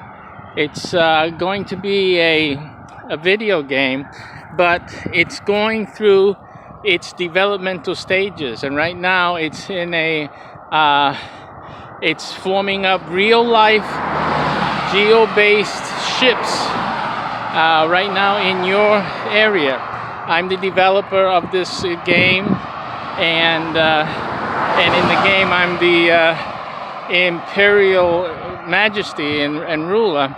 And I invite you to come join us. You know, it's like if you ever thought about Star Trek and bringing it into the real world, well, this is what Spaceparium is. You'll get to play online. You'll get to be part of a ship and actually meet up with your other shipmates, and there's actually real money involved in this. You actually earn an income as one of the members on the ship. And there's so many things here. So we invite you to come and check it out. Right now we're looking for game masters. Game masters are the captain of the ship. So if you're interested in really doing something new and interesting in gaming and earning a living at it, well, definitely you should check it out. Spaceparium. We'll go to https mycbh.com/LP/Game Master and look at the video. Get some popcorn. It's about 2 hours long. Get all the information and join us. Right now, Game Masters, if you know somebody wants to be a captain of their own ship, now's the time to do it. Spaceparium. Hello everyone, thank you for watching MyCBH TV. What we are doing today, we're basically have certain topics that we focus on a day-to-day basis as we're getting ready to do a as close to a 24/7 broadcast schedule for 2021. So we are building behind the scenes. We are building the resources, the videos behind the scenes. These are videos on the topic of each day that we have produced, and there are going to be some off-topic videos also as we continue to expand. And what we're trying to do is create a more TV-like experience, even though each day will have some type of focus. And I'm sure in the future it will be less and less noticeable as we expand the resources, we create more content, and things of that nature. So that being said, this is what you're seeing today. Uh, Sometimes I'll come in live and do something live, again adding more content to our resources, and we'll be creating obviously some commercial messaging and things like that. Although a lot of the videos we show are commercial in nature, they're based on the activities of our network, not just the TV network, just one of our companies, but we also have other things that we're doing, and they are business related, commercial related, some sort. I'm always doing business, even with the gaming. I mean, I have my own gaming development venture going on. So again, it's very hard for me to talk about a subject that I'm not financially involved with in one way or another. But this is an attempt to develop the TV part. It's going to be play a major role moving forward in everything that we're doing. So bear with us. If you see repetitive content, this is mostly what you'll see today is things that were already broadcast. Not that everybody in the world saw it, but in any case, these are replays mostly, unless I come in live, and I'll probably say that I'm live, and that will be content that will be only viewable really for people who are watching live or will be watching the replays. And there could be some material that I will record, and it will show up in future daily schedules. So that's it. Just wanted to give you that update. What's happening? Why? It seems because most people are used to just seeing me pop in once in a while with some video, some one of these videos once in a while. But now you'll be seeing us broadcasting more and more on a daily basis. And I just wanted to let you guys know why that is happening and what we're doing in the background. We are working. You guys who have chat, uh, most likely, if you're seeing this video, if you're seeing this now, and if you're watching, us broadcasting, it's very likely, not all the time, but very likely that I am watching the chat room. So you can put in a comment in the chat. If I don't respond right away, understand I may be away for a while. Maybe have to go run to the store or pick up the kids at the bus stop. You can look at the time, Eastern Standard Time, pretty much know if you're gonna catch me or not. But you'll have when I get back, I'll see your messages. So hold on, wait, for a while, or come back, and I will respond to all messages. And so, thank you for commenting. I really do appreciate that you do interact with our channel and make a comment, and even whatever it is, it's still appreciated, really. And I thank you for that, obviously. And also, if anyone has any question, you want to leave your contact information in the comment, if that's allowed, or you know how to do that, and you needed to ask a question about any of the programs that you're watching, the videos that you watch, you can do that as well. I will answer. If you're seeing the broadcast, I'm around. I'll either get here before we end the day of broadcasting or whatever. I'll be answering you, so you don't worry about that. So that's enough for now. Let's enjoy the rest of the programming for today. Thank you for watching.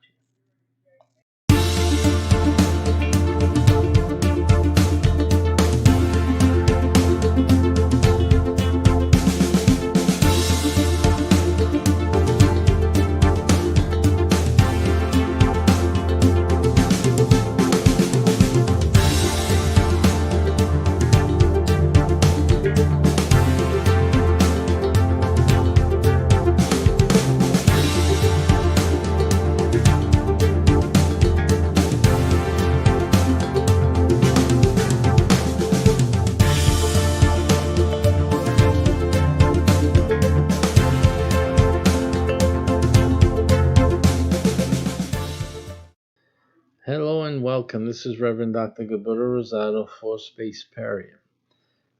I'm here to talk to you about the Spaceparium game that we are currently in development. And one of the, it's going to be a video game, and right now it's going through different phases. Different types of games are being or manifested through our development. There's going to be card games. There's going to be a table game. But what I'm here to talk about is the LARP phase. LARP, LARP, stands for live action role play. What people do, it's very big in Europe. It's catching on here in the US, but it's still just growing now. And it's been stated by game philosophers, if you will, scientists who work with game mechanics and development of games and how they evolve and how people, the social aspects of it and all of that. What one of the greatest ones have indicated was that LARPing, the live action role play, will eventually grow big in the US, in the USA.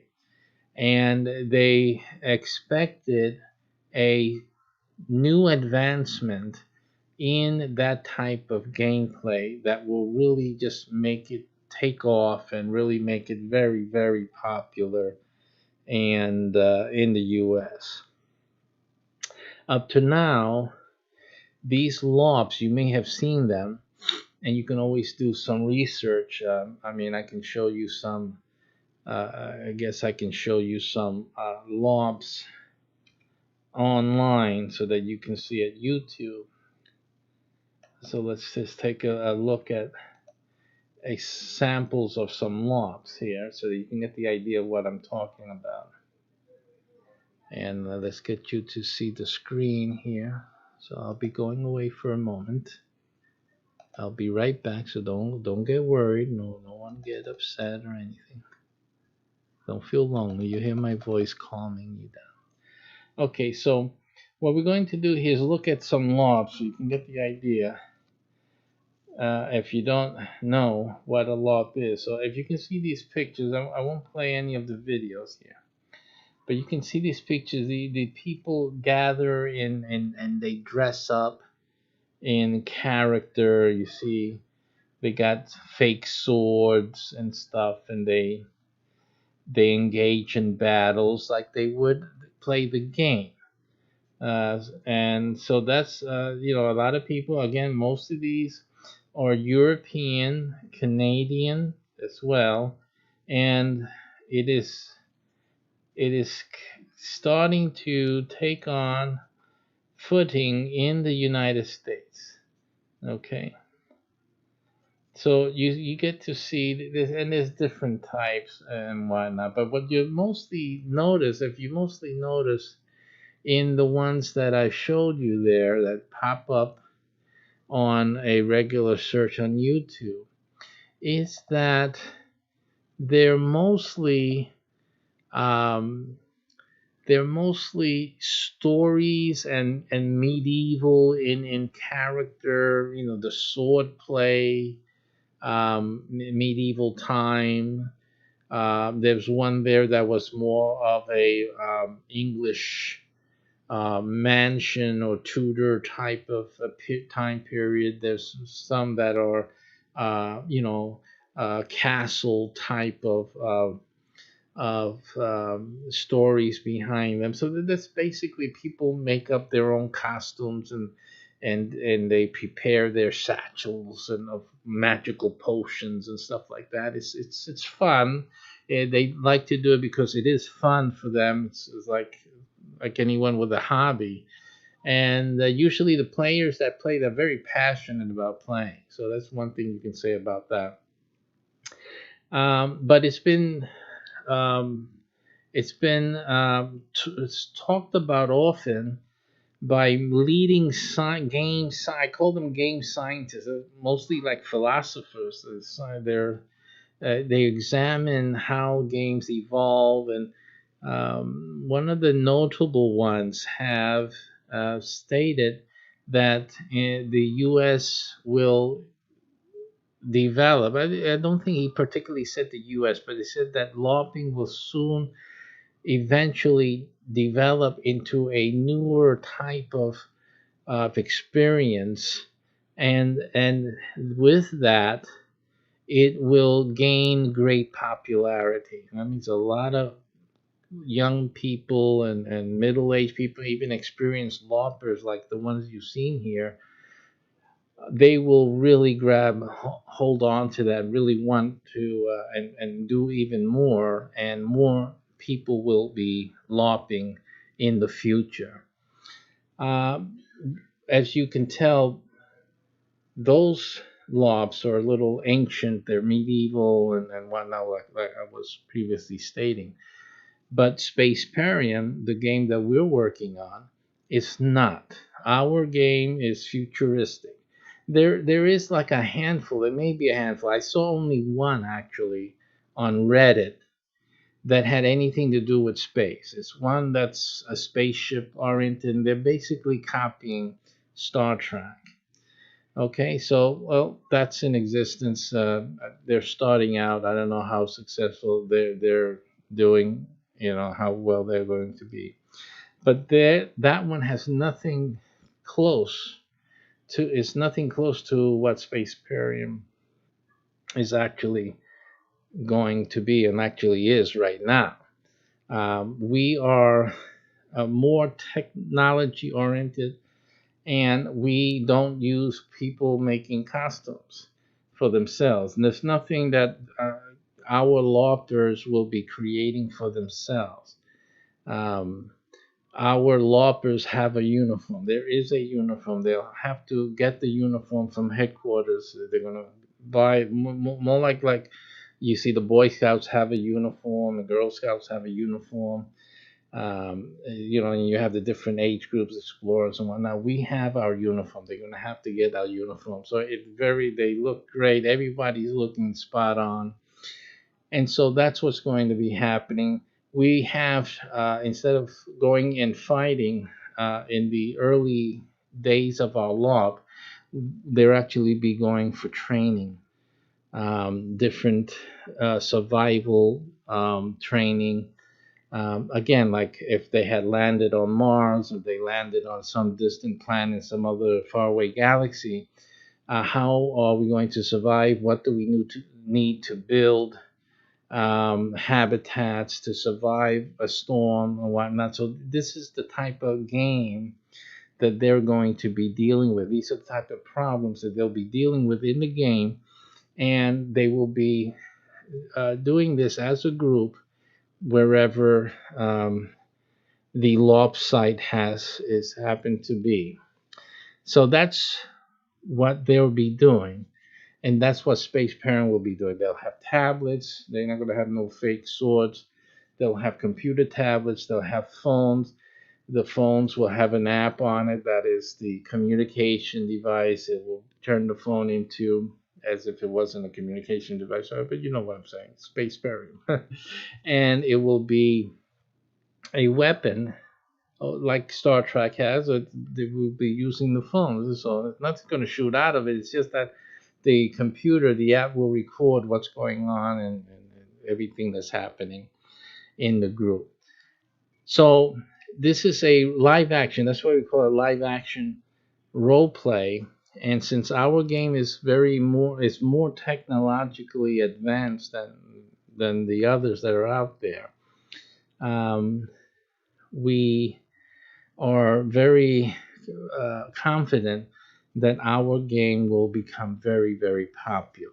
Very popular between the attraction of the uniforms, very attractive. It's going to bring in a new crowd to want to play and participate, and the technology itself is very now. It's now and very futuristic.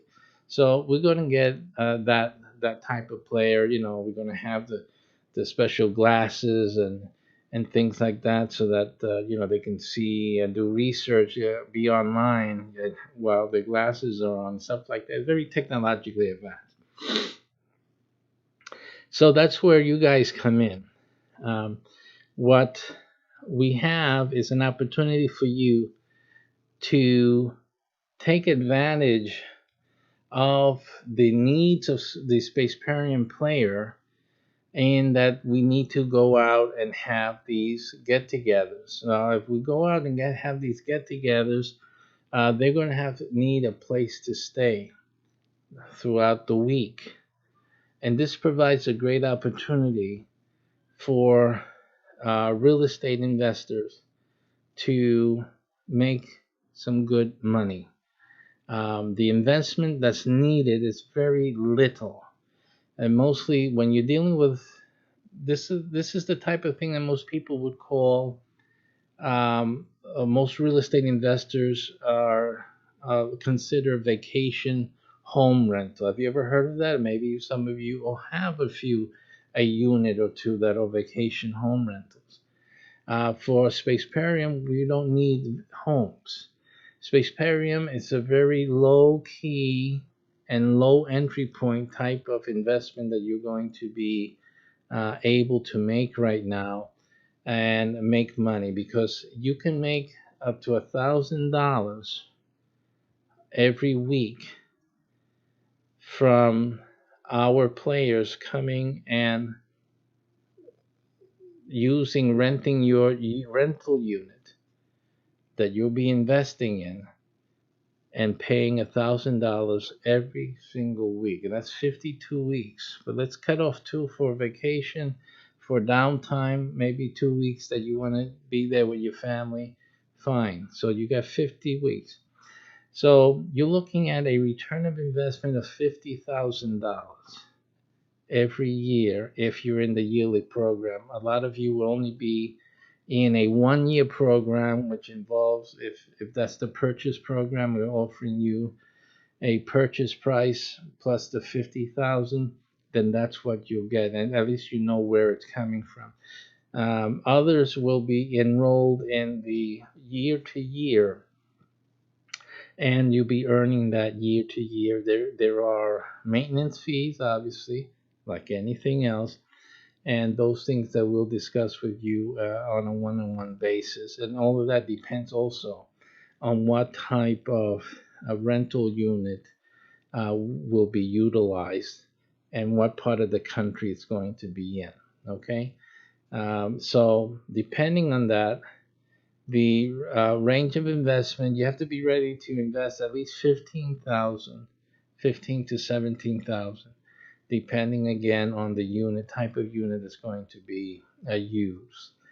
But at the return of investment that will come in, it's really worthwhile. I mean, it's not like having to get into a vacation home, which easily can be more than $300,000 to get into a home to rent it out to vacationers. And then no matter how much I've seen it used, I'm here in Florida, I'm right here by Walt Disney. Well, this is vacation home.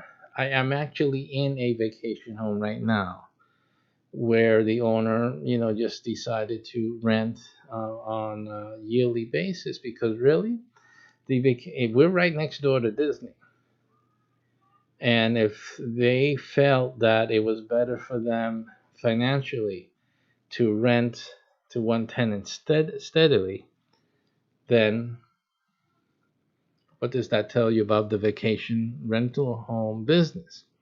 Not everyone can do it. Not everyone. There's people making money, but the vast majority aren't. That's just a simple fact.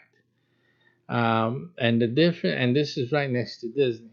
So the difference here is that with our opportunity, you have a small investment, basically a one-time investment, but the maintenance the maintenance every year. So it's a one-time investment for you guys doing your 1 year and one-time $50,000 return of investment, before signing over the property. But on the others who are just investing in a rental unit on somebody else's property or our property that we're providing, then you are entitled to, as long as you maintain the yearly entry fee, you are entitled to the monies that come in. And the issue here is that the game players have to rent from you. They have to come and rent that rental unit. Okay, so it's not like there's a plethora of rental units and you're going to be without a rental. No, you're one of a few available, so they're going to have to use you. Your rentals are going to have to be occupied. Simple as that. So so the first, and they have to do this every year. At least once or twice a year, they have to go for training. And there's different trainings. They have to go to certain missions, and certain missions have to be completed while at your rental unit. And so these are things that guarantee that your rental unit is going to be occupied. Then, in a few years, if you're a multiple year investor with us, in a few years, it could be as soon as 2 years or so, when the video game is released, it's going to be released to everyone. We're going to have at least 2 years or so to really people wanting to play the game. They won't be able to because we have a limit on the amount of players. And then comes the video game release where everyone can play. They've heard about this and they've been waiting for this, and so everyone can play this game as a video game. But one of the things that's going to happen is that as they're playing the video game, it's mostly a militaristic space game, as opposed to what we're doing in the early stages, which is development and research and space exploration and space science, learning and application and stuff like that. They're going to be playing more of the action game, but we also have the action as a LOP as well. And again, all these masses of players are going to have to go, are going to want to go to gain more points, more prestige. They have to go and go to the LOPs. So they'll have to go through the training LOPs, which again, your rental unit. They'll have to go to the military LOPs, again, your rental unit. And so you have a fantastic large group of people that will be then coming in also on top of the regulars, the ones that were always doing the training and attending the laws, because they always have to do that, your rental unit. In the US, the first phase of the LOP, the capacity of the first stage of the LOP reaches 1.5 million users. 1,500,000 players in the first LOPing phase. That's not the phase where everyone who's playing the video game wants to come and do the LOPs. See, it's a very different number. It's a large number. 1.5 million is a large number as it is. But what I'm trying to express to you is that you're the only places, your rental units are the only ones they will be able to LOP in. They'll have to stay in one of the units because those units are spaceparium units. The rental unit is going to be prepared for the spaceparium project and for the LOPers. Okay, so that's why it's not a house. It's not going to be a house. It's going to be something different that is commensurate with the spaceparium project, and which makes it more affordable for you, and then highly profitable. Highly profitable because the difference between the rental unit that we're talking about that for spaceparium use and a house is gigantic difference. Gigantic. You can't even, we're talking about a small investment here as opposed to an investment in the house. Again, you're not going to get the large investment when you sell because it's not a house, but you're going to be making profits. Who cares about the large investment? You get this large investment. You haven't paid for it. Most of these people get a mortgage. You know how it works. I don't have to teach you about that. But you'll be making more profit. Think about it. Do the numbers. I'm not going to do it for you. I don't need to. This is simple mathematics. Okay? For the house, you have to pay how many tens of thousands of dollars to start a mortgage on a house, and you're paying every month with or without anyone staying in it. Here we have a smaller investment. We have locked in renters. They have to come and rent. They can't rent at the Holiday Inn. They have to rent from you because that is part of the mission. They have to do it. And then you do that every year. And when the video game comes out, then we have this whole mass of other people. Again, not that you'll be able to rent more of that same rental. You're probably going to want to, if we have the space, invest in more rental units if you want to make all that money when that video game starts coming out. That's on you. We're not here. But the one, hey, listen, it's $50,000 a year. What more do you want? So that is good. So That is the opportunity you have when you invest in the Spaceparium project as a rental unit owner. So I encourage you to keep listening and to the following presentation so we can show you some of the details about the project. Thank you for watching, and hold on now for that presentation.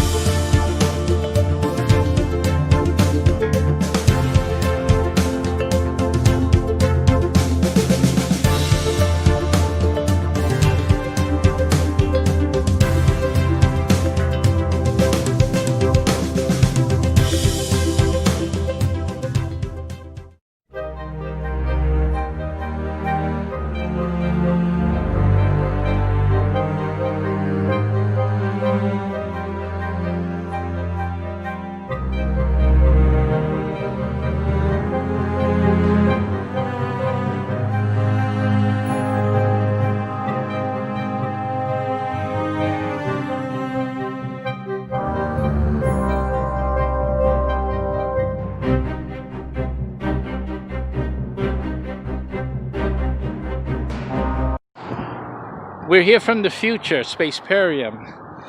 A great tragedy occurred in the future that our AI was attacked, I think. Some people say it was an accident. But I think the things that happened were too coincidental.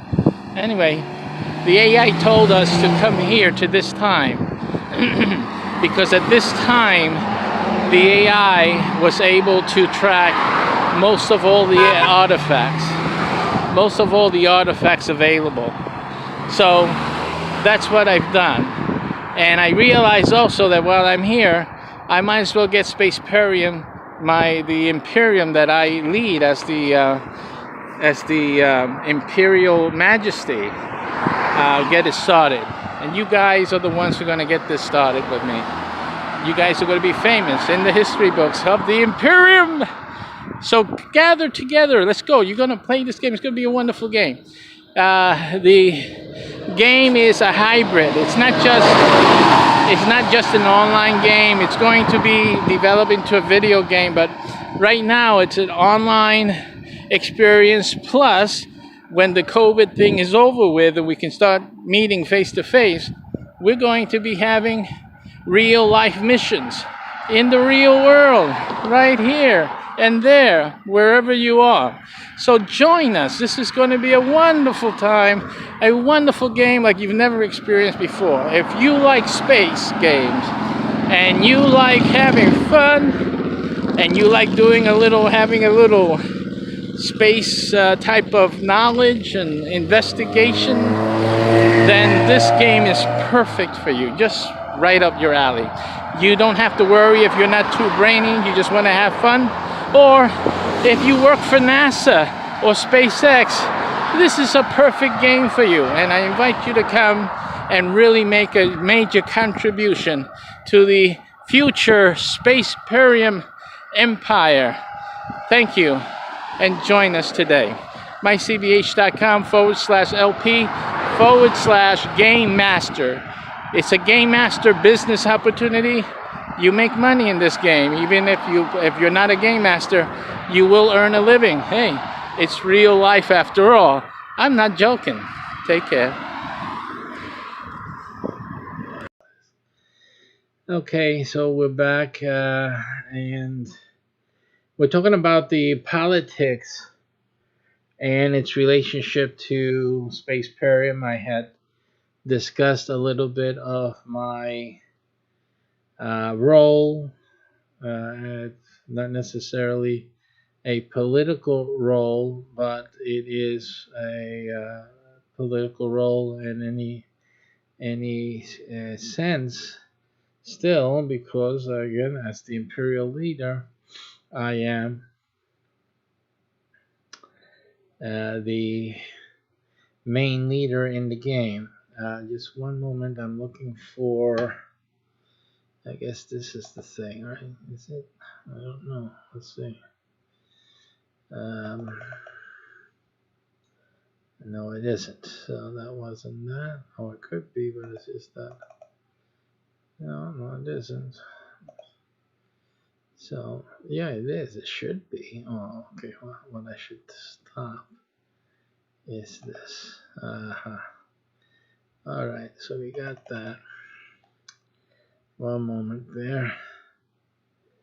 And, okay, this one's on.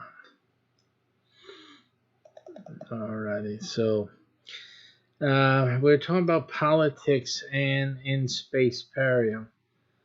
I'm just checking that we have everything. Yeah, that seemed to be the right one.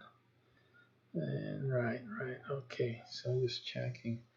The politics in Spaceparium is closely aligned with the world politics as it stands in the current time period. So as people are in our missions, each game play is a mission. Let me just get into our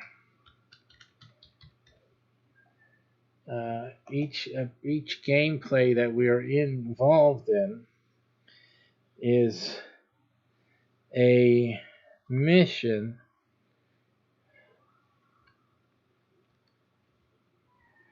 And we deal with things during each mission. So gameplay is basically mission oriented. And the role of the game master is really to put all the pieces together. The game master is a key person, as is in most of the games that utilize game masters. So it's much of the traditional game master type of activity, except that with Spaceparium it's more technically involved. We have software that the game master uses to produce a stream like this. The game master gets the resources, the training to be able to duplicate a similar environment for the game and for the players to interact with. Basically, in Spaceparium, when it's being played online as a stream, Spaceparium features a few active players. These active players rotate throughout the other players. Basically, they're chosen game to game. They're advised what their schedule is, so they know that at a certain night it'll be their time to play. In terms of weekends, during the day, whenever it is scheduled, and the player is available, they will be scheduled for a rotational spot, assisting the game master, who is the captain. Game master is always the captain. That spot is never rotated.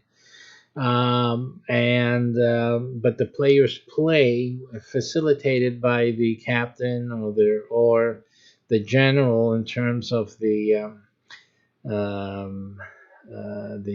Citadel and or the Admiral in terms of the Statal ship. So in any case, these players rotate. They're the ones mostly represented by these chaps on either side of the TV monitor on your screen. And these guys represent the players, but not all of them. I believe the number may be up to let's see, it should be up to 12 players. So you only see depicted about 6 players here. There's others you see from time to time walking by and whatnot. So the 12 are represented more or less in the screen and behind the scenes, so to speak. And their role, so everyone tunes in, they get the same screen, well, and then the game master goes through the process of interacting with the AI, just like any captain would do, any ship captain that has an AI interacting with, and the game master, with the aid of the AI, will see or define for the players what the mission is. Now, mind you that every ship has 100 players. Every ship has 100 members, crew members. So yeah, the other 100 would be tuning in because this is the ship. The ship is going through a mission, and they are able to participate. There's ways that they can participate, but the main ones participating, the guys making decisions, the guys whose life is on the line, if they make the wrong decision, etc., the guys who are the rotated players for the day or for this session, and they're the ones that are directly involved with the game master. The other 100, they may be in chat, they may have other communicative or participative methods to participate in the game while the game is ongoing and make suggestions or contribute. Basically, in this game is rewarded. The way you gain rewards in this stage of the game with this application is through contribution. Contribution meaning providing information, doing the research, helping the situation, whatever that situation is, doing some research, getting information to the main players, the rotational players, and helping the rotational players out, as well as the game master. And basically, that's how this game evolves and develops at this stage. This is one part of the game. It is the developmental part of the game. It's just us getting people to contribute information-wise and build out the database for the Spaceparium game. As you can see, in the Spaceparium database, we'll call it now for the sake of the gameplay, there's different aspects to this. There's Earth and humanity related issues. You have equipment for space travel and for space settlement in this area of concern. You have habitability, space planetary habitats. You have research, space architecture, development of habitats here as well. You have space colonization, you have space science, you have space settlement, you have space testing of Earth life, and then you have terraforming. And there's others in development that will be added, other areas of expertise. And they will introduce other game modes, in other words, other game missions. And the purpose of the mission is to further develop the knowledge base of not only the Spaceparium and the AI, but also of the of each player.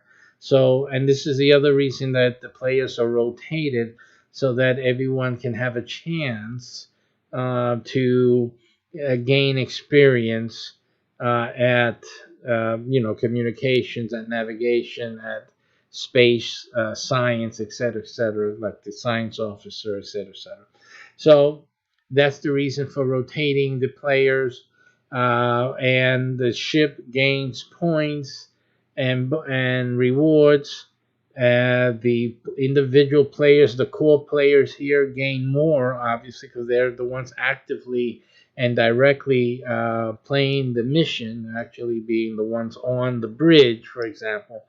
And so they gain a higher percentile of bonus and rewards. And of course, the game masters at a different level altogether. Now, so that's basically a introduction in terms of how the online streaming gameplay will occur. Of course, we have a LARP, live action role play, uh, part of Spaceparium, which is a live action role play way of playing the game. It will take different forms. It's not going to look like what you see here. This is one type of gameplay. The live action role playing, which is done in real life, out in the real world, will take different forms. Okay?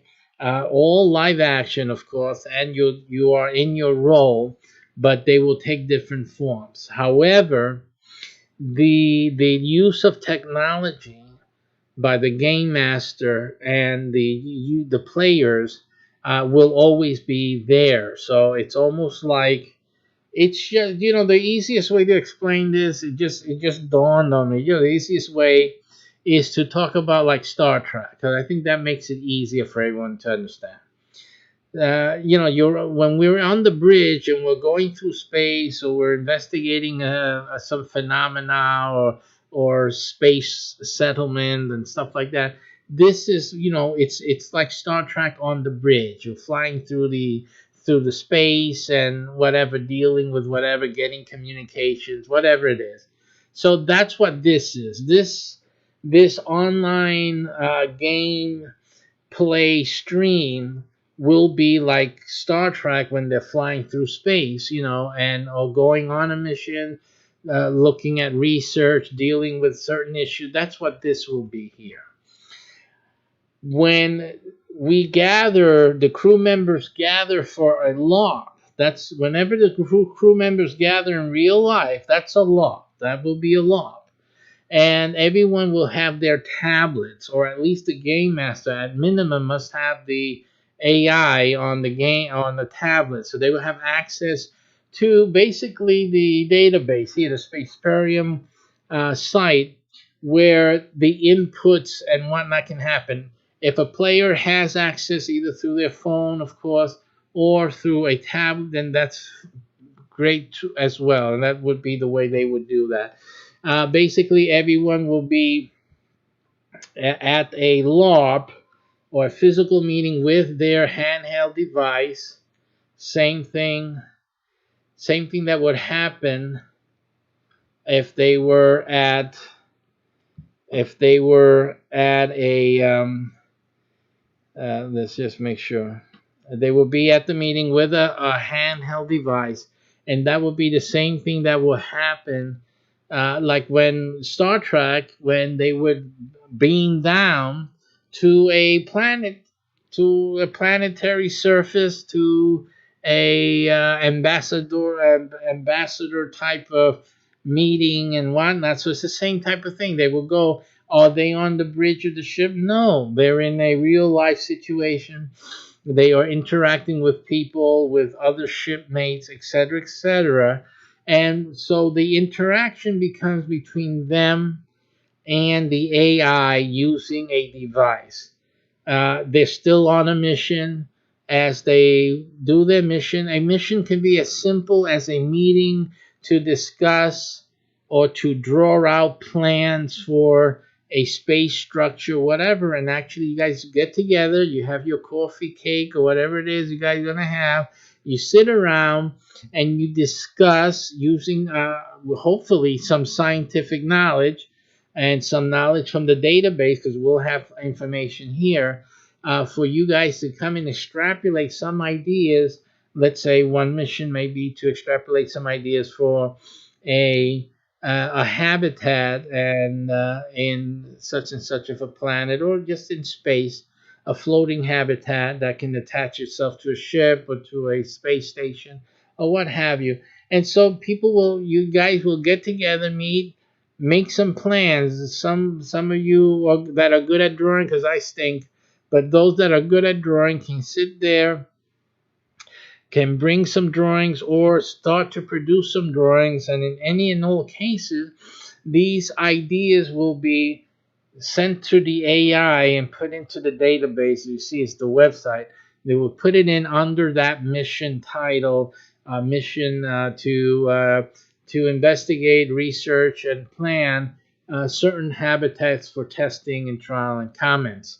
So you're pasting it up, you're posting it in order, and other players from the rest of the game, like the other 100, you can have players from other ships also look, because this is available for everyone to look at, and so they will be able to see and look at the ideas and make comments, suggestions, things like that. So it's a work in progress, with people commenting, people opining, people referencing some other, technological papers, or some YouTube lesson on weight load bearing structures and stuff like that, and then figuring out in space if you actually need all that load bearing structural integrity, etc., etc. So all of those types of things, it gets complicated, doesn't it? But anyway, that's why Spaceparium is great for all types of people, no matter how smart you are, educated, or how I just want to play a game. You should be able to find a comfortable space for you to play Spaceparium within, because you don't have to discover a new cure to cancer. You don't have to do that, but you can just say your opinion and make a comment. That's okay too. That's a contribution, so that works. Okay, so at any level you want to approach Spaceparium, you can do that. We do encourage people with expertise, with a lot of knowledge, to come in and to play, to be a player, and to be more than just playing the game, to be a major contributor. Especially the more knowledge you have of these issues, the more valuable you are to the Spaceparium community, and you will be rewarded as well. Okay, so that's basically how that works. The LARP works like that. Also, we have the LARPs at different types of experiences. Everything that you can imagine that has to do with space, surviving in space, dealing with issues in space and whatnot. All of those things are things that our LARPs will be formed around. So you're looking at LARPs that have to do with survival, and the LARPs aren't just only like you're going to be out there in the desert and you got to figure out how to survive. No, it's not that. It is more like we're going to learn together how we can do things in a barren environment or in a jungle type of environment, different types of environments. And we're going to learn how to do X, Y, and Z. There's certain laws, how to build a habitat, how to, even how to find ways of surviving, of eating, finding food or growing food. All these different types of scenarios, possibilities, and what we call here mission types. Those will be research through real LARPs in real life. So, and then you will be invited, and at least you have to. We're making this a thing that all the players have to at least attend a LARP event once a year. I'm talking about a major event. All the ship commanders, you all will have, monthly meetings, gathering together. These are lofts, but they're meeting type of lofts, right? Like you would get together at a restaurant or get together. It's 100 people. You got to figure out where you guys can get together, where there's some food that you can have, and you can have a space to talk and to, discuss things and whatnot. So you'll have one type of gathering, type of meeting, which will be a monthly thing that you guys you conduct with your ship complement.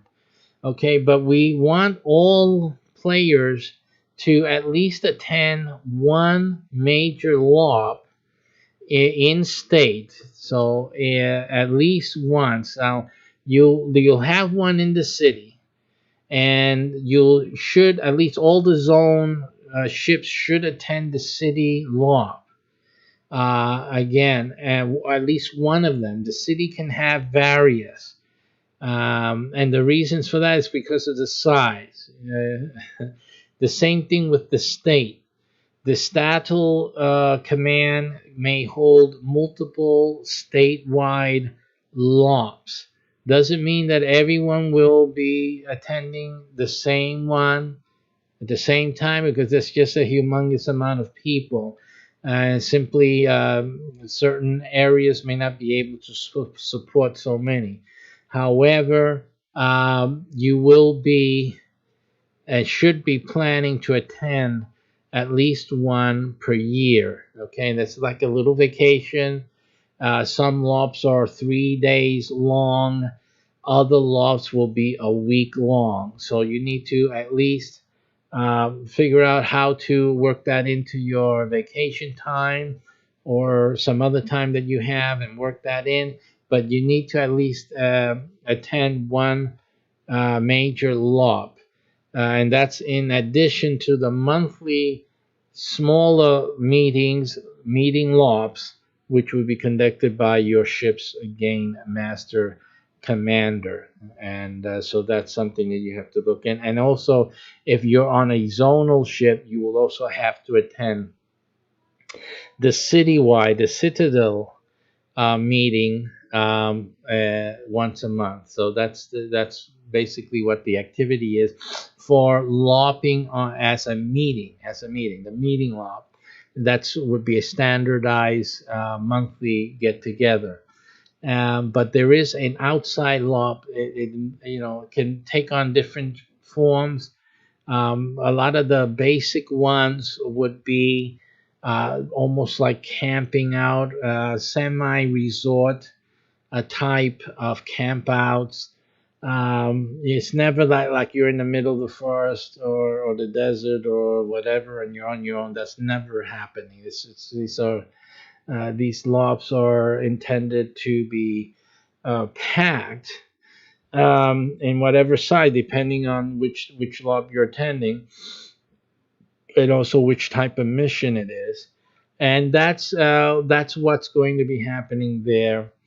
And that again, everyone's connected with their tablets, with their phones.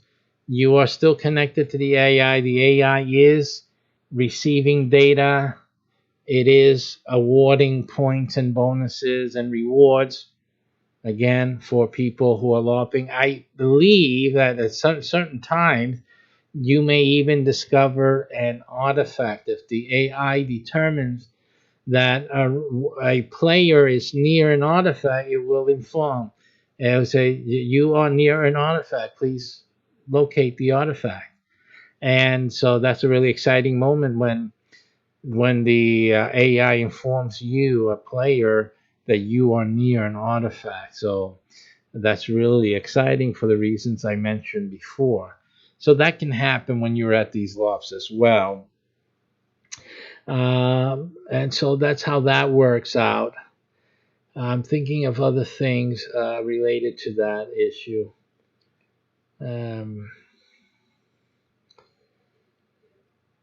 So basically, that's a different form of gameplay. The LOP itself, the connectivity to the AI is clear, so you're still getting points. So it's almost like you're out in the real world, but you're still connected to the game, to the AI, the artificial intelligence. And so, how you guys doing? How you doing? To the AI, and so you're basically in the video game. For people who are just into video games, you never heard of LARPing before or anything like that. You're actually living in the video game when you go on a LARP in Spaceparium, and you're the same contribution, the same input that you're providing when you're playing the online version, like we're at the bridge here, like we're doing now.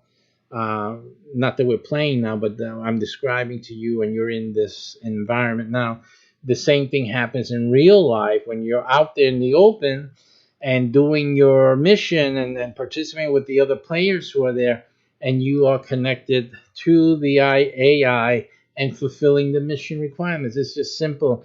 It is, again, this game going out into the real world and becoming a real part of a live action role play game in that instance. That's another part of Spaceparium.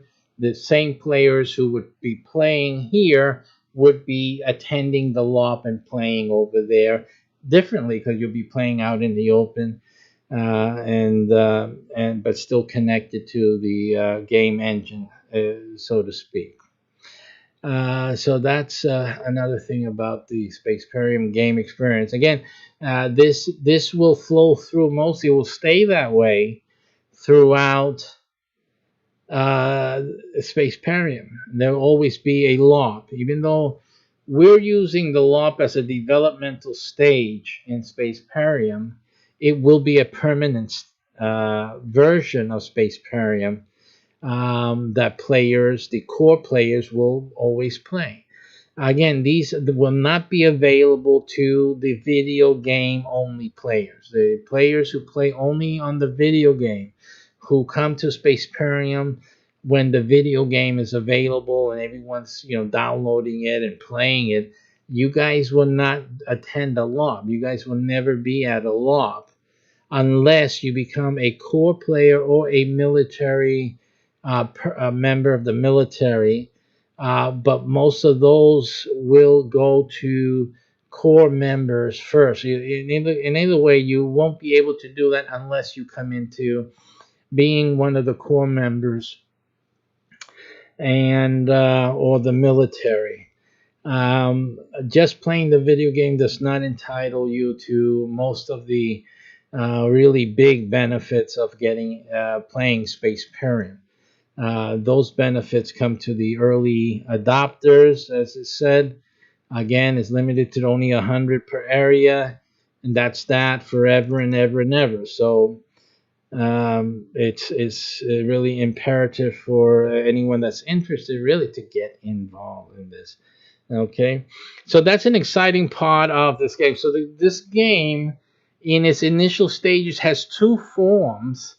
It's really exciting. Because if you think about it, what other game do you have these two forms, within the game itself, a form like online streaming, and then another form, live action, that you actually go and participate and be part of the crew, seeing each other in the face, dealing with each other, helping each other in working out these mission issues, and actually acting like you're on a mission on another planet and figuring out how to resolve this problem. So I think that's an exciting aspect that's part of the Spaceparium initiative.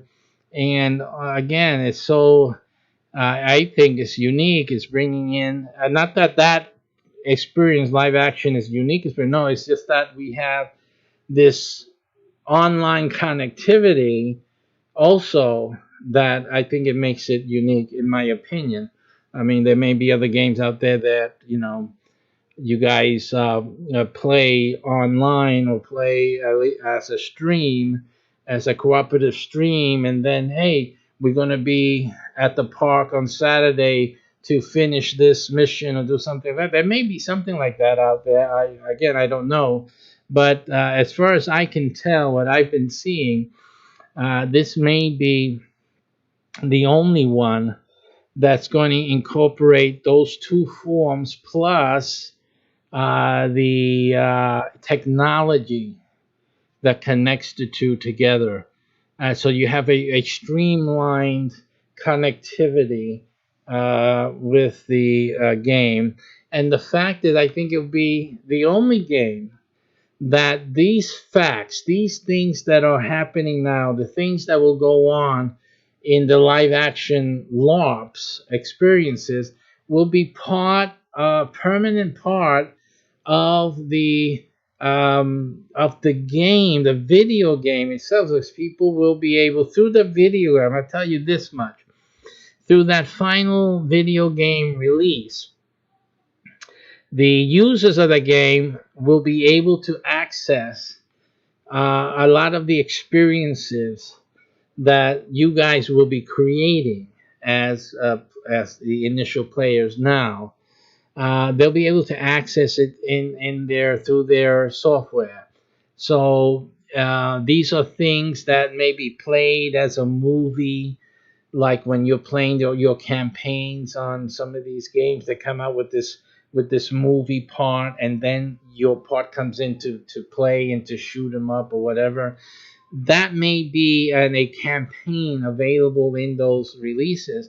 And what they'll be seeing is all the stuff you guys are doing now, you guys will be playing with or developing during the LARP stage, and you guys will be part of that realization. So that's exciting, the things that you guys will be doing. Plus the fact that these things are televised. The LARP experiences in particular are going to be videotaped and edited, and most of the LARPs are for TV consumption, by the way. Spaceparium also is a TV production, and so a lot of what goes on the LARPs, and obviously you'll have to sign a release and all of that, but you'll be participating. Remember, Spaceparium is an income-producing venture, so you will be participating, and we're going to show you, tell to you, and explain to you exactly how that is to occur. But in any case, you as you're playing the LARPs, you will be part of a show, and a lot of the things that you do, you'll be actually being part of that show and doing that, and so that's exciting.